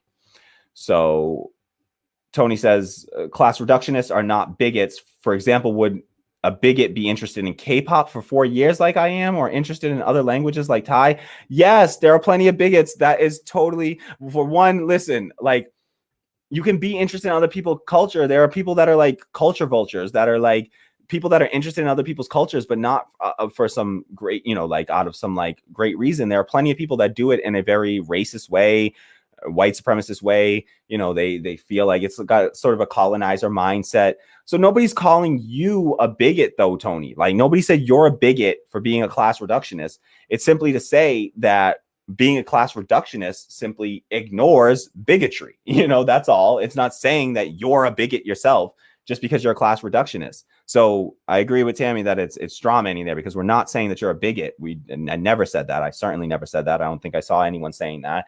But also, let me just say, the things you described does not mean that you're not a bigot. So there are plenty of people that are they love hip hop, right? I know a very racist white rapper, not a mainstream rapper. Kwame will know what I'm talking about. I know a very racist white rapper. Okay. You can like rap and still be a racist. All right. There are racist rappers. All right. So the idea that, you can't be a bigot. There are homophobic rappers, right? Like in a lot of these kind of music, like there's a whole lot of other issues, like colorism is an issue in K-pop. Like, who are we kidding? Like, colorism is a massive issue in K-pop. So let's not ignore that either. You could be a total K-pop fan and be colorist, and be not as racist, but definitely colorist, right? Like, you like the lighter people all become the more popular people and the more famous people. How many black K-pop stars do you see, right? How many dark-skinned K-pop stars do you see? So colorism is a huge issue in K-pop, and Racefist says fetishization is a whole aspect of racism. Exactly. You can fetishize, cultures, and there are people that, slave masters wanted to have sex with their black slaves. That didn't make them not racist, right? You can want to indulge in other people's cultures. Rape. Yeah. Like what? Like yes. Tammy's pointing out to me that, like I said, like, want to have sex with. No, they want to rape, right? They're slaves. Thank you, Tammy. See, and you see that is a great example of inherent internalized misogyny and sexism, that I just say things like, and racism, misogynoir to be precise, where I just said that slave masters had sex with their slaves. No. They didn't have sex with them. They raped them. Okay. And I should be very clear about that. And somebody that is more aware of that, and, that's going to, Tammy, that sets off an alarm bell to her. Like, whoa, wait, what do you mean had sex with? No, that's rape. Okay. And so I we slip up, and I like to be called out, and that makes me a better person. So thank you. And Beep Bop Boop says, good save, Tammy. Exactly. Like, thank you very much. And we should appreciate when people correct us on these things and not see it as some sort of hostility towards us or anything like that. It's just like, hey, we're trying to help you so that we can actually help this movement progress. I'm trying to make the left a popular movement, and I want to popularize it in the black community. But you can't tell me to go be an ambassador to black people in any way if your ideology that you're espousing isn't consistent with our beliefs, right? You can't ask us to sacrifice our humanity in order to come along with your, onto your platform. Like, it has to be, a true, solidarity from all, in all directions, right? So, yes. So the idea that just being interested in another culture doesn't mean that you aren't a bigot. You got to be careful too, Tony. I'm not saying you're a bigot. Don't get me wrong here. I'm not saying you are a bigot. I'm just saying that there are people who fetishize, people from other countries or fetishize cultures, and they are racist. They are bigots, right? So that you can totally be a bigot and, have some involvement in different cultures, right? Yeah. So Racist Media says people can love aspects of people, but not the people. It's why people love rap, but don't give a damn about people who create it. Exactly, right? Like there's a ton of people that a bunch of Eminem fans were Trump supporters. Like they were all rap fans, but they were Trump supporters. Come on, like who are we kidding, y'all? Tony says, are you saying class reductionism divides the races? If so, how? Tammy says, if you don't acknowledge race as significant enough and downplay it, you are isolating Black and other leftists of color, and you're isolating other POC working class from hearing us out. Exactly. So it is divisionary. It does divide us because it makes it so that we can't work with our community, because our community turns back to us and they go, sorry, but your people are over here working with the white supremacists. Get your people and then come talk to us. And I don't have a way to refute that. Okay. When Jimmy Dore is a prominent leftist with a massive following and he's doing this stuff, it's really hard to refute that when we're like, yeah, no, Jimmy Dore's totally a leftist and we're totally on his side. And then he does that. It's like, oh, well, get your boy.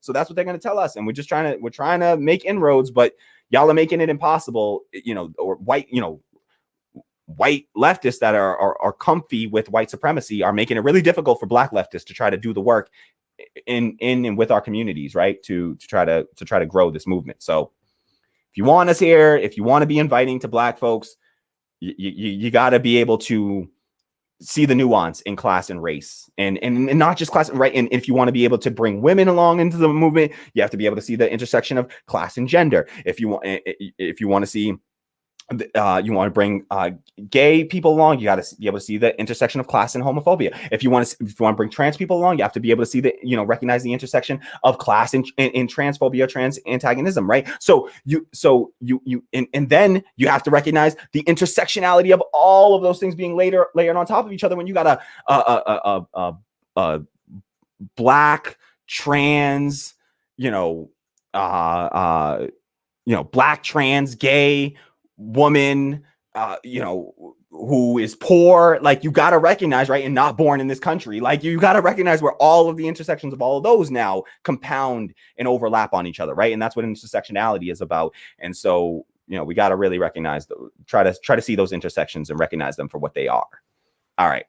Tammy says something as simple as just acknowledging race and class intersect was a hill you were willing to die on, and thinking racism is no longer relevant to capitalism and class issues is a big turnoff to POC. Absolutely. Like when you start to say that, you lose people. You're now dividing us up because you're saying, listen, you're not welcome here, because if you care about, you're denying their lived experiences. That's the real problem. Black people are saying, no, wait, what are you talking about? I live this shit every single day. I deal with the cops. I deal with all the racism. I deal with it, and it hurts me economically. Like racism has hurt me economically because I had to be the token Black guy in the tech industry, and I had to notice and recognize the systemic racism, the systemic sexism, the systemic homophobia, the systemic transphobia. Because I recognize that, I have to speak out against it as the token Black guy. I'm here, I'm alone, nobody else. It feels surreal. You're like, wait, is everybody else seeing what I'm seeing? You don't see this bullshit? I literally spoke out against that stuff and got fired from my job. Okay, for speaking out on social justice issues, I was fired from my job for speaking out against systemic racism, systemic sexism, systemic, homophobia. So don't try to disaggregate those things, because it's a fool's errand. Tony says, I support cash check reparations, but it will be difficult because how do you determine if someone is actually descended from a slave? Not all Black people are descended from slaves. Listen, Tammy says, I think it should go to all Black people, not just directly descendants of slaves. Racism affects all Black people here. You can't tell who descended from slaves. There are also slave descendants from abroad. Absolutely. I'm an American descendant of slaves. The slaves that I'm descended from are Caribbean slaves, right? But that's the same goddamn slave owners. We've been subjected to, US and Western imperialism just the same, right? So the idea that, oh, me as a Black American born and raised in America, just because I don't happen to descend from American slaves, that I somehow should be cut out of reparations when I've had my Black dad denied immigration, denied a visa by our racist xenophobic policy. So I had to be raised by a single mother. So the idea that like you can then turn around and just like pick, and somehow have some calculation for how Black somebody is, or how worthy they are of that. I don't think you can do it. You simply have to provide ongoing, sustained economic relief to all Black people, because we made a mistake and it was broad and hit and hurt all Black people. And you don't have to be descendant of slaves. You could have got here in the middle of Jim Crow. You've been disadvantaged. If you migrated here in the Jim Crow era, you've been disadvantaged. Okay, so even if you may not be descendant of slaves, you still are disadvantaged as a Black person in this country. So I think that you just do broad sweeping. You do, there's all kinds of measures, right? Interest-free loans, to make sure that all Black people are able to secure home ownership, and infinite term loans. You can pay this back if you ever get the money, and if you ever feel like it, you can pay us back. But if you never do, then we're never gonna lock you up and destroy your life and destroy your credit. Erasing the credit agencies, getting rid of all credit agencies, or just completely redoing those, making that a public service. Like you have to, because there's all kinds of racism built into all of these economic systems. And so to try to pluck out who the worthy ones are would be just the bureaucracy that you would create, and doing so would cost more than just blanket giving some extra Black people who are undeserving supposedly that relief and that reparations. Then it will end up costing us more to try to figure out and make people prove how Black and how descendant of slaves you are. You don't do that. You just give it to all Black people, and you do it over a sustained period of time. This stuff happened to us over generations. There's no policy that is going to be a single check or one check to Black people. Not gonna do it. We have been systematically disenfranchised. We need systems built in place that will be sustained systems that will provide relief over generations to Black people, because that's what it's going to take in order to set things right and set things back on the course that they belong on. So, it's not going to be a one-time cash payment. No, it needs to be public banks that Black people can borrow from at zero interest, with no issue, no credit checks, nothing. You just get to go, you get to borrow whatever the hell the needs are. And if you so happen to be somebody that can pay it back, you take out a chunk, you can only borrow X amount, whatever the case you want to make it or whatever. But in some of it should be not having to be paid back, period. There should be some that is actually direct check, cash relief. That I'm in favor of that. But also, you need something larger, more sustainable, something that can help people gain things like home ownership that we've been disenfranchised from historically. So there's no way to do it without just kind of blanket policy for it. Sorry. All right. Sorry, did I miss a comment? Okay. Okay, yeah, Race Fist just posted about, yes, thank you, Kwame, for posting the video of us being critical of Kamala Harris. Yeah, there is no shortage of those videos of us being critical of Kamala Harris. And watch it, please watch it. I invite you, Tony, to watch that video of us criticizing Kamala Harris and see if there's any bit of us that was, deferential to her Blackness or her womanhood or anything like that. We weren't. We didn't pull any punches.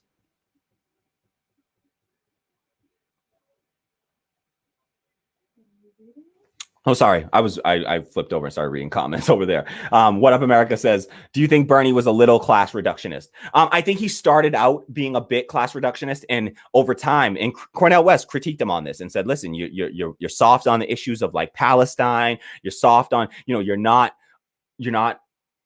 courageously addressing and directly addressing the issues and the pain and the suffering of Black people. And he changed his rhetoric the second time around. So yes, I think that he was a bit too class reductionist initially. I don't think that all of everything that he did in terms of the bringing in race into it, I think that he could have done it in a way that was more effective. But he definitely did improve over time, and so I think that he got better over time. It was simply that the sort of damage had been done. And it was hard to refute the narrative. Oh, Bernie's not, welcoming to Black people kind of thing. And it just took us a while to try to refute that narrative because we're working against the mainstream media. That's a big beast to be working up against.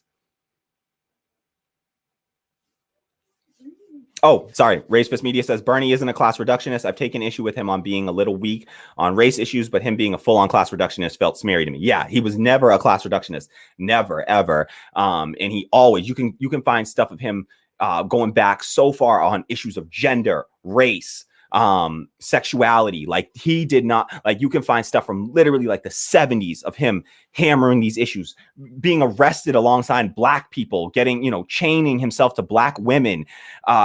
Bernie is not a class reductionist. His rhetoric, had an element of it didn't bring in the race element enough sometimes, but I don't think I agree with Kwame that he was never really a class reductionist.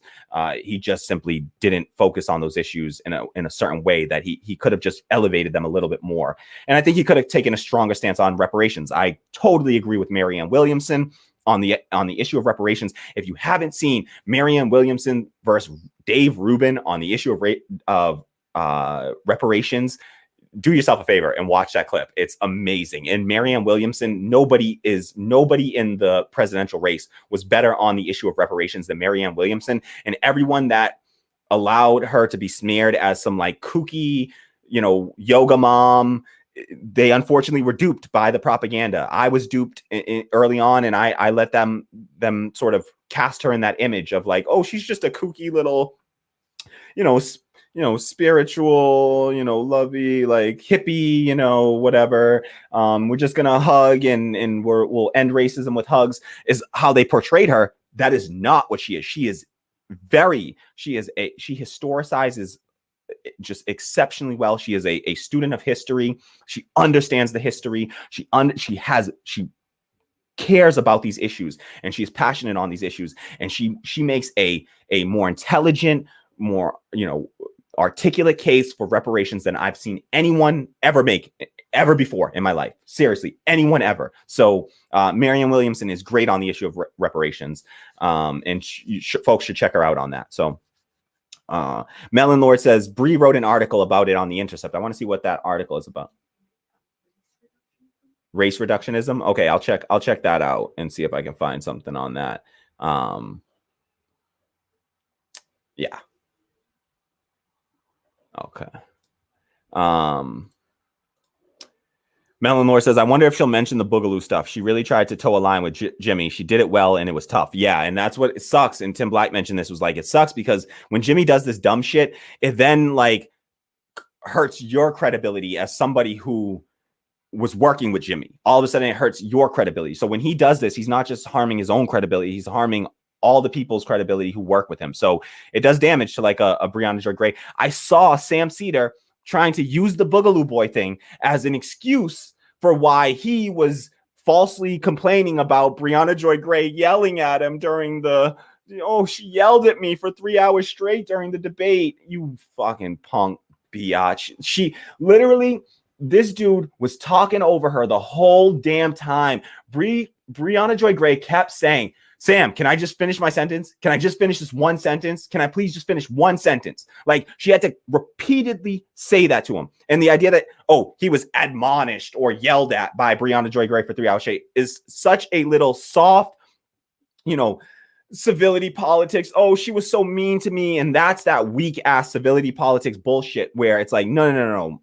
She was being as good as she could have been, where, Sam kept talking over her and straw manning her argument and bringing Jimmy Dore into the conversation after she kept repeatedly saying, Jimmy Dore is not here. Stop talking about Jimmy Dore. I was a proponent of this issue. Talk about me. What about what I was espousing? Talk about what I was espousing, because I'm here with you, not Jimmy Dore. So let's not make this all about Jimmy Dore.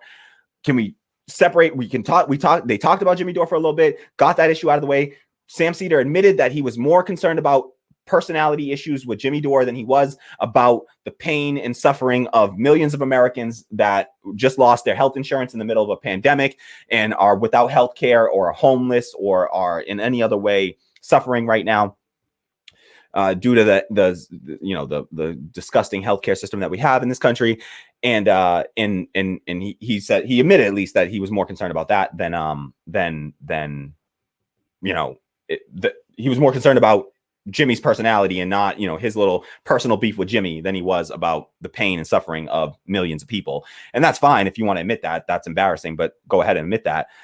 What he was just completely fraudulent on was this idea that Bree was like beating up on him or unfairly attacking him or not giving him an opportunity to speak. He was absolutely given plenty of opportunity to speak. He had nothing good to say.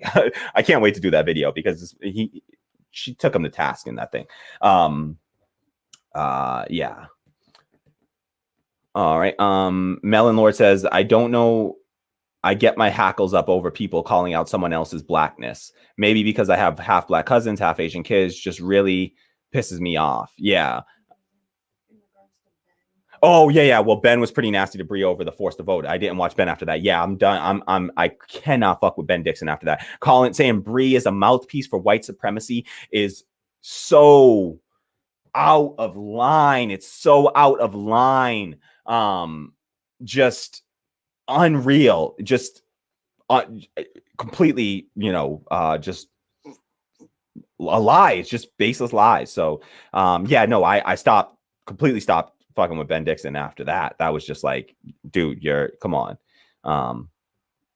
What do you expect from a dude building business with Sean King, though? Come on, let's be real here. Okay, so I'm ready for my lawsuit in 3, 2, 1. Okay, sure. Sean King's lawyers will be contacting me, y'all. All right. Okay. All right. Ben Dixon is a race reductionist. Tony Herndon says Ben Dixon is a race reductionist piece of garbage. He is willing to delay Medicare for all and sacrifice 45,000 more lives. Fuck that bastard. Yeah, I can't call him a total race reductionist because he does talk about class issues, but he absolutely is a piece of garbage, and he is willing to delay Medicare for all and sacrifice 45,000 more lives per year.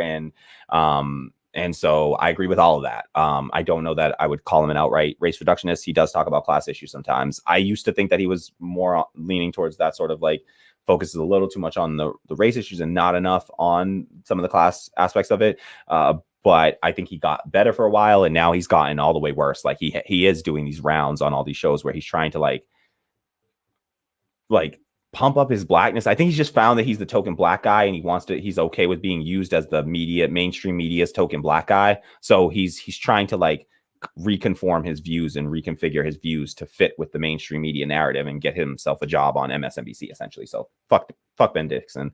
Brianna Joy Gray, like Flash Flood Area 3 said, is amazing, and she is the truth. And I won't stand anyone, but as far as people that represent, represent me, who I feel like represent my principles and my values, I can't think of a better person than Brianna Joy Gray. I can't think of a better spokesperson for the left than Brianna Joy Gray. We should be doing everything to elevate her, to prop her up. She is the voice that we need. Her and Nina Turner are the only two that I can think of that are the kind of voices that are acceptable to me at that level, to be our spokespeople. I can't think of better spokespeople for the left than Brianna Joy Gray and Nina Turner.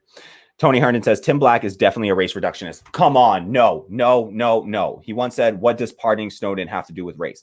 No, sorry. For one, I mean, the pardoning Snowden one to race is again, you got to get a little bit. It's a nuanced take. All right. And so I can see how somebody could think that. All right. Tim Black is nobody's fucking race reductionist. All right. I work for Tim Black. I edit his videos all the time. The dude constantly talks about class issues. Okay. Just because somebody puts race first does not mean that they are a race reductionist. Okay. As long as they are not saying class doesn't matter, we have to focus entirely on race. That is not who Tim Black is. Okay. And all the time he's got a ton of a white audience. All right. So he's not doing race reductionism, man. Like we got to be more nuanced about people that are on our side. If we just go smear everyone as a race reductionist or a class reductionist, then we push those people away. We do have to have conversations and have some unity and building bridges and keeping a conversation going, right? So that we can try to grow the left. Like we can't just say everybody that disagrees with us, we're going to call them a name and cast them aside and put them in this box.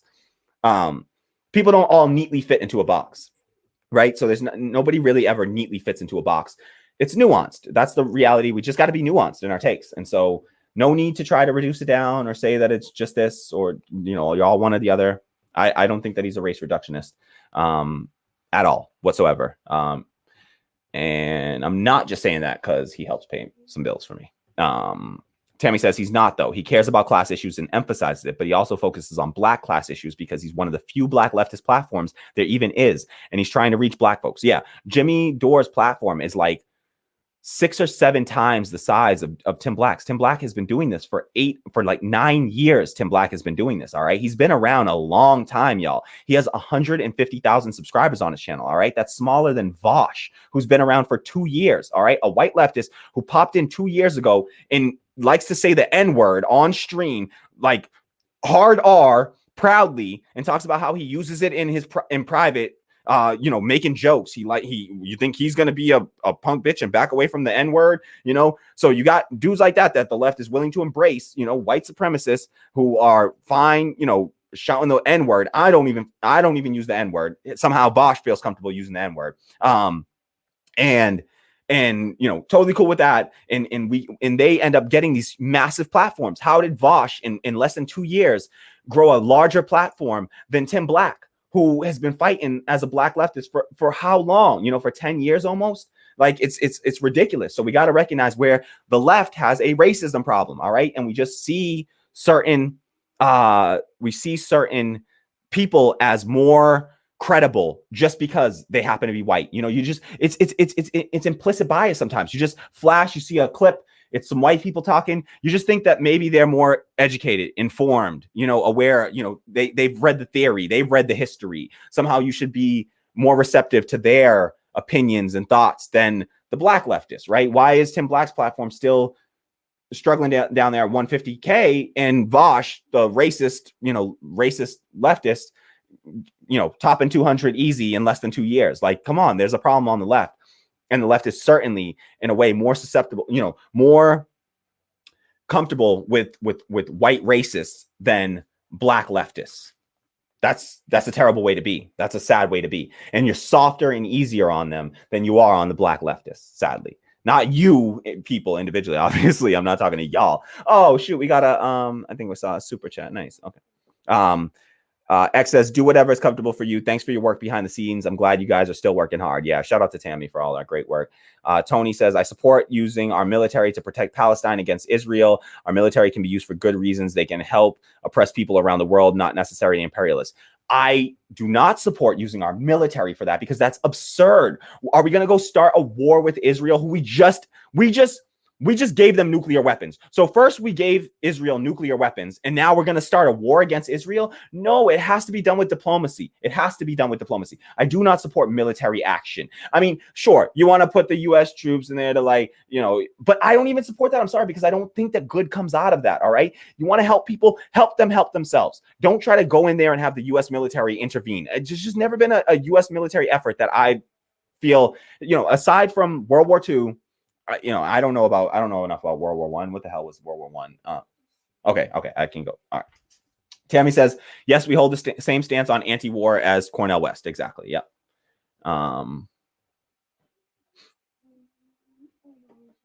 Yep. Tammy, I'll see if we can pull. A long story short, well, you super chatted me, so I'll read it. Says Tim Black is anti-white. How you can say that is absurd. Like, what do you mean he's anti-white? Like, I hope that's a joke. I hope you're just like being sarcastic, and I'm not picking up the sarcasm. I appreciate the super chat for the absurd comment. But Tim Black is not anti-white in any way. All right, he's not anti-white. All right, he wants to bring along white folks. He wants to work with white people. In whatever capacity they're comfortable working with Black people, right? And so, no, he has a large part of the Tim Black base is white. The majority of his viewers, I'm sure, are white. So no, he's not anti-white. Stop kidding yourself. All right. But thank you for the super chat. I do appreciate that. If anyone wants to super chat me with a ridiculous comment, I will read your ridiculous comment. I won't read your ridiculous comment if you don't pay me. But if you pay me, what is it? Ron Burgundy will read anything that comes on the teleprompter. So yes. All right. Noche Patata says his whole argument against the Magnus interview is against class unity. Are you fucking kidding me? His whole argument against the Magnus interview is against class unity. Sorry, buddy, but Noche Patata. Am I reading this wrong? It sounds like you're saying my whole argument against the Magnus interview is against class unity. I'm not gonna do this because I just did this for how many hours? Okay, so I'm not gonna do this again. All right. Very quickly, I will say, it is not class unity, okay? I don't want class unity with people that think I deserve to die, okay? If your class unity says, okay, we got to unite with the white supremacists who want you dead, okay? Would you take class unity? Noche patata, you sound Latino. Would you take class unity with somebody who thinks that Latino people deserve to die? Do you want unity with that? Do you consider that? What's the class unity there? Oh, we're unified under a class issue, one issue over here. And then when we're done with this issue, I'll then help to empower you to come and fucking kill me. Great. No, I'm all set, Noche. I'm all fucking set. You go on with that, all right? You go do that. You go build your class unity with white supremacists and see what comes out of that for you. See how much gains you make, all right, under the white supremacist class unity. Sorry, that's not unity. We're unifying under their ideology. If we're saying that, okay, we're okay with the racists, with the white supremacists, we're okay. We're going to unify with them. Sorry, that's not unity. All right. That's sacrificing your principles, sacrificing your values. All right. You're amoral at that point. All right. You just don't care. You don't really care about the people that you claim to care about. That's not unity. Go tell a bunch of black people to go join hands with the KKK. Fuck you. Like, are you stupid? Who is this fucking stupid? Seriously, man. Like, no, we need class unity because, Lupe Fiasco has a song, all right, called American Terrorist. And I don't like to quote Lupe all that much anymore, but he has a song called American Terrorist, right? Lupe Fiasco. And he says in the song, now the poor Ku Klux man see that we all brothers, not because things the same, but because we lack the same color. And that's green. Now that's mean. Can't burn his cross because he can't afford the gasoline. All right. And then he goes on to say, now, if a Muslim woman strapped with a bomb on a bus with the second run and give you the jitters, just imagine an American-based Christian organization planning to poison water supplies to bring the second coming quicker. But anywho, what he says there, he's like, the poor Ku Klux man sees that we all brothers, not because things the same, because we lack the same color. And that's green. Now that's mean. Can't burn his cross because he can't afford the gasoline. Now there's Lupe talking about how, the Ku Klux Klan, class, we share the same class, we recognize, oh, maybe we're both poor.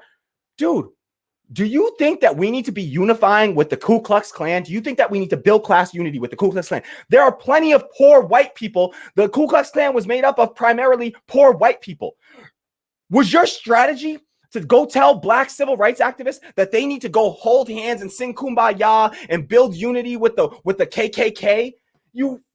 Are you stupid? Like, it's not a functional strategy. It's not going to work. No black person is going to unify with your dumbass plan, okay? And all you're doing is saying, I care more about the white supremacists than I care about the black people when you say that dumb shit, okay? So that's one person. Don't feel the need to be picking up into our community here, Noche. Okay. Tony says, I like your show, but you just contradicted yourself on the Tim Black Snowden issue. You said race and class should be focused on, and then you said it's okay to put race first. Listen, okay? So I don't know how you see that as a contradiction, okay? I said that they can be focused on, but some people can certainly say, okay, class, we got to focus on the class, but race is inherently connected, okay? And some people can say, we got to focus on the race, but the class is inherently connected, right? And both of those, neither of those are class or race reductionists, and I'm fine with either, okay? I'm fine with either. I listen to people that put class first. I listen to some people that put race first. I don't listen to any class reductionists or any race reductionists. Is that clear? Like, I am not there. I don't see what the hypocrisy is to say, listen, with the Snowden issue, it's very nuanced. And I can make the case to Tim Black, and I would make the case to Tim Black that no, in fact, fighting for Snowden is a pro-black issue and does help black people, and we should fight on that cause. Now, what Tim Black pointed out is that with white leftists, what you get from them is that they want you to do 15 segments about Edward Snowden and 0 about reparations. And he ain't rocking with that, okay? So and he used to do that, and he started out doing that, and then he changed. So I have no problem with him learning from his experience and recognizing that, oh no, these people aren't really all just out to help us and to make the, you know, they're not all on our side here. No, some of them are very much interested in trying to steer you away from talking about Black issues. And I won't do that. And that's part of the reason why my platform doesn't grow quite as fast as some white leftists do. Okay. And I'm fine with that. I accept that, you know, as part of this. All right. And so I accept that. All right. And so there is no contradiction there, though. I just said that Tim Black may not recognize the nuance about how it does connect to Black or white issues, or, you know, why it is a pro-Black stance. And so I would definitely debate him on that. And we have different stances on that. Okay. And so here I am, somebody that works for Tim Black, you know, this is, I disagree with them, but it's not a race reductionist perspective to be like, hey, listen, I don't recognize how that issue affects poor Black people, you know, and Black people. And so I'm not going to fight for that. I'm not going to pay attention to that issue because there's a whole bunch of other issues because we have limited time. Everybody has limited time. They can only do with it what they can. Right. So did the show cut out? No. Okay, good. Somebody comment if you can still hear me, just leave a comment. I just see that the viewership just dropped like in half and I saw that this thing cut off. So I just want to make sure. So I hope that you don't see that as a contradiction, Tony, because I did not contradict myself. And I hope that you don't see that as a contradiction because I don't think that I'm contradicting myself there. I did say there is nuance there and it's just, you know, yeah. Tony says, I'm curious, how are the Boogaloo Boys different than the left anarchism? Both are against the state. No, anarchism says we want self-government in a way, and the way that they go about it. Listen, I'm not an anarchist, so you're not going to get me to be the one to defend anarchism. I don't believe in anarchism, right? And so I'm not, and the Black Panthers didn't believe in anarchism, right? Because they see that as a danger, because if you simply take away the state, then we have no apparatus for protecting ourselves. So to ask me about anarchism, I mean, I don't, you know, but do I identify more with left anarchists than I do with the Boogaloo Boys? Yes, absolutely. Am I allied with left anarchists? Absolutely, 100%. Why? Because nowhere in left anarchist ideology did they found themselves out of the idea of let's start a race war. Okay, if left anarchism was born out of the ideology of let's start a race war, then I would not be supporting left anarchists. Okay, so it's about what the ideology is actually about of the Boogaloo Boys. They were founded on the principle of inciting a second civil war. So in a race war at that. So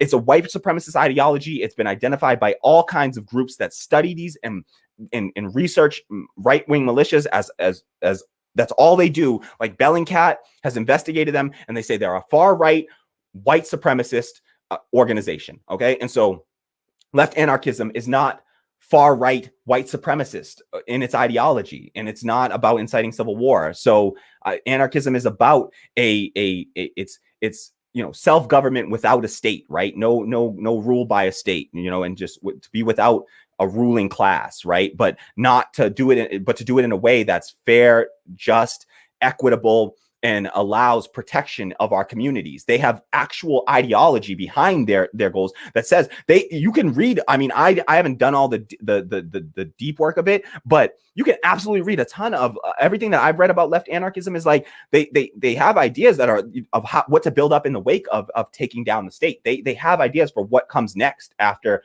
tear down the state. And that's the issue with the Boogaloo Boys. They have no, if they believe anything after tear down the state, it's tear down the state, have a race war. What the hell do you think happens next? White supremacy takes hold in that. So that's absolutely different ideologies.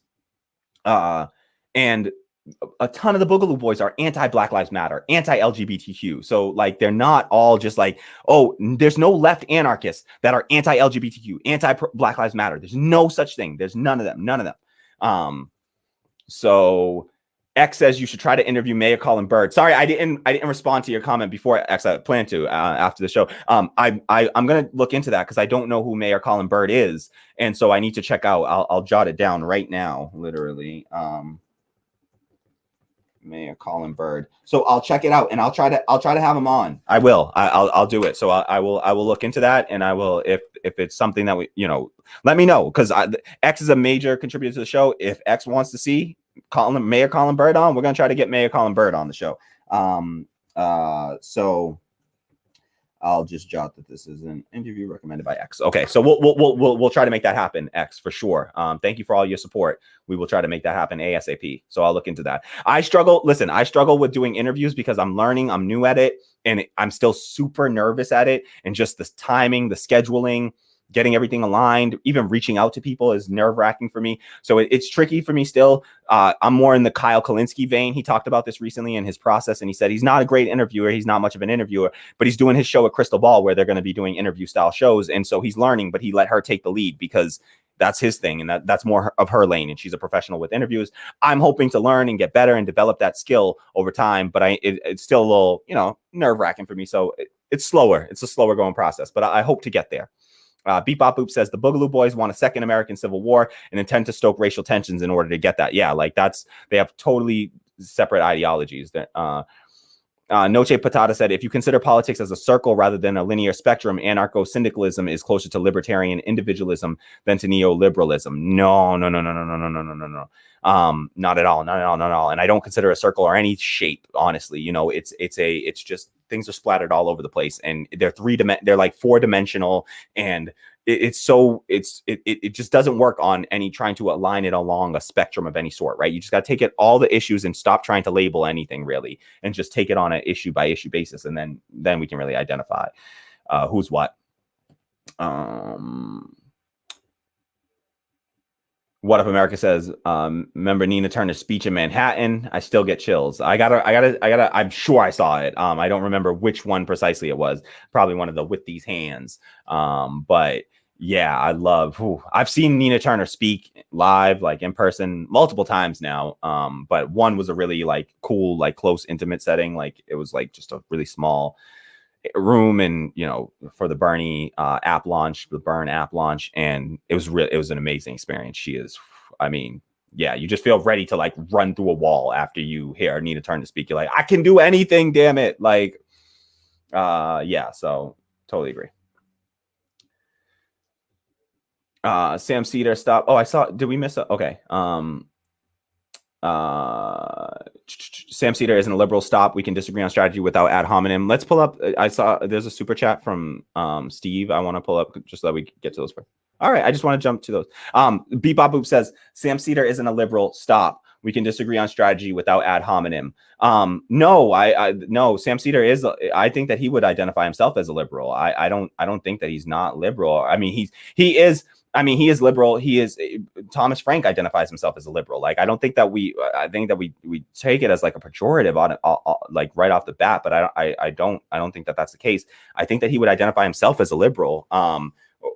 But he is a center left, a left wing. He's definitely of the left. I don't say that he's not of the left. He's definitely on the left. He is just more towards the center than a lot of leftists. Like, let's not kid ourselves. That's who he is and what he is. And look at when Michael Brooks was on that show, and Michael Brooks was clearly his left flank. Like, let's not kid ourselves.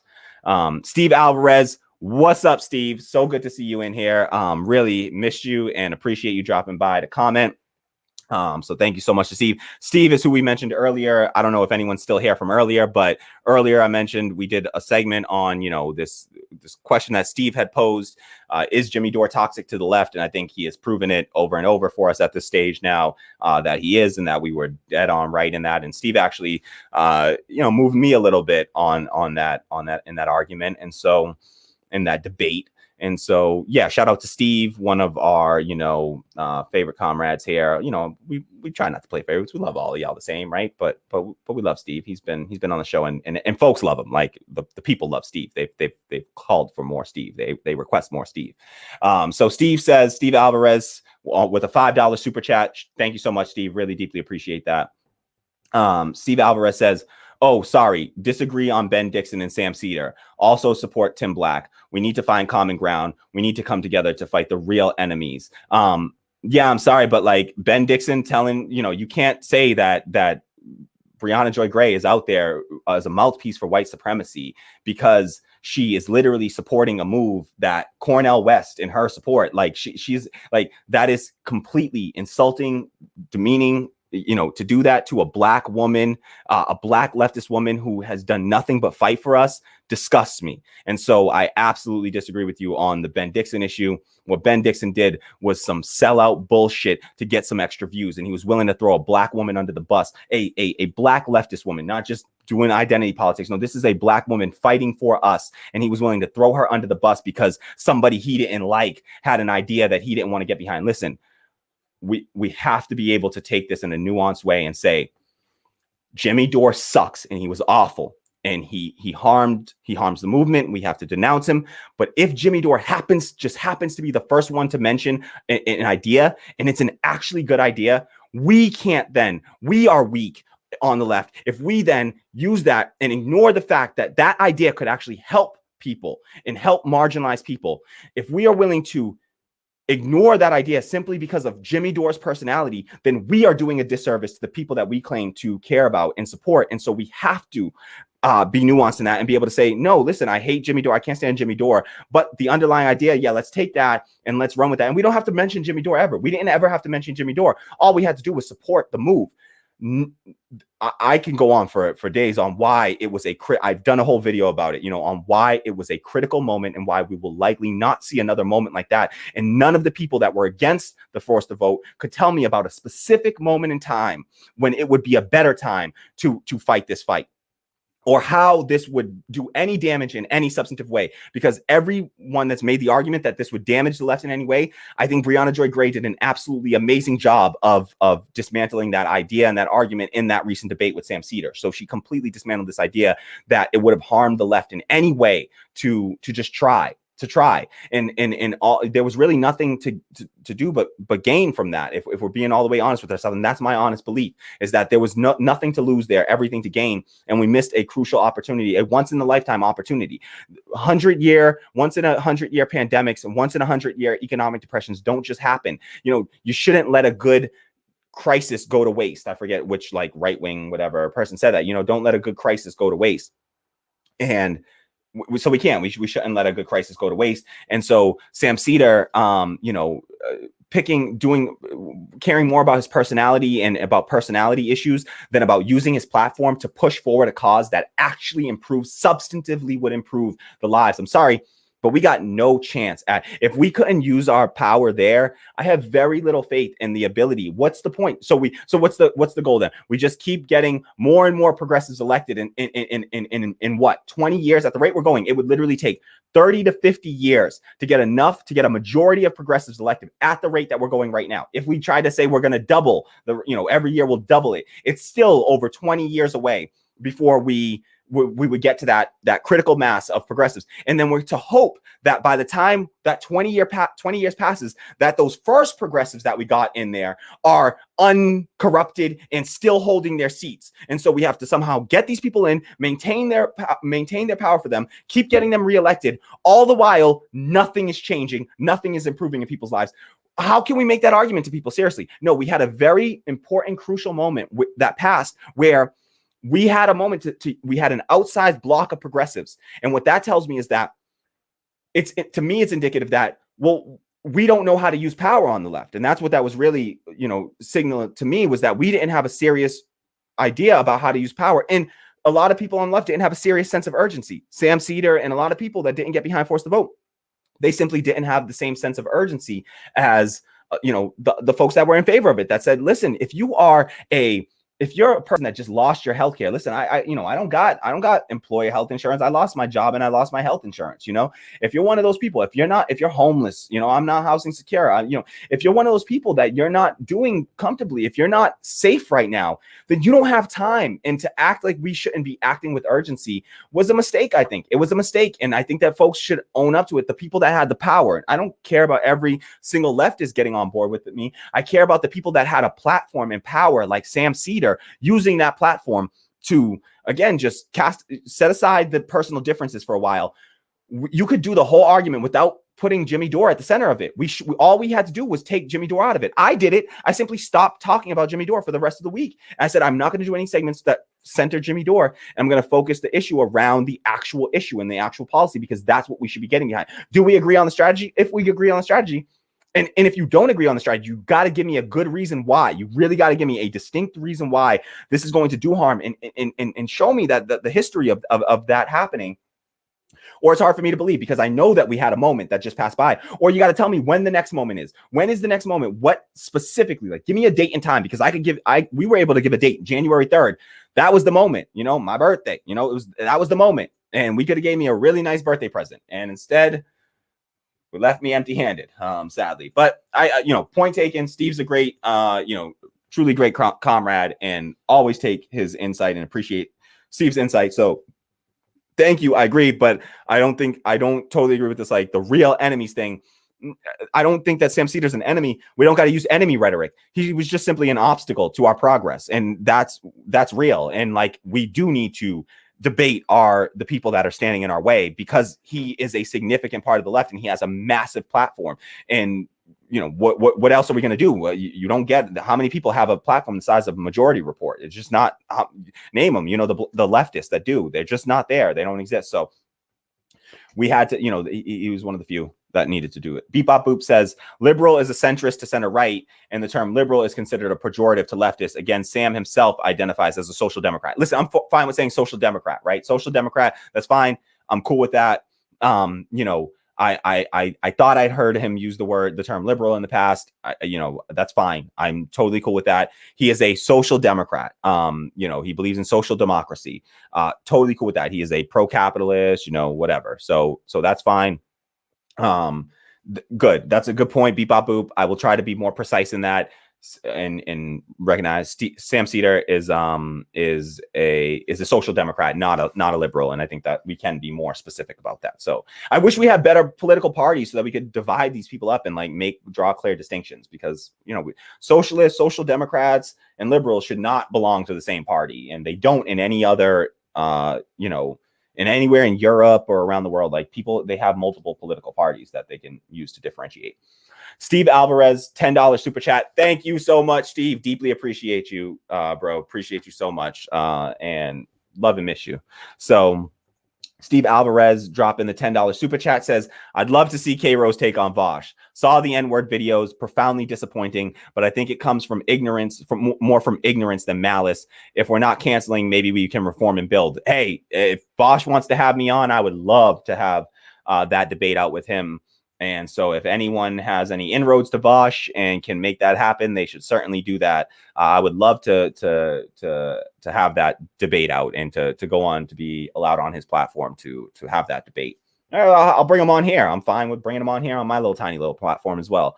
So thank you for that, Steve. And I would love to make that happen and love to see that happen. And I'm not the world's best debater, but I still feel confident enough in my skills, to have these conversations out with these folks, as long as we're doing it in good faith, which I think it would be. So, and I'm sure, like I said, I'm sure we find a lot of common ground with folks like that. All right. So, any more comments that we want to get to? Damn, we went over 4 hours. Wow, that's wild, but it was worth it. We had a lot of some really great comments. Thank you so much to everyone for the great comments. If you haven't done so already, please hit the like button down below, subscribe to the channel, share this out far and wide. We had a really great conversation here today. Amazing. We had our top, all of the best. All of our comrades were in there. Mark McKeever, X, Steve. All we're missing is Brian Dew and FL and Connie, and we'd have the whole gang would be here. So, but shout out to everyone else that dropped in, and all of our new folks, Beep Boop Bop and Melon Lord, and our new commenters and soon to be new supporters. Thank you so much. McShares as well. Tony Herndon says at McShares, even if I don't completely agree with Jimmy giving Boogaloo a platform, but still, Jimmy is still not as bad as MSNBC. Nobody would ever argue that here. I don't think, definitely not, but it doesn't have to be a one or the other. They're both, they both may be harmful to the left, sadly, and I wanted to think better of Jimmy, and I wanted to hope that something good can come out of his platform, because it would be better for the left if he could get his shit together and bring his audience along to actual left goals. But no, he's not as bad as MSNBC. I don't know any leftists, not even Vosh isn't as bad as MSNBC. I don't care if he says the N-word. He's still not as bad on policy than MSNBC. All I'm saying when I point these people out is just that I just wish that they didn't have bigger platforms than, non-racist, anti-racist, black leftists. I just wish that they didn't have a bigger platform than them. That's all.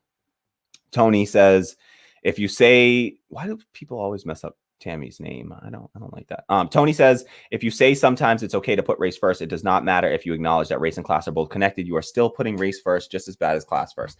Something's got to come first, because words work that you can't say both the words at the same time. So one's got to come first, right, Tony? Like, something's got to come first, right? So it doesn't matter which one comes first. It's just as long as they're both being, connected to, all right? It doesn't matter who is the first, what's first, all right? It's just, it's a nonsensical argument. Tammy says, yeah, no shit, Tony, but we're not dismissing people entirely for not being perfect all the time. And yeah, absolutely. Like, sometimes people are going to make an argument, and their argument may be entirely based in class. Sometimes they're going to make an argument, it may be entirely based on race. As long as that person is not 100% of the time making arguments that are 100% based in either one, all right? That's the only goal that we're talking about here, all right? That's all we're talking about.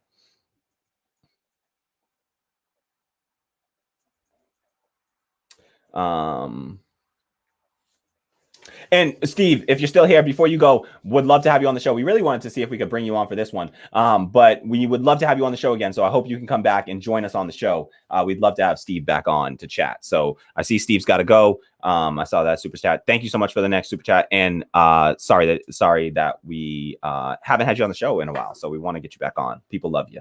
They want more Steve. All right. Tammy says you can talk about both at the same time and then emphasize something specific to race or class. Exactly. Yep. I don't know why you're still going on about this when your whole point is to say class is more important and that racism is no longer a class issue because slavery ended. Yeah, I mean that's an absurd point, Tony, and you gotta correct that. You cannot have that is an inaccurate, woefully insufficient perspective, and you gotta fix that part of that. So Tony says, I am only talking about the Tim Black Snowden issue, not in general. Listen, like the Tim Black Snowden issue, dude, like I thought I touched on the nuance of that enough. Like I can't go back into it and keep on rehashing it. You rewatch what I said, Tony, because I hope I made clear. I don't think that it's this. I think I'm being clear in this that not everything you ever say doesn't have to mention race and class. It just means that you're not a race reductionist is somebody who simply reduces everything down to racial issues, right? And a class reduction is somebody who simply boils everything down to class issues, right? And doesn't ever bring up the other issues, right?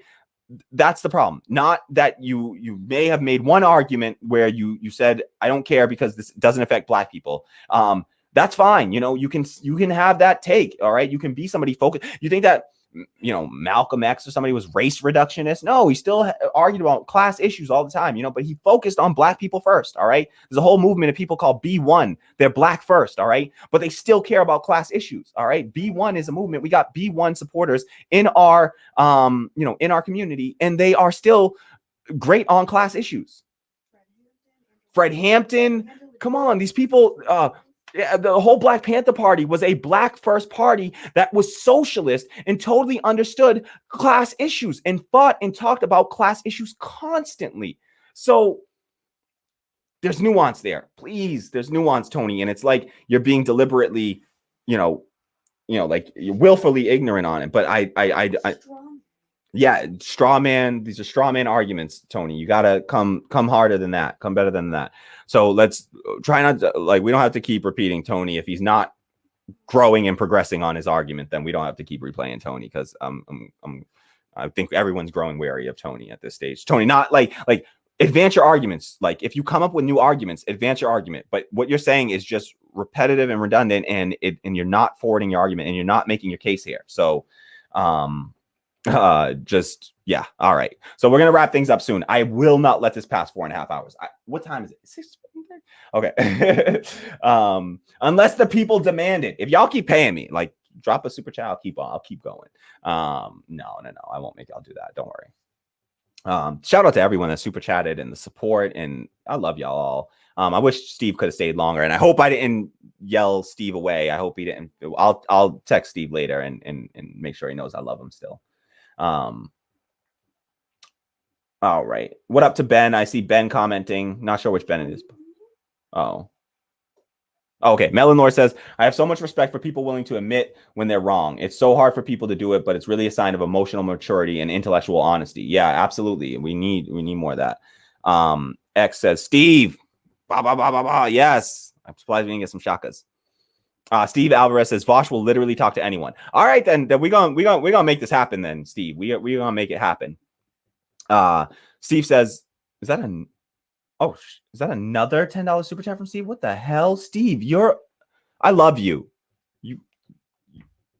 I love you. All right. Steve with another $10 super chat. Lord, Steve's amazing. Damn.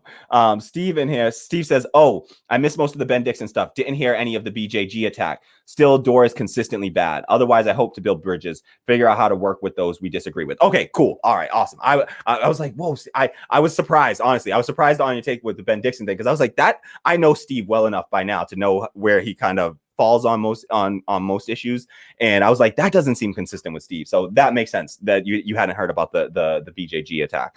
So glad to clear that up, and sorry if I came across too hostile or anything like that, Steve. You know I ain't got nothing but love for you, brother. All right, so Beep Bop Boop says, this was a great stream. I'm definitely coming back. Thank you so much, Beep Bop Boop. Really, really appreciate you. You helped make this a great stream. Let me tell you that. Like, when people come in and they comment and they chat and they engage, it makes the stream awesome. So y'all made the stream what it was. All right, like the stream was great because y'all interacted and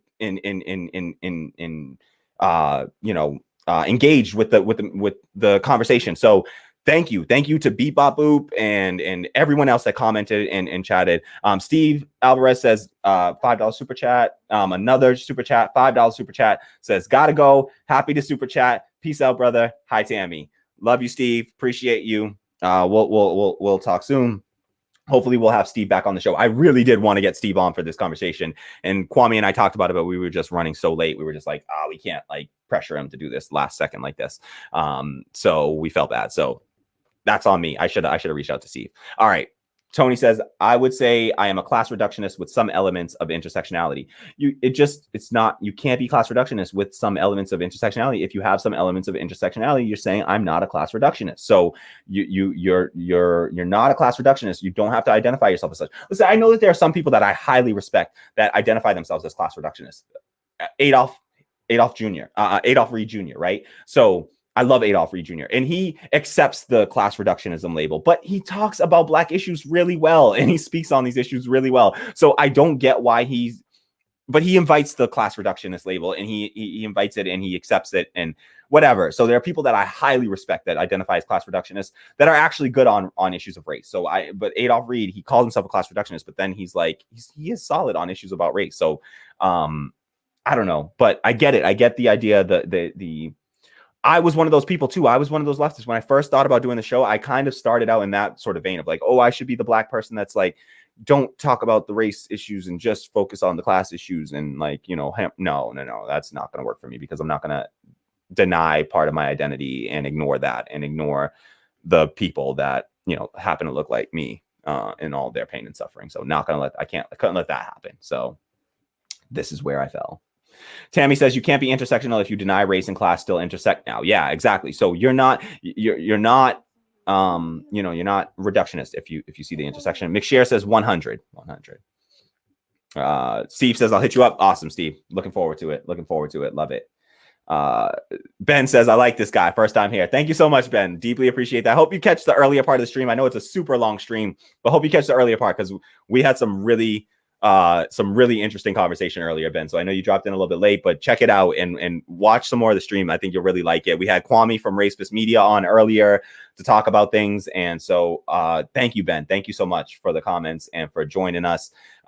Please subscribe. If you're not already subscribed, Ben, hit the like button, share this out on social media if you can. And if you can afford to, but only if you can afford to, support the show on Ko-fi or Patreon for as low as $1. Links are in the description box below, and we survive off of your funding. So we need it, and it's not sustainable yet, right? So I'm still having to look for work elsewhere because I have to, it just doesn't pay enough yet. All right. So we still need money. We still need funding to just get to the point that we can, pay Tammy for her labor and, hopefully pay me for my labor and keep this thing going and hopefully grow and build a democratic workplace. That's our goal here. Democracy in the workplace, one worker, one vote on all major decisions, what to do, where to do it, how to do it. We want to get input from our community. We try to build democracy in even within our community and trying to allow, allow that democracy to sort of, spread throughout our platform. So that's what we believe in. If you want to support those causes, please, or just to support independent Black left media and a really tiny platform that, I mean, to us, like every dollar is so huge because it's literally like, if you give us $1,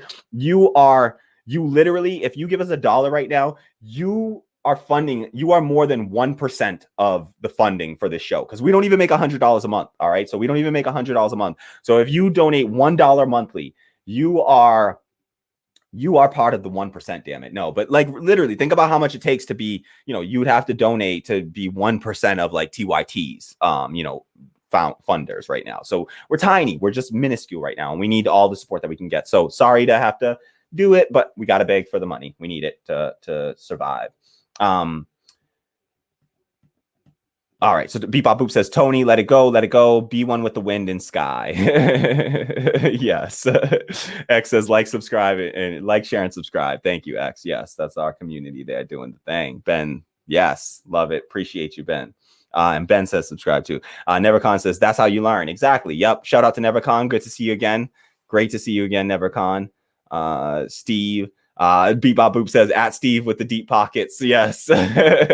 Melon Lord says, Steve got his $600 stimulus. Oh, we're just waiting on that other $1,400 stimulus. It was supposed to be $2,000, but now Biden and the Democrats, they done flipped on us, and now it's $1,400. It was supposed to be immediate, but now it's coming in March. All right. And it was supposed to be universal, but now it might only apply to some people. So so much for that. $2,000 checks are going to go out right away if you Georgia voters vote for us. So much for that.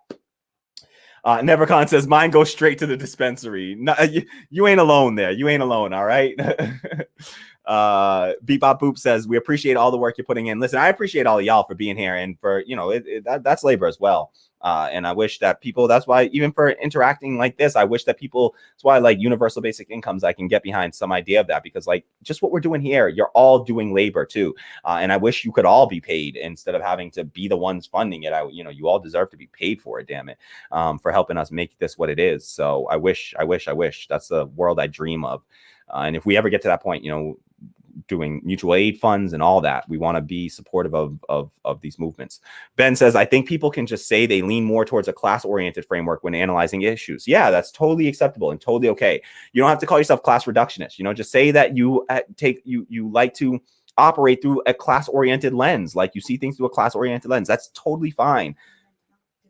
Yeah, and just don't deny the fact that you cannot deny that race is in gender, in sexuality, in nationality and ethnicity are all intertwined into class. You can't deny that. That's what class reductionism is.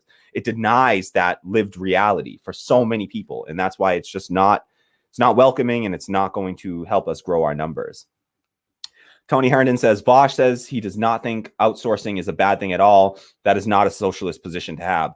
Listen, I don't think that outsourcing that is socialist. It's not nationalist. What you're describing is nationalist, Tony Herndon, and that's not socialist. And we shouldn't be thinking of what you're talking about is an American exceptionalism. I don't think that Americans deserve a job any more than a foreigner deserves a job. I think we all deserve a job if we want a job. We all deserve it. If we want a job, we all deserve a job. And the idea of outsourcing, that means that I guess that typically implies that you're taking jobs that did exist here and now you're giving them away to somebody over here. I don't care to pit workers in America against workers in another country. I don't think that that's the fight that we need to have. And so I'm okay with that mentality. What I care about is the fight that we should be having on the left is worker protections across the board, right? And sanctioning companies that exploit workers, period. I don't care if your worker is an American worker, an African worker, an Asian worker, a European worker, I just want them to all be treated with dignity, right? So I don't think that you have to see outsourcing as a good or bad thing. It doesn't matter if everybody's still taken care of. If that job doesn't mean that losing that job doesn't mean you lose your livelihood and you're destitute and you're homeless and you can't make rent, then I don't care if we outsource, right? Good, outsource it. If there's some other people that need the job more, or they can do it more effectively than us, they're more productive at it, they can do it more effectively. Good, give them those jobs, and then we'll figure out what jobs to give to the rest of people. If we had a jobs guarantee, which is something that I could get behind, then you're guaranteed a job. So you'll get another one, and you'll be taken care of in the meantime through, making sure that unemployed people stay whole and all, so we want all those programs to exist. And I don't think that we don't have to pit one worker against each other as I'm in favor of outsourcing or I'm against outsourcing. I don't think that's the issue on the left that we need to even be having the debate around. Who cares if they're outsourcing? I don't care. As long as everybody has a job. I don't care if some jobs end up going to a person in another country. Good for them. Let them get some jobs too. They deserve dignity. That I don't care. I don't believe in American exceptionalism, and so I don't think that that's an anti-socialist position. I think that's totally uniform with socialism. Socialism is an internationalist. It should be cosmopolitan, right? The idea that we are all one global community. If we are all one global community, there's no such thing as outsourcing. You're not outsourcing. You're always insourcing because we're a part of one global community. So I don't even see the argument about outsourcing being a important one to have. That's not the issue. That's not the ground that we should be fighting on. That's not the hill that we should be dying on. If we protect workers everywhere, then we don't have to care who they outsource a job to. The workers that are left back, they'll still be protected, right? And not workers, it's just people everywhere, right? You shouldn't just have to have a job. Just because you can't work doesn't mean you don't deserve dignity and a dignified life. There are disabled people. There are people that simply cannot work. And those people deserve dignity and deserve to be, deserve a dignified life, free of harm. So not just workers. We want to make sure everybody stays whole in that. We're not reliant on jobs for existence, right? So losing a job wouldn't even matter if jobs weren't literally like the difference between survival and death in this country under capitalism. So Ben says subscribe. Dope. Thank you so much, Ben. Appreciate that. Yes. And a little shaka from X.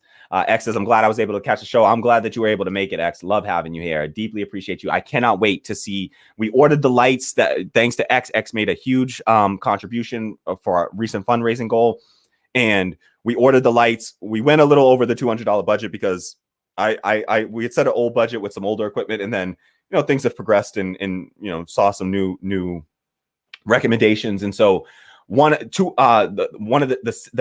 key and the fill lights, the main set of lights are all within the $200 budget. And then we got one extra light that's another $50. And honestly, Steve just practically funded that with his super chats tonight. So shout out to Steve. Between Steve and Tim Black last night, that's enough to cover that. So we did a little bit more than the $200 for the budget, but $250 was our budget, and I think it's going to be a significant upgrade when we see it in action.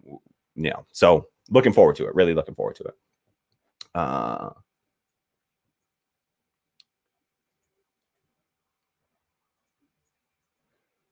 X says, thanks for all your hard work. Thank you. And like I said, thanks to everyone for all of their hard work. And it's not, everybody working, X out there growing food and like literally sustaining life out here. So thank you for all your hard work, damn it. And thanks to everyone for it, because we all play a role, right? We're all playing a role. And I'm just so thankful to all of y'all that support this way. Like I get choked up, like thinking about this stuff. Like y'all, I try not to I can't think too hard about it because I'll get teary-eyed, god damn it. Like y'all will see a grown man cry, and there's nothing wrong with the grown man crying. Let me say, god damn it. Fuck all that toxic masculinity bullshit. You cry if you gotta cry, all right? You have yourself a good cry. Crying is cathartic, damn it, all right? I wish I could cry right now. I want to cry sometimes, damn it. Yes. So forget all that toxic masculinity BS. Men, y'all cry if y'all need a good cry, all right? Feel relieved, all right? Stress just leaving you. Musicum says, do you sell stickers? I think that we have the stickers activated, so you can send us a sticker, but we don't have any cool stickers that we've uploaded. We should I suppose we should make stickers. We've had some, the YouTube takes a lot of money from the stickers, which is annoying, and it's super annoying. But we'll maybe you mean stickers like our logo stickers, like on like gear stuff. So let me know what you mean, Musicum. If you mean like YouTube stickers or like stickers, like gear, or what do they call that? Merch. Yeah, like we should try to do some stuff like that because that would be really cool. We'll do that soon for sure.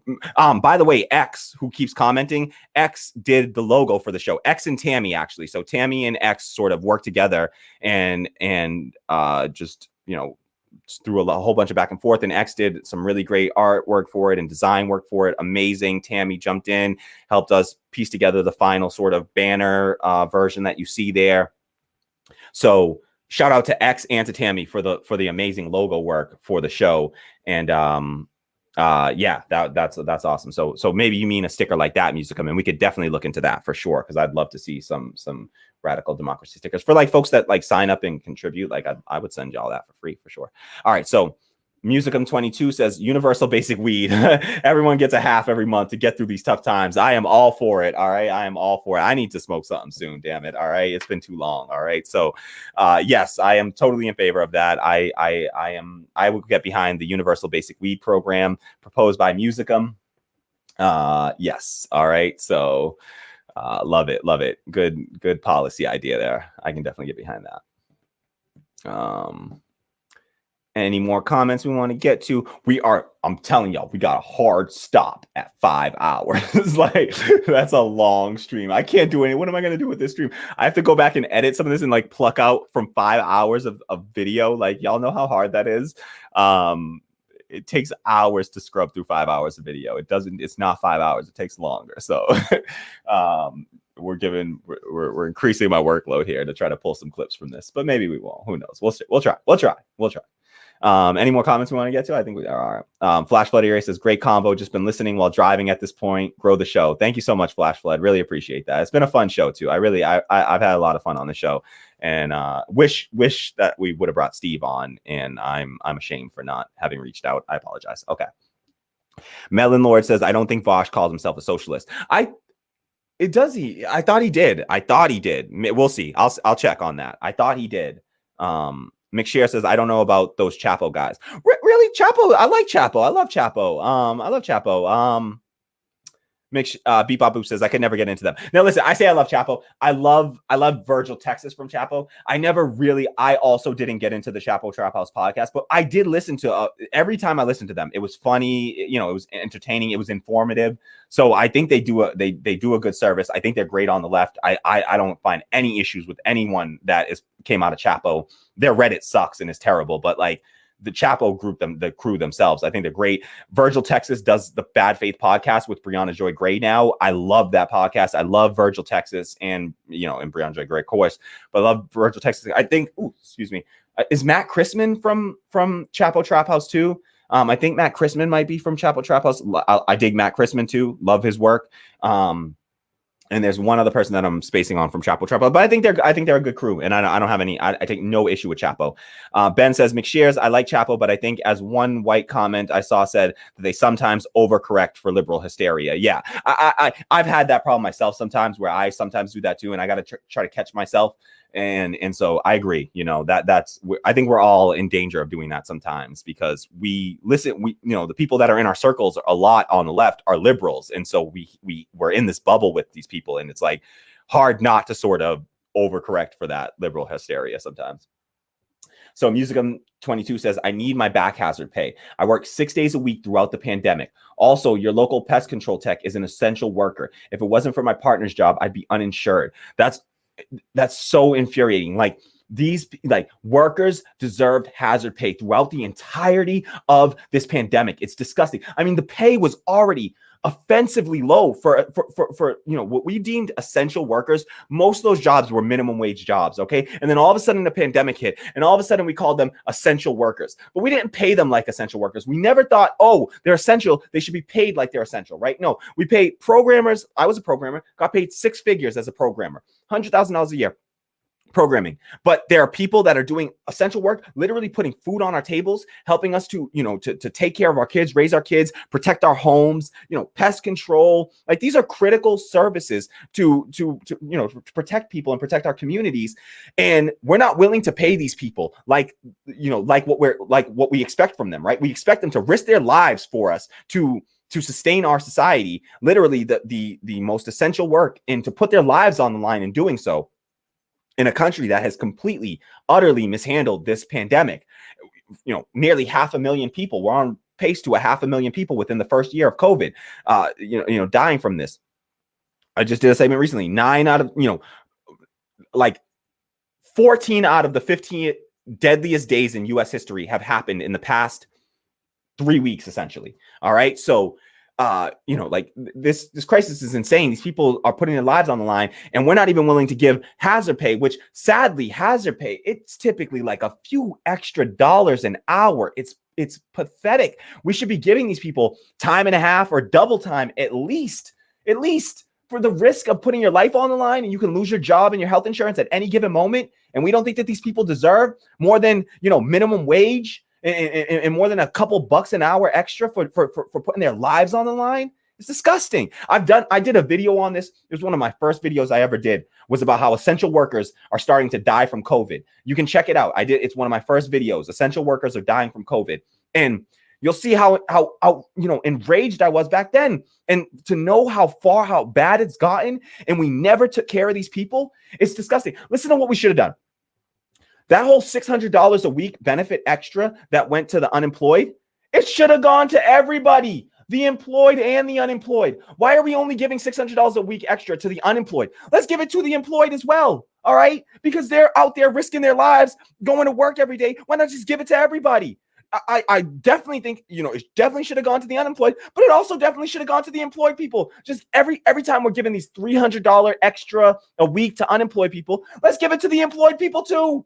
Let's not rely on the employers to find it in the grace of their good hearts to pay these people. Just fucking pay them. Just give these people money. Make it a universal basic income, period. Stop playing games with people, all right? And then we don't have to do this stupid, demoralizing act of proving our poverty to these different institutions. Like, I'm sick of having to prove how poor I am to get SNAP benefits or unemployment benefits. Like, let's not do that. Let's just give it to everybody. If you work, if you don't work, we're going to give it to you. So if you work, you get your pay and you get a little extra. That's fine. They're working, they're risking their lives. They're putting themselves on the front lines. Good. They deserve it.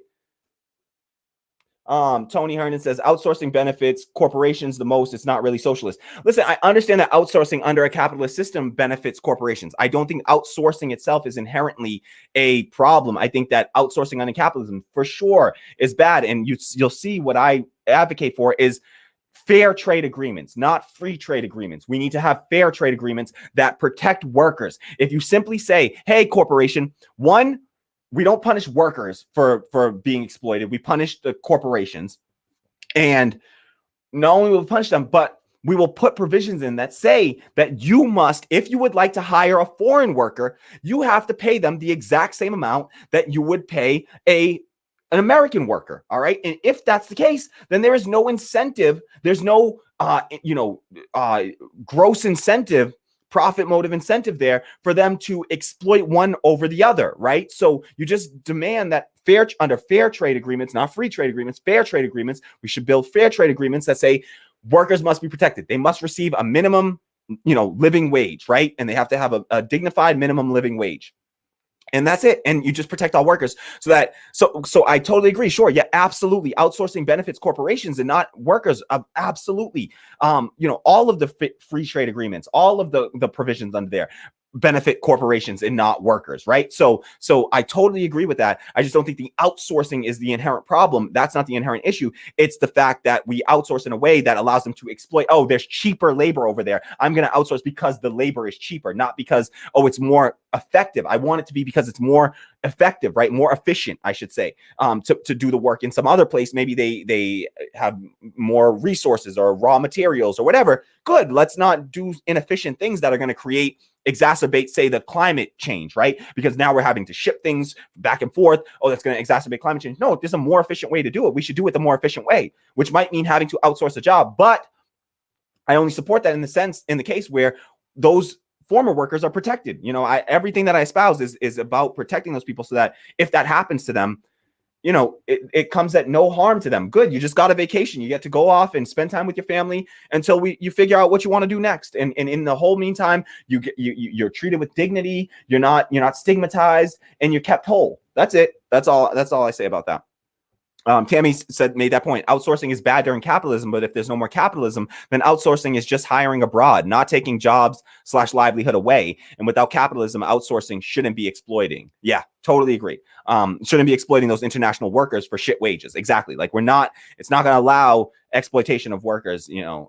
So Beep Bop Boop says, thanks, X and Tammy. The artwork looks amazing. And it really does. And Tammy does the thumbnails for us all the time too. And she did all the work to like even create a template for the thumbnails. But so just shout out to our community and to Tammy for everything she does. It's amazing. And I could not do it. I wouldn't even have thumbnails if it wasn't for Tammy. I wouldn't even know how to do that if it wasn't for her. She did that entirely. And I would love to pay her for her labor someday, because that's the only way that I'll feel good about this. She will get paid for her labor. I promise you, before I get paid for my labor. That's for damn sure. So I will definitely put every other person first before myself. So Melon Lord says, my husband works in a nursing home. He was exposed to COVID over and over. This is the sad, terrible thing that we did. Like, we exposed these people in nursing homes too, like didn't give them the personal protective equipment that they deserve to have. It's horrible what we did. So I'm so sorry, Melon. I'm so sorry that happened to you. It just tears me up. Melon says, I got in a bunch of arguments with right-wingers saying COVID is fake and telling them not to listen to fake news. Yeah, it's so it's sad. It's why I did a segment recently. I haven't edited the clip yet, but if you watched the last episode of the show, we talked about the deaths under COVID and we compared it to the deaths in China. And one of the points that I made there was that I believe the reason why China was able to get the pandemic under control so quickly and so effectively was because they have a culture of mask wearing where they don't sit there and make it a partisan issue about like right versus left. Do you believe in masks or not? Like, who are we kidding? It's just a public health issue. We should all be able to get together in a decent, sane democracy. We would have all got together collectively and been like, oh, you know what? We vote in favor of mask wearing. The science says wearing masks helps. Let's do it. And look what happened. Look at the results of just wearing masks and having a culture around that and not making it some stupid partisan issue where it's like right wingers are like, I'm not wearing masks. I'm too manly to wear a mask. And fellas, is it gay to not get COVID? Musicum says, I've had tenants in supers refuse to put a mask on. And I say, I'll see you next month. Yeah, like, absolutely. That's crazy. Yep. I'm not, nobody should have to be put at risk for, because some other people feel like they don't have to believe in what all of our scientists are telling us. Like, sorry, but I do believe in basic, consensus science, right? Like, I'm sure America's racist past, scientific racism in science and in the medicine industry, sure. But consensus, there are plenty of black, and brown and marginalized, scientists in these fields and doing this research. And yes, I absolutely believe the science on this and the consensus on this. Ben says, yeah, I know a nurse in London, and from her IG stories, I can see the stress toll it's taking on her. She looks rough. Yeah. And London is getting hit with a strain of the virus that is more contagious, and they're starting to believe is more deadly. And so South Africa also has a strain popping up, and we're gonna have to reckon with that. And this country, I honestly don't believe. Hear me now, quote me later. 1 year from today, I think that we are still going to be under this pandemic. I don't think that we're going to get out from underneath this crisis in a year from now, sadly, because of the pace that we're following and the way that people function in this country and the partisan nature of this issue. I don't think that we have the system designed to get over this, especially with, no universal health care. It's abysmal. So the outlook is very, very dire. Melon Lord says he worked the whole time, but they couldn't take in new patients, so we had to cash in our 401k. Oh my gosh, it's rough and it's not over. As somebody who has also cashed in their 401k, like, I only had a 401k because I used to work in the medical field. The entire time I worked in the tech industry, they never gave us a 401k. They gave us foosball tables instead, right? They love to give you foosball tables instead of 401ks, all right? Foosball tables, no 401ks. So I worked in the tech industry, never had a 401k. Luckily had about like $8,000 in a 401k. from when I worked in the medical field. I was a phlebotomist. I worked as a lab specimen processor for about 5 years. I worked in the medical field. I was a union steward for 1199 SEIU. That was some of the most meaningful work I ever did in my life, was being a member of the healthcare union 1199 SEIU, and yes, it was, you know, that's that 401k. That saved my life at one point. I mean, it saved me from being homeless at one point. I literally had nothing left. I had, you know, I just didn't have any resource to go to, and I had no money, and the only thing that I could do was withdraw all the money from my 401k, and it paid my rent for about 6 months. But you know what that is? That was all the safety net that I had. That was my nest egg, was $8,000. I'm 34 years old. Sorry, I just had a birthday. And I am 34 years old with no nest egg. I have no life savings. I have zero life savings. I have no savings. I have no retirement savings, nothing. Zero. Okay. Zero. I have no, if we don't get these policies passed and these gains made through the left movement, I don't know how I survive, you know, to see 60, 70. I don't see it. You know, I just don't see it. So I definitely don't survive post-retirement. I have no, you know, I haven't paid enough into Social Security at this point because I keep on losing my job because of, you know, speaking out against issues in the workplace, and then I end up without a job, and so I'm not paying into Social Security, and then here I am, right? So I'm not paying into Social Security right now, and it's going to come back to bite me in my arse soon enough. And so I feel for you, Melon, that you cash out your life savings like that, your retirement savings. What the hell do you have? You know, that's you're left with no security whatsoever, and all you feel is fear every day. You're just one step closer to destitution, and that's not a fair way to be. So, Melon, you think twice about supporting this damn show. If you're struggling and things are too tight for you, do not do it at the cost of survival. I do hope that what we do through the show will forward the movement and improve people's lives, so that you do get a return on your investment. So I do hope to bring a return on investment for people that do. You know, people are struggling, and look at Melon here, you know, saying they're giving up, you know, they had to give up their life savings, and they're still talking about donating to the show. You know, like this is what the people that support our show are. Like, people aren't doing great. And that's what the left is, unfortunately, the people that are struggling typically. And so it's so hard to grow as a left, you know, independent left show fighting for people's issues, because the people are suffering right now and they just don't have it. And so, you know, please don't put yourself in a tough situation that you can't get out of just to support the show. But if you can, please do it. And we will try to bring you return on that investment. We will try to do everything to make good on that, so that it was worth it. Right. And help forward the movement so that we actually do bring about the policy change that helps working class people. If we can bring about you know, some sort of universal basic income or something like that through this platform, then we will fight to do so we can keep people whole. And so I hope to get you some return on that investment for everyone that contributes even $1 to this cause. So yeah, just appreciate everyone for doing so. All right. We are going to cut this in 3 minutes. I swear we're going to cut this off in 3 minutes. I know Tammy must be tired and hungry. We've been going 5 hours straight. We definitely need to take a break. Flash Flood Area 3 says means testing costs taxpayers money, plus it's just bullshit. Exactly. It's just bureaucracy for the sake of bureaucracy, and we could just use that money to just give it to people instead. Just cut out the BS, all the means testing stuff, just give it to everybody. Tammy says, agree, Flash Flood 3. Means testing is also inefficient, just creates more unnecessary work and complications and delays and help and resources to people. Exactly. Like, all it stands to do is be an obstacle to people getting the help that they need. So we got to stop with that. And some on the, like, in the left are like, yo, you know, like, they have that sort of mentality where it's like, no, we got a means test and we got to do this stuff. So make sure that the right people are getting it. And I just think that it's like,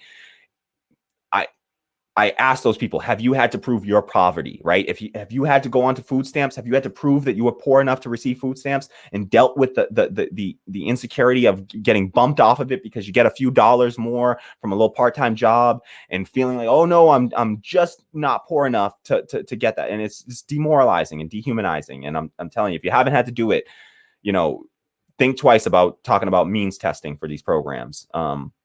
Tammy says, my belly rumbling, so I think we end in 5 minutes. We almost done with the comments. LOL. Okay, good. We're cutting this off 5 hours. All right. That's all we got in us. All right. I can't believe we went 5 hours.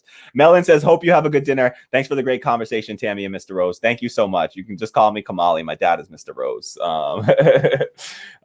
X says, I'm slow cooking a pot of vegetables right now. Oh, smells good. I'm jealous. Melon says, I have some Thai basil and puffed tofu, so I'm thinking how I'll fry those up. Y'all are making me jealous. I love me some tofu. I was born and raised vegetarian, so I ate a lot of tofu. All right. I'm Rastafarian. I used to have like 5-foot long dreads. We wouldn't call them dreads. We would call them locks, you know, because we don't. But anywho, or nati. But you know, I had the 5-foot long dreads. You know, born and raised Rastafarian. Born and raised vegetarian. Only started eating meat when I was an adult, and then only really chicken, tried fish, beef. But love me some veggies and love me some tofu. So y'all are making me very jealous right now. X and Melon. We need to do a radical democracy potluck where we all just get together, we all cook some food, and we just chill around. We eat. We do like a Zoom call, and we just eating and chilling and chatting and shooting the shit and whatever. And we gonna make it happen. Melon Lord says, and doing it early, they tax a huge chunk. That seems so wrong. Yep. Melon Lord says, nah, I got $5. Thank you, Melon. I really, I can't thank you enough. I truly, I could not thank you enough. I don't have the words. The words don't exist for me to thank you enough. So you're incredible. You're incredible. And we deeply appreciate you. And just thank you so much. X says, I think Kamali has another 4-hour stream in him. No. I probably could go for 4 more hours, but I'm not going to do that to Tammy. I swear. And Tammy says, well, I don't. X LOL. Yeah, exactly. I wouldn't do that to Tammy. I swear. Beep Bop Boop says mukbang. I don't know what is. It's when you eat in front of this thing and you talk. Oh, really? Okay, I never heard of that term. Mukbang. Okay, it's Korean. Okay, that's dope. Okay, that's awesome. I'm learning. So that's a Korean term for like. So it's the idea of like you eat and you talk, like you're eating, like it's like a show kind of, like you're just talking and you're eating. Yeah, Tammy? Huh? So it's just like it's like the mukbang is like you're just like doing a show or something, and like, or is it like you just film yourself eating? People like watching other people eat and then they can eat together. All right, we're gonna do a mukbang, y'all. All right, we're gonna get a mukbang going on up in here. All right, we're gonna do the Radical Democracy Show mukbang soon. All right, so okay. That's what Melon was referring to. If you cash in a 401k early, that's what that means. They take like a third. Yeah, they penalize you for taking out your entire your retirement savings too early. Like, listen, I get the trying to disincentivize people from taking out their retirement savings too early, but why the hell do you get to take a chunk of it if I take it out too early? The only situation where you're drawing from your retirement savings is that you're desperate. You're not drawing out on your retirement unless you're desperate. Nobody's doing that early. So that we're punishing the most desperate people in our society when we put a penalty on withdrawing your 401k. It's absurd. And it was like Melon said, it's a third of the money. It was insane. I was like, what the hell? I desperately need this. I have to do it. I don't have a choice. It's rent or no rent. I'm going to take the money out, but to lose a third of it, and I put in all that money, who the hell did that money go to? Just to the stockbrokers. That's who it goes to. Investment funds, hedge funds. The hedge funds need their fee. That's so gross. It's so terrible what we do to people. So terrible. Flash Flood Area says, yes, have had to do it. Awful. Yes. Oh yeah. And probably referring to the proving your poverty comment. I would imagine Flash Flood, like, yeah, it's absurd, you know, and it hurts and it's demoralizing and it's just so stressful and it causes all kinds of mental health issues and it puts a huge mental health burden on the people that are forced to prove their poverty to all these institutions. And we know who those people disproportionately tend to be: Black, brown, you know, trans, gay, indigenous, you know, we just know who are always Latino. So Flashlight Area says 5-foot long locks. Impressive. Thank you very much. I'll show y'all a picture sometime. I'll pull up a picture and show y'all a old picture of me with my locks. Appreciate it though. All right. So I think that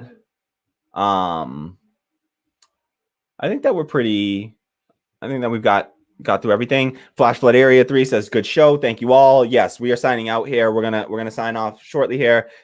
This is the end of this broadcast here. If you haven't done so already, please, I ask one last time, hit the like button down below, subscribe to the channel if you're not already subscribed, and share this video out on social media, whatever you use, Facebook, Twitter. We need to grow the channel. This is a wild one. This is a 5-hour stream. So feel free, if you're trying to introduce people into the show for the first time, like on a Facebook situation or something, feel free to pick a shorter clip of mine. There's a ton of nice short. We have a whole section of on the channel. If you go to the channel, the main page of the channel, you'll see that we have a section called clips where they're all much shorter clips. We do other segment called live segments that are much shorter. So, you know, do it to it. Feel free to share this out. But if you're introducing new people to the to the show, you may want to do so with a slightly shorter episode of the show. Beep Bop Boop says, "Show us the thirst traps, KR." We will definitely do that. We're gonna have to pull some old pics. All right. Tammy says, "LOL, don't tempt Kamali." Beep Bop Boop. Yes, don't you dare. Flash Flood Area says, "Mukbang show and then a reading." Sounds good to me. That sounds good to me. Beep Bop Boop says, "Thank you. Bye, everyone." Thank you so much to everyone for joining us today. This was really awesome. It was so great to just chill, chat with y'all, catch up, have some really intriguing conversations. I value Tony Herndon's contributions. You know, I think that it's good to have these conversations out. I hope that Tony comes back and doesn't feel like we pushed him away too far. You know, I think that, they seem to engage well with us. And so I encourage that. And I think we're going to have differences in opinions. We got to work through these things on the left, and we only become stronger and better for it. So let's do that together. Thank you so much to everyone for joining us today. Shout out to Tammy. Shout out to all of our supporters. If you can afford to do so, you can support us for as low as $1 on Coffee or Patreon, coffee.com/radical democracy or patreon.com/radical democracy. Links are in the description box below. All right. So just open up that description box, click that link, and go and help us out a little bit. Shout out. Thank you so much to everybody who dropped super chats today too. That was incredible and blew my mind. All right. Just had to check one last thing before I went. Okay. All right. Just had to check to make sure that we didn't need to shout anyone else out. All right. Peace, y'all. Thanks. Peace.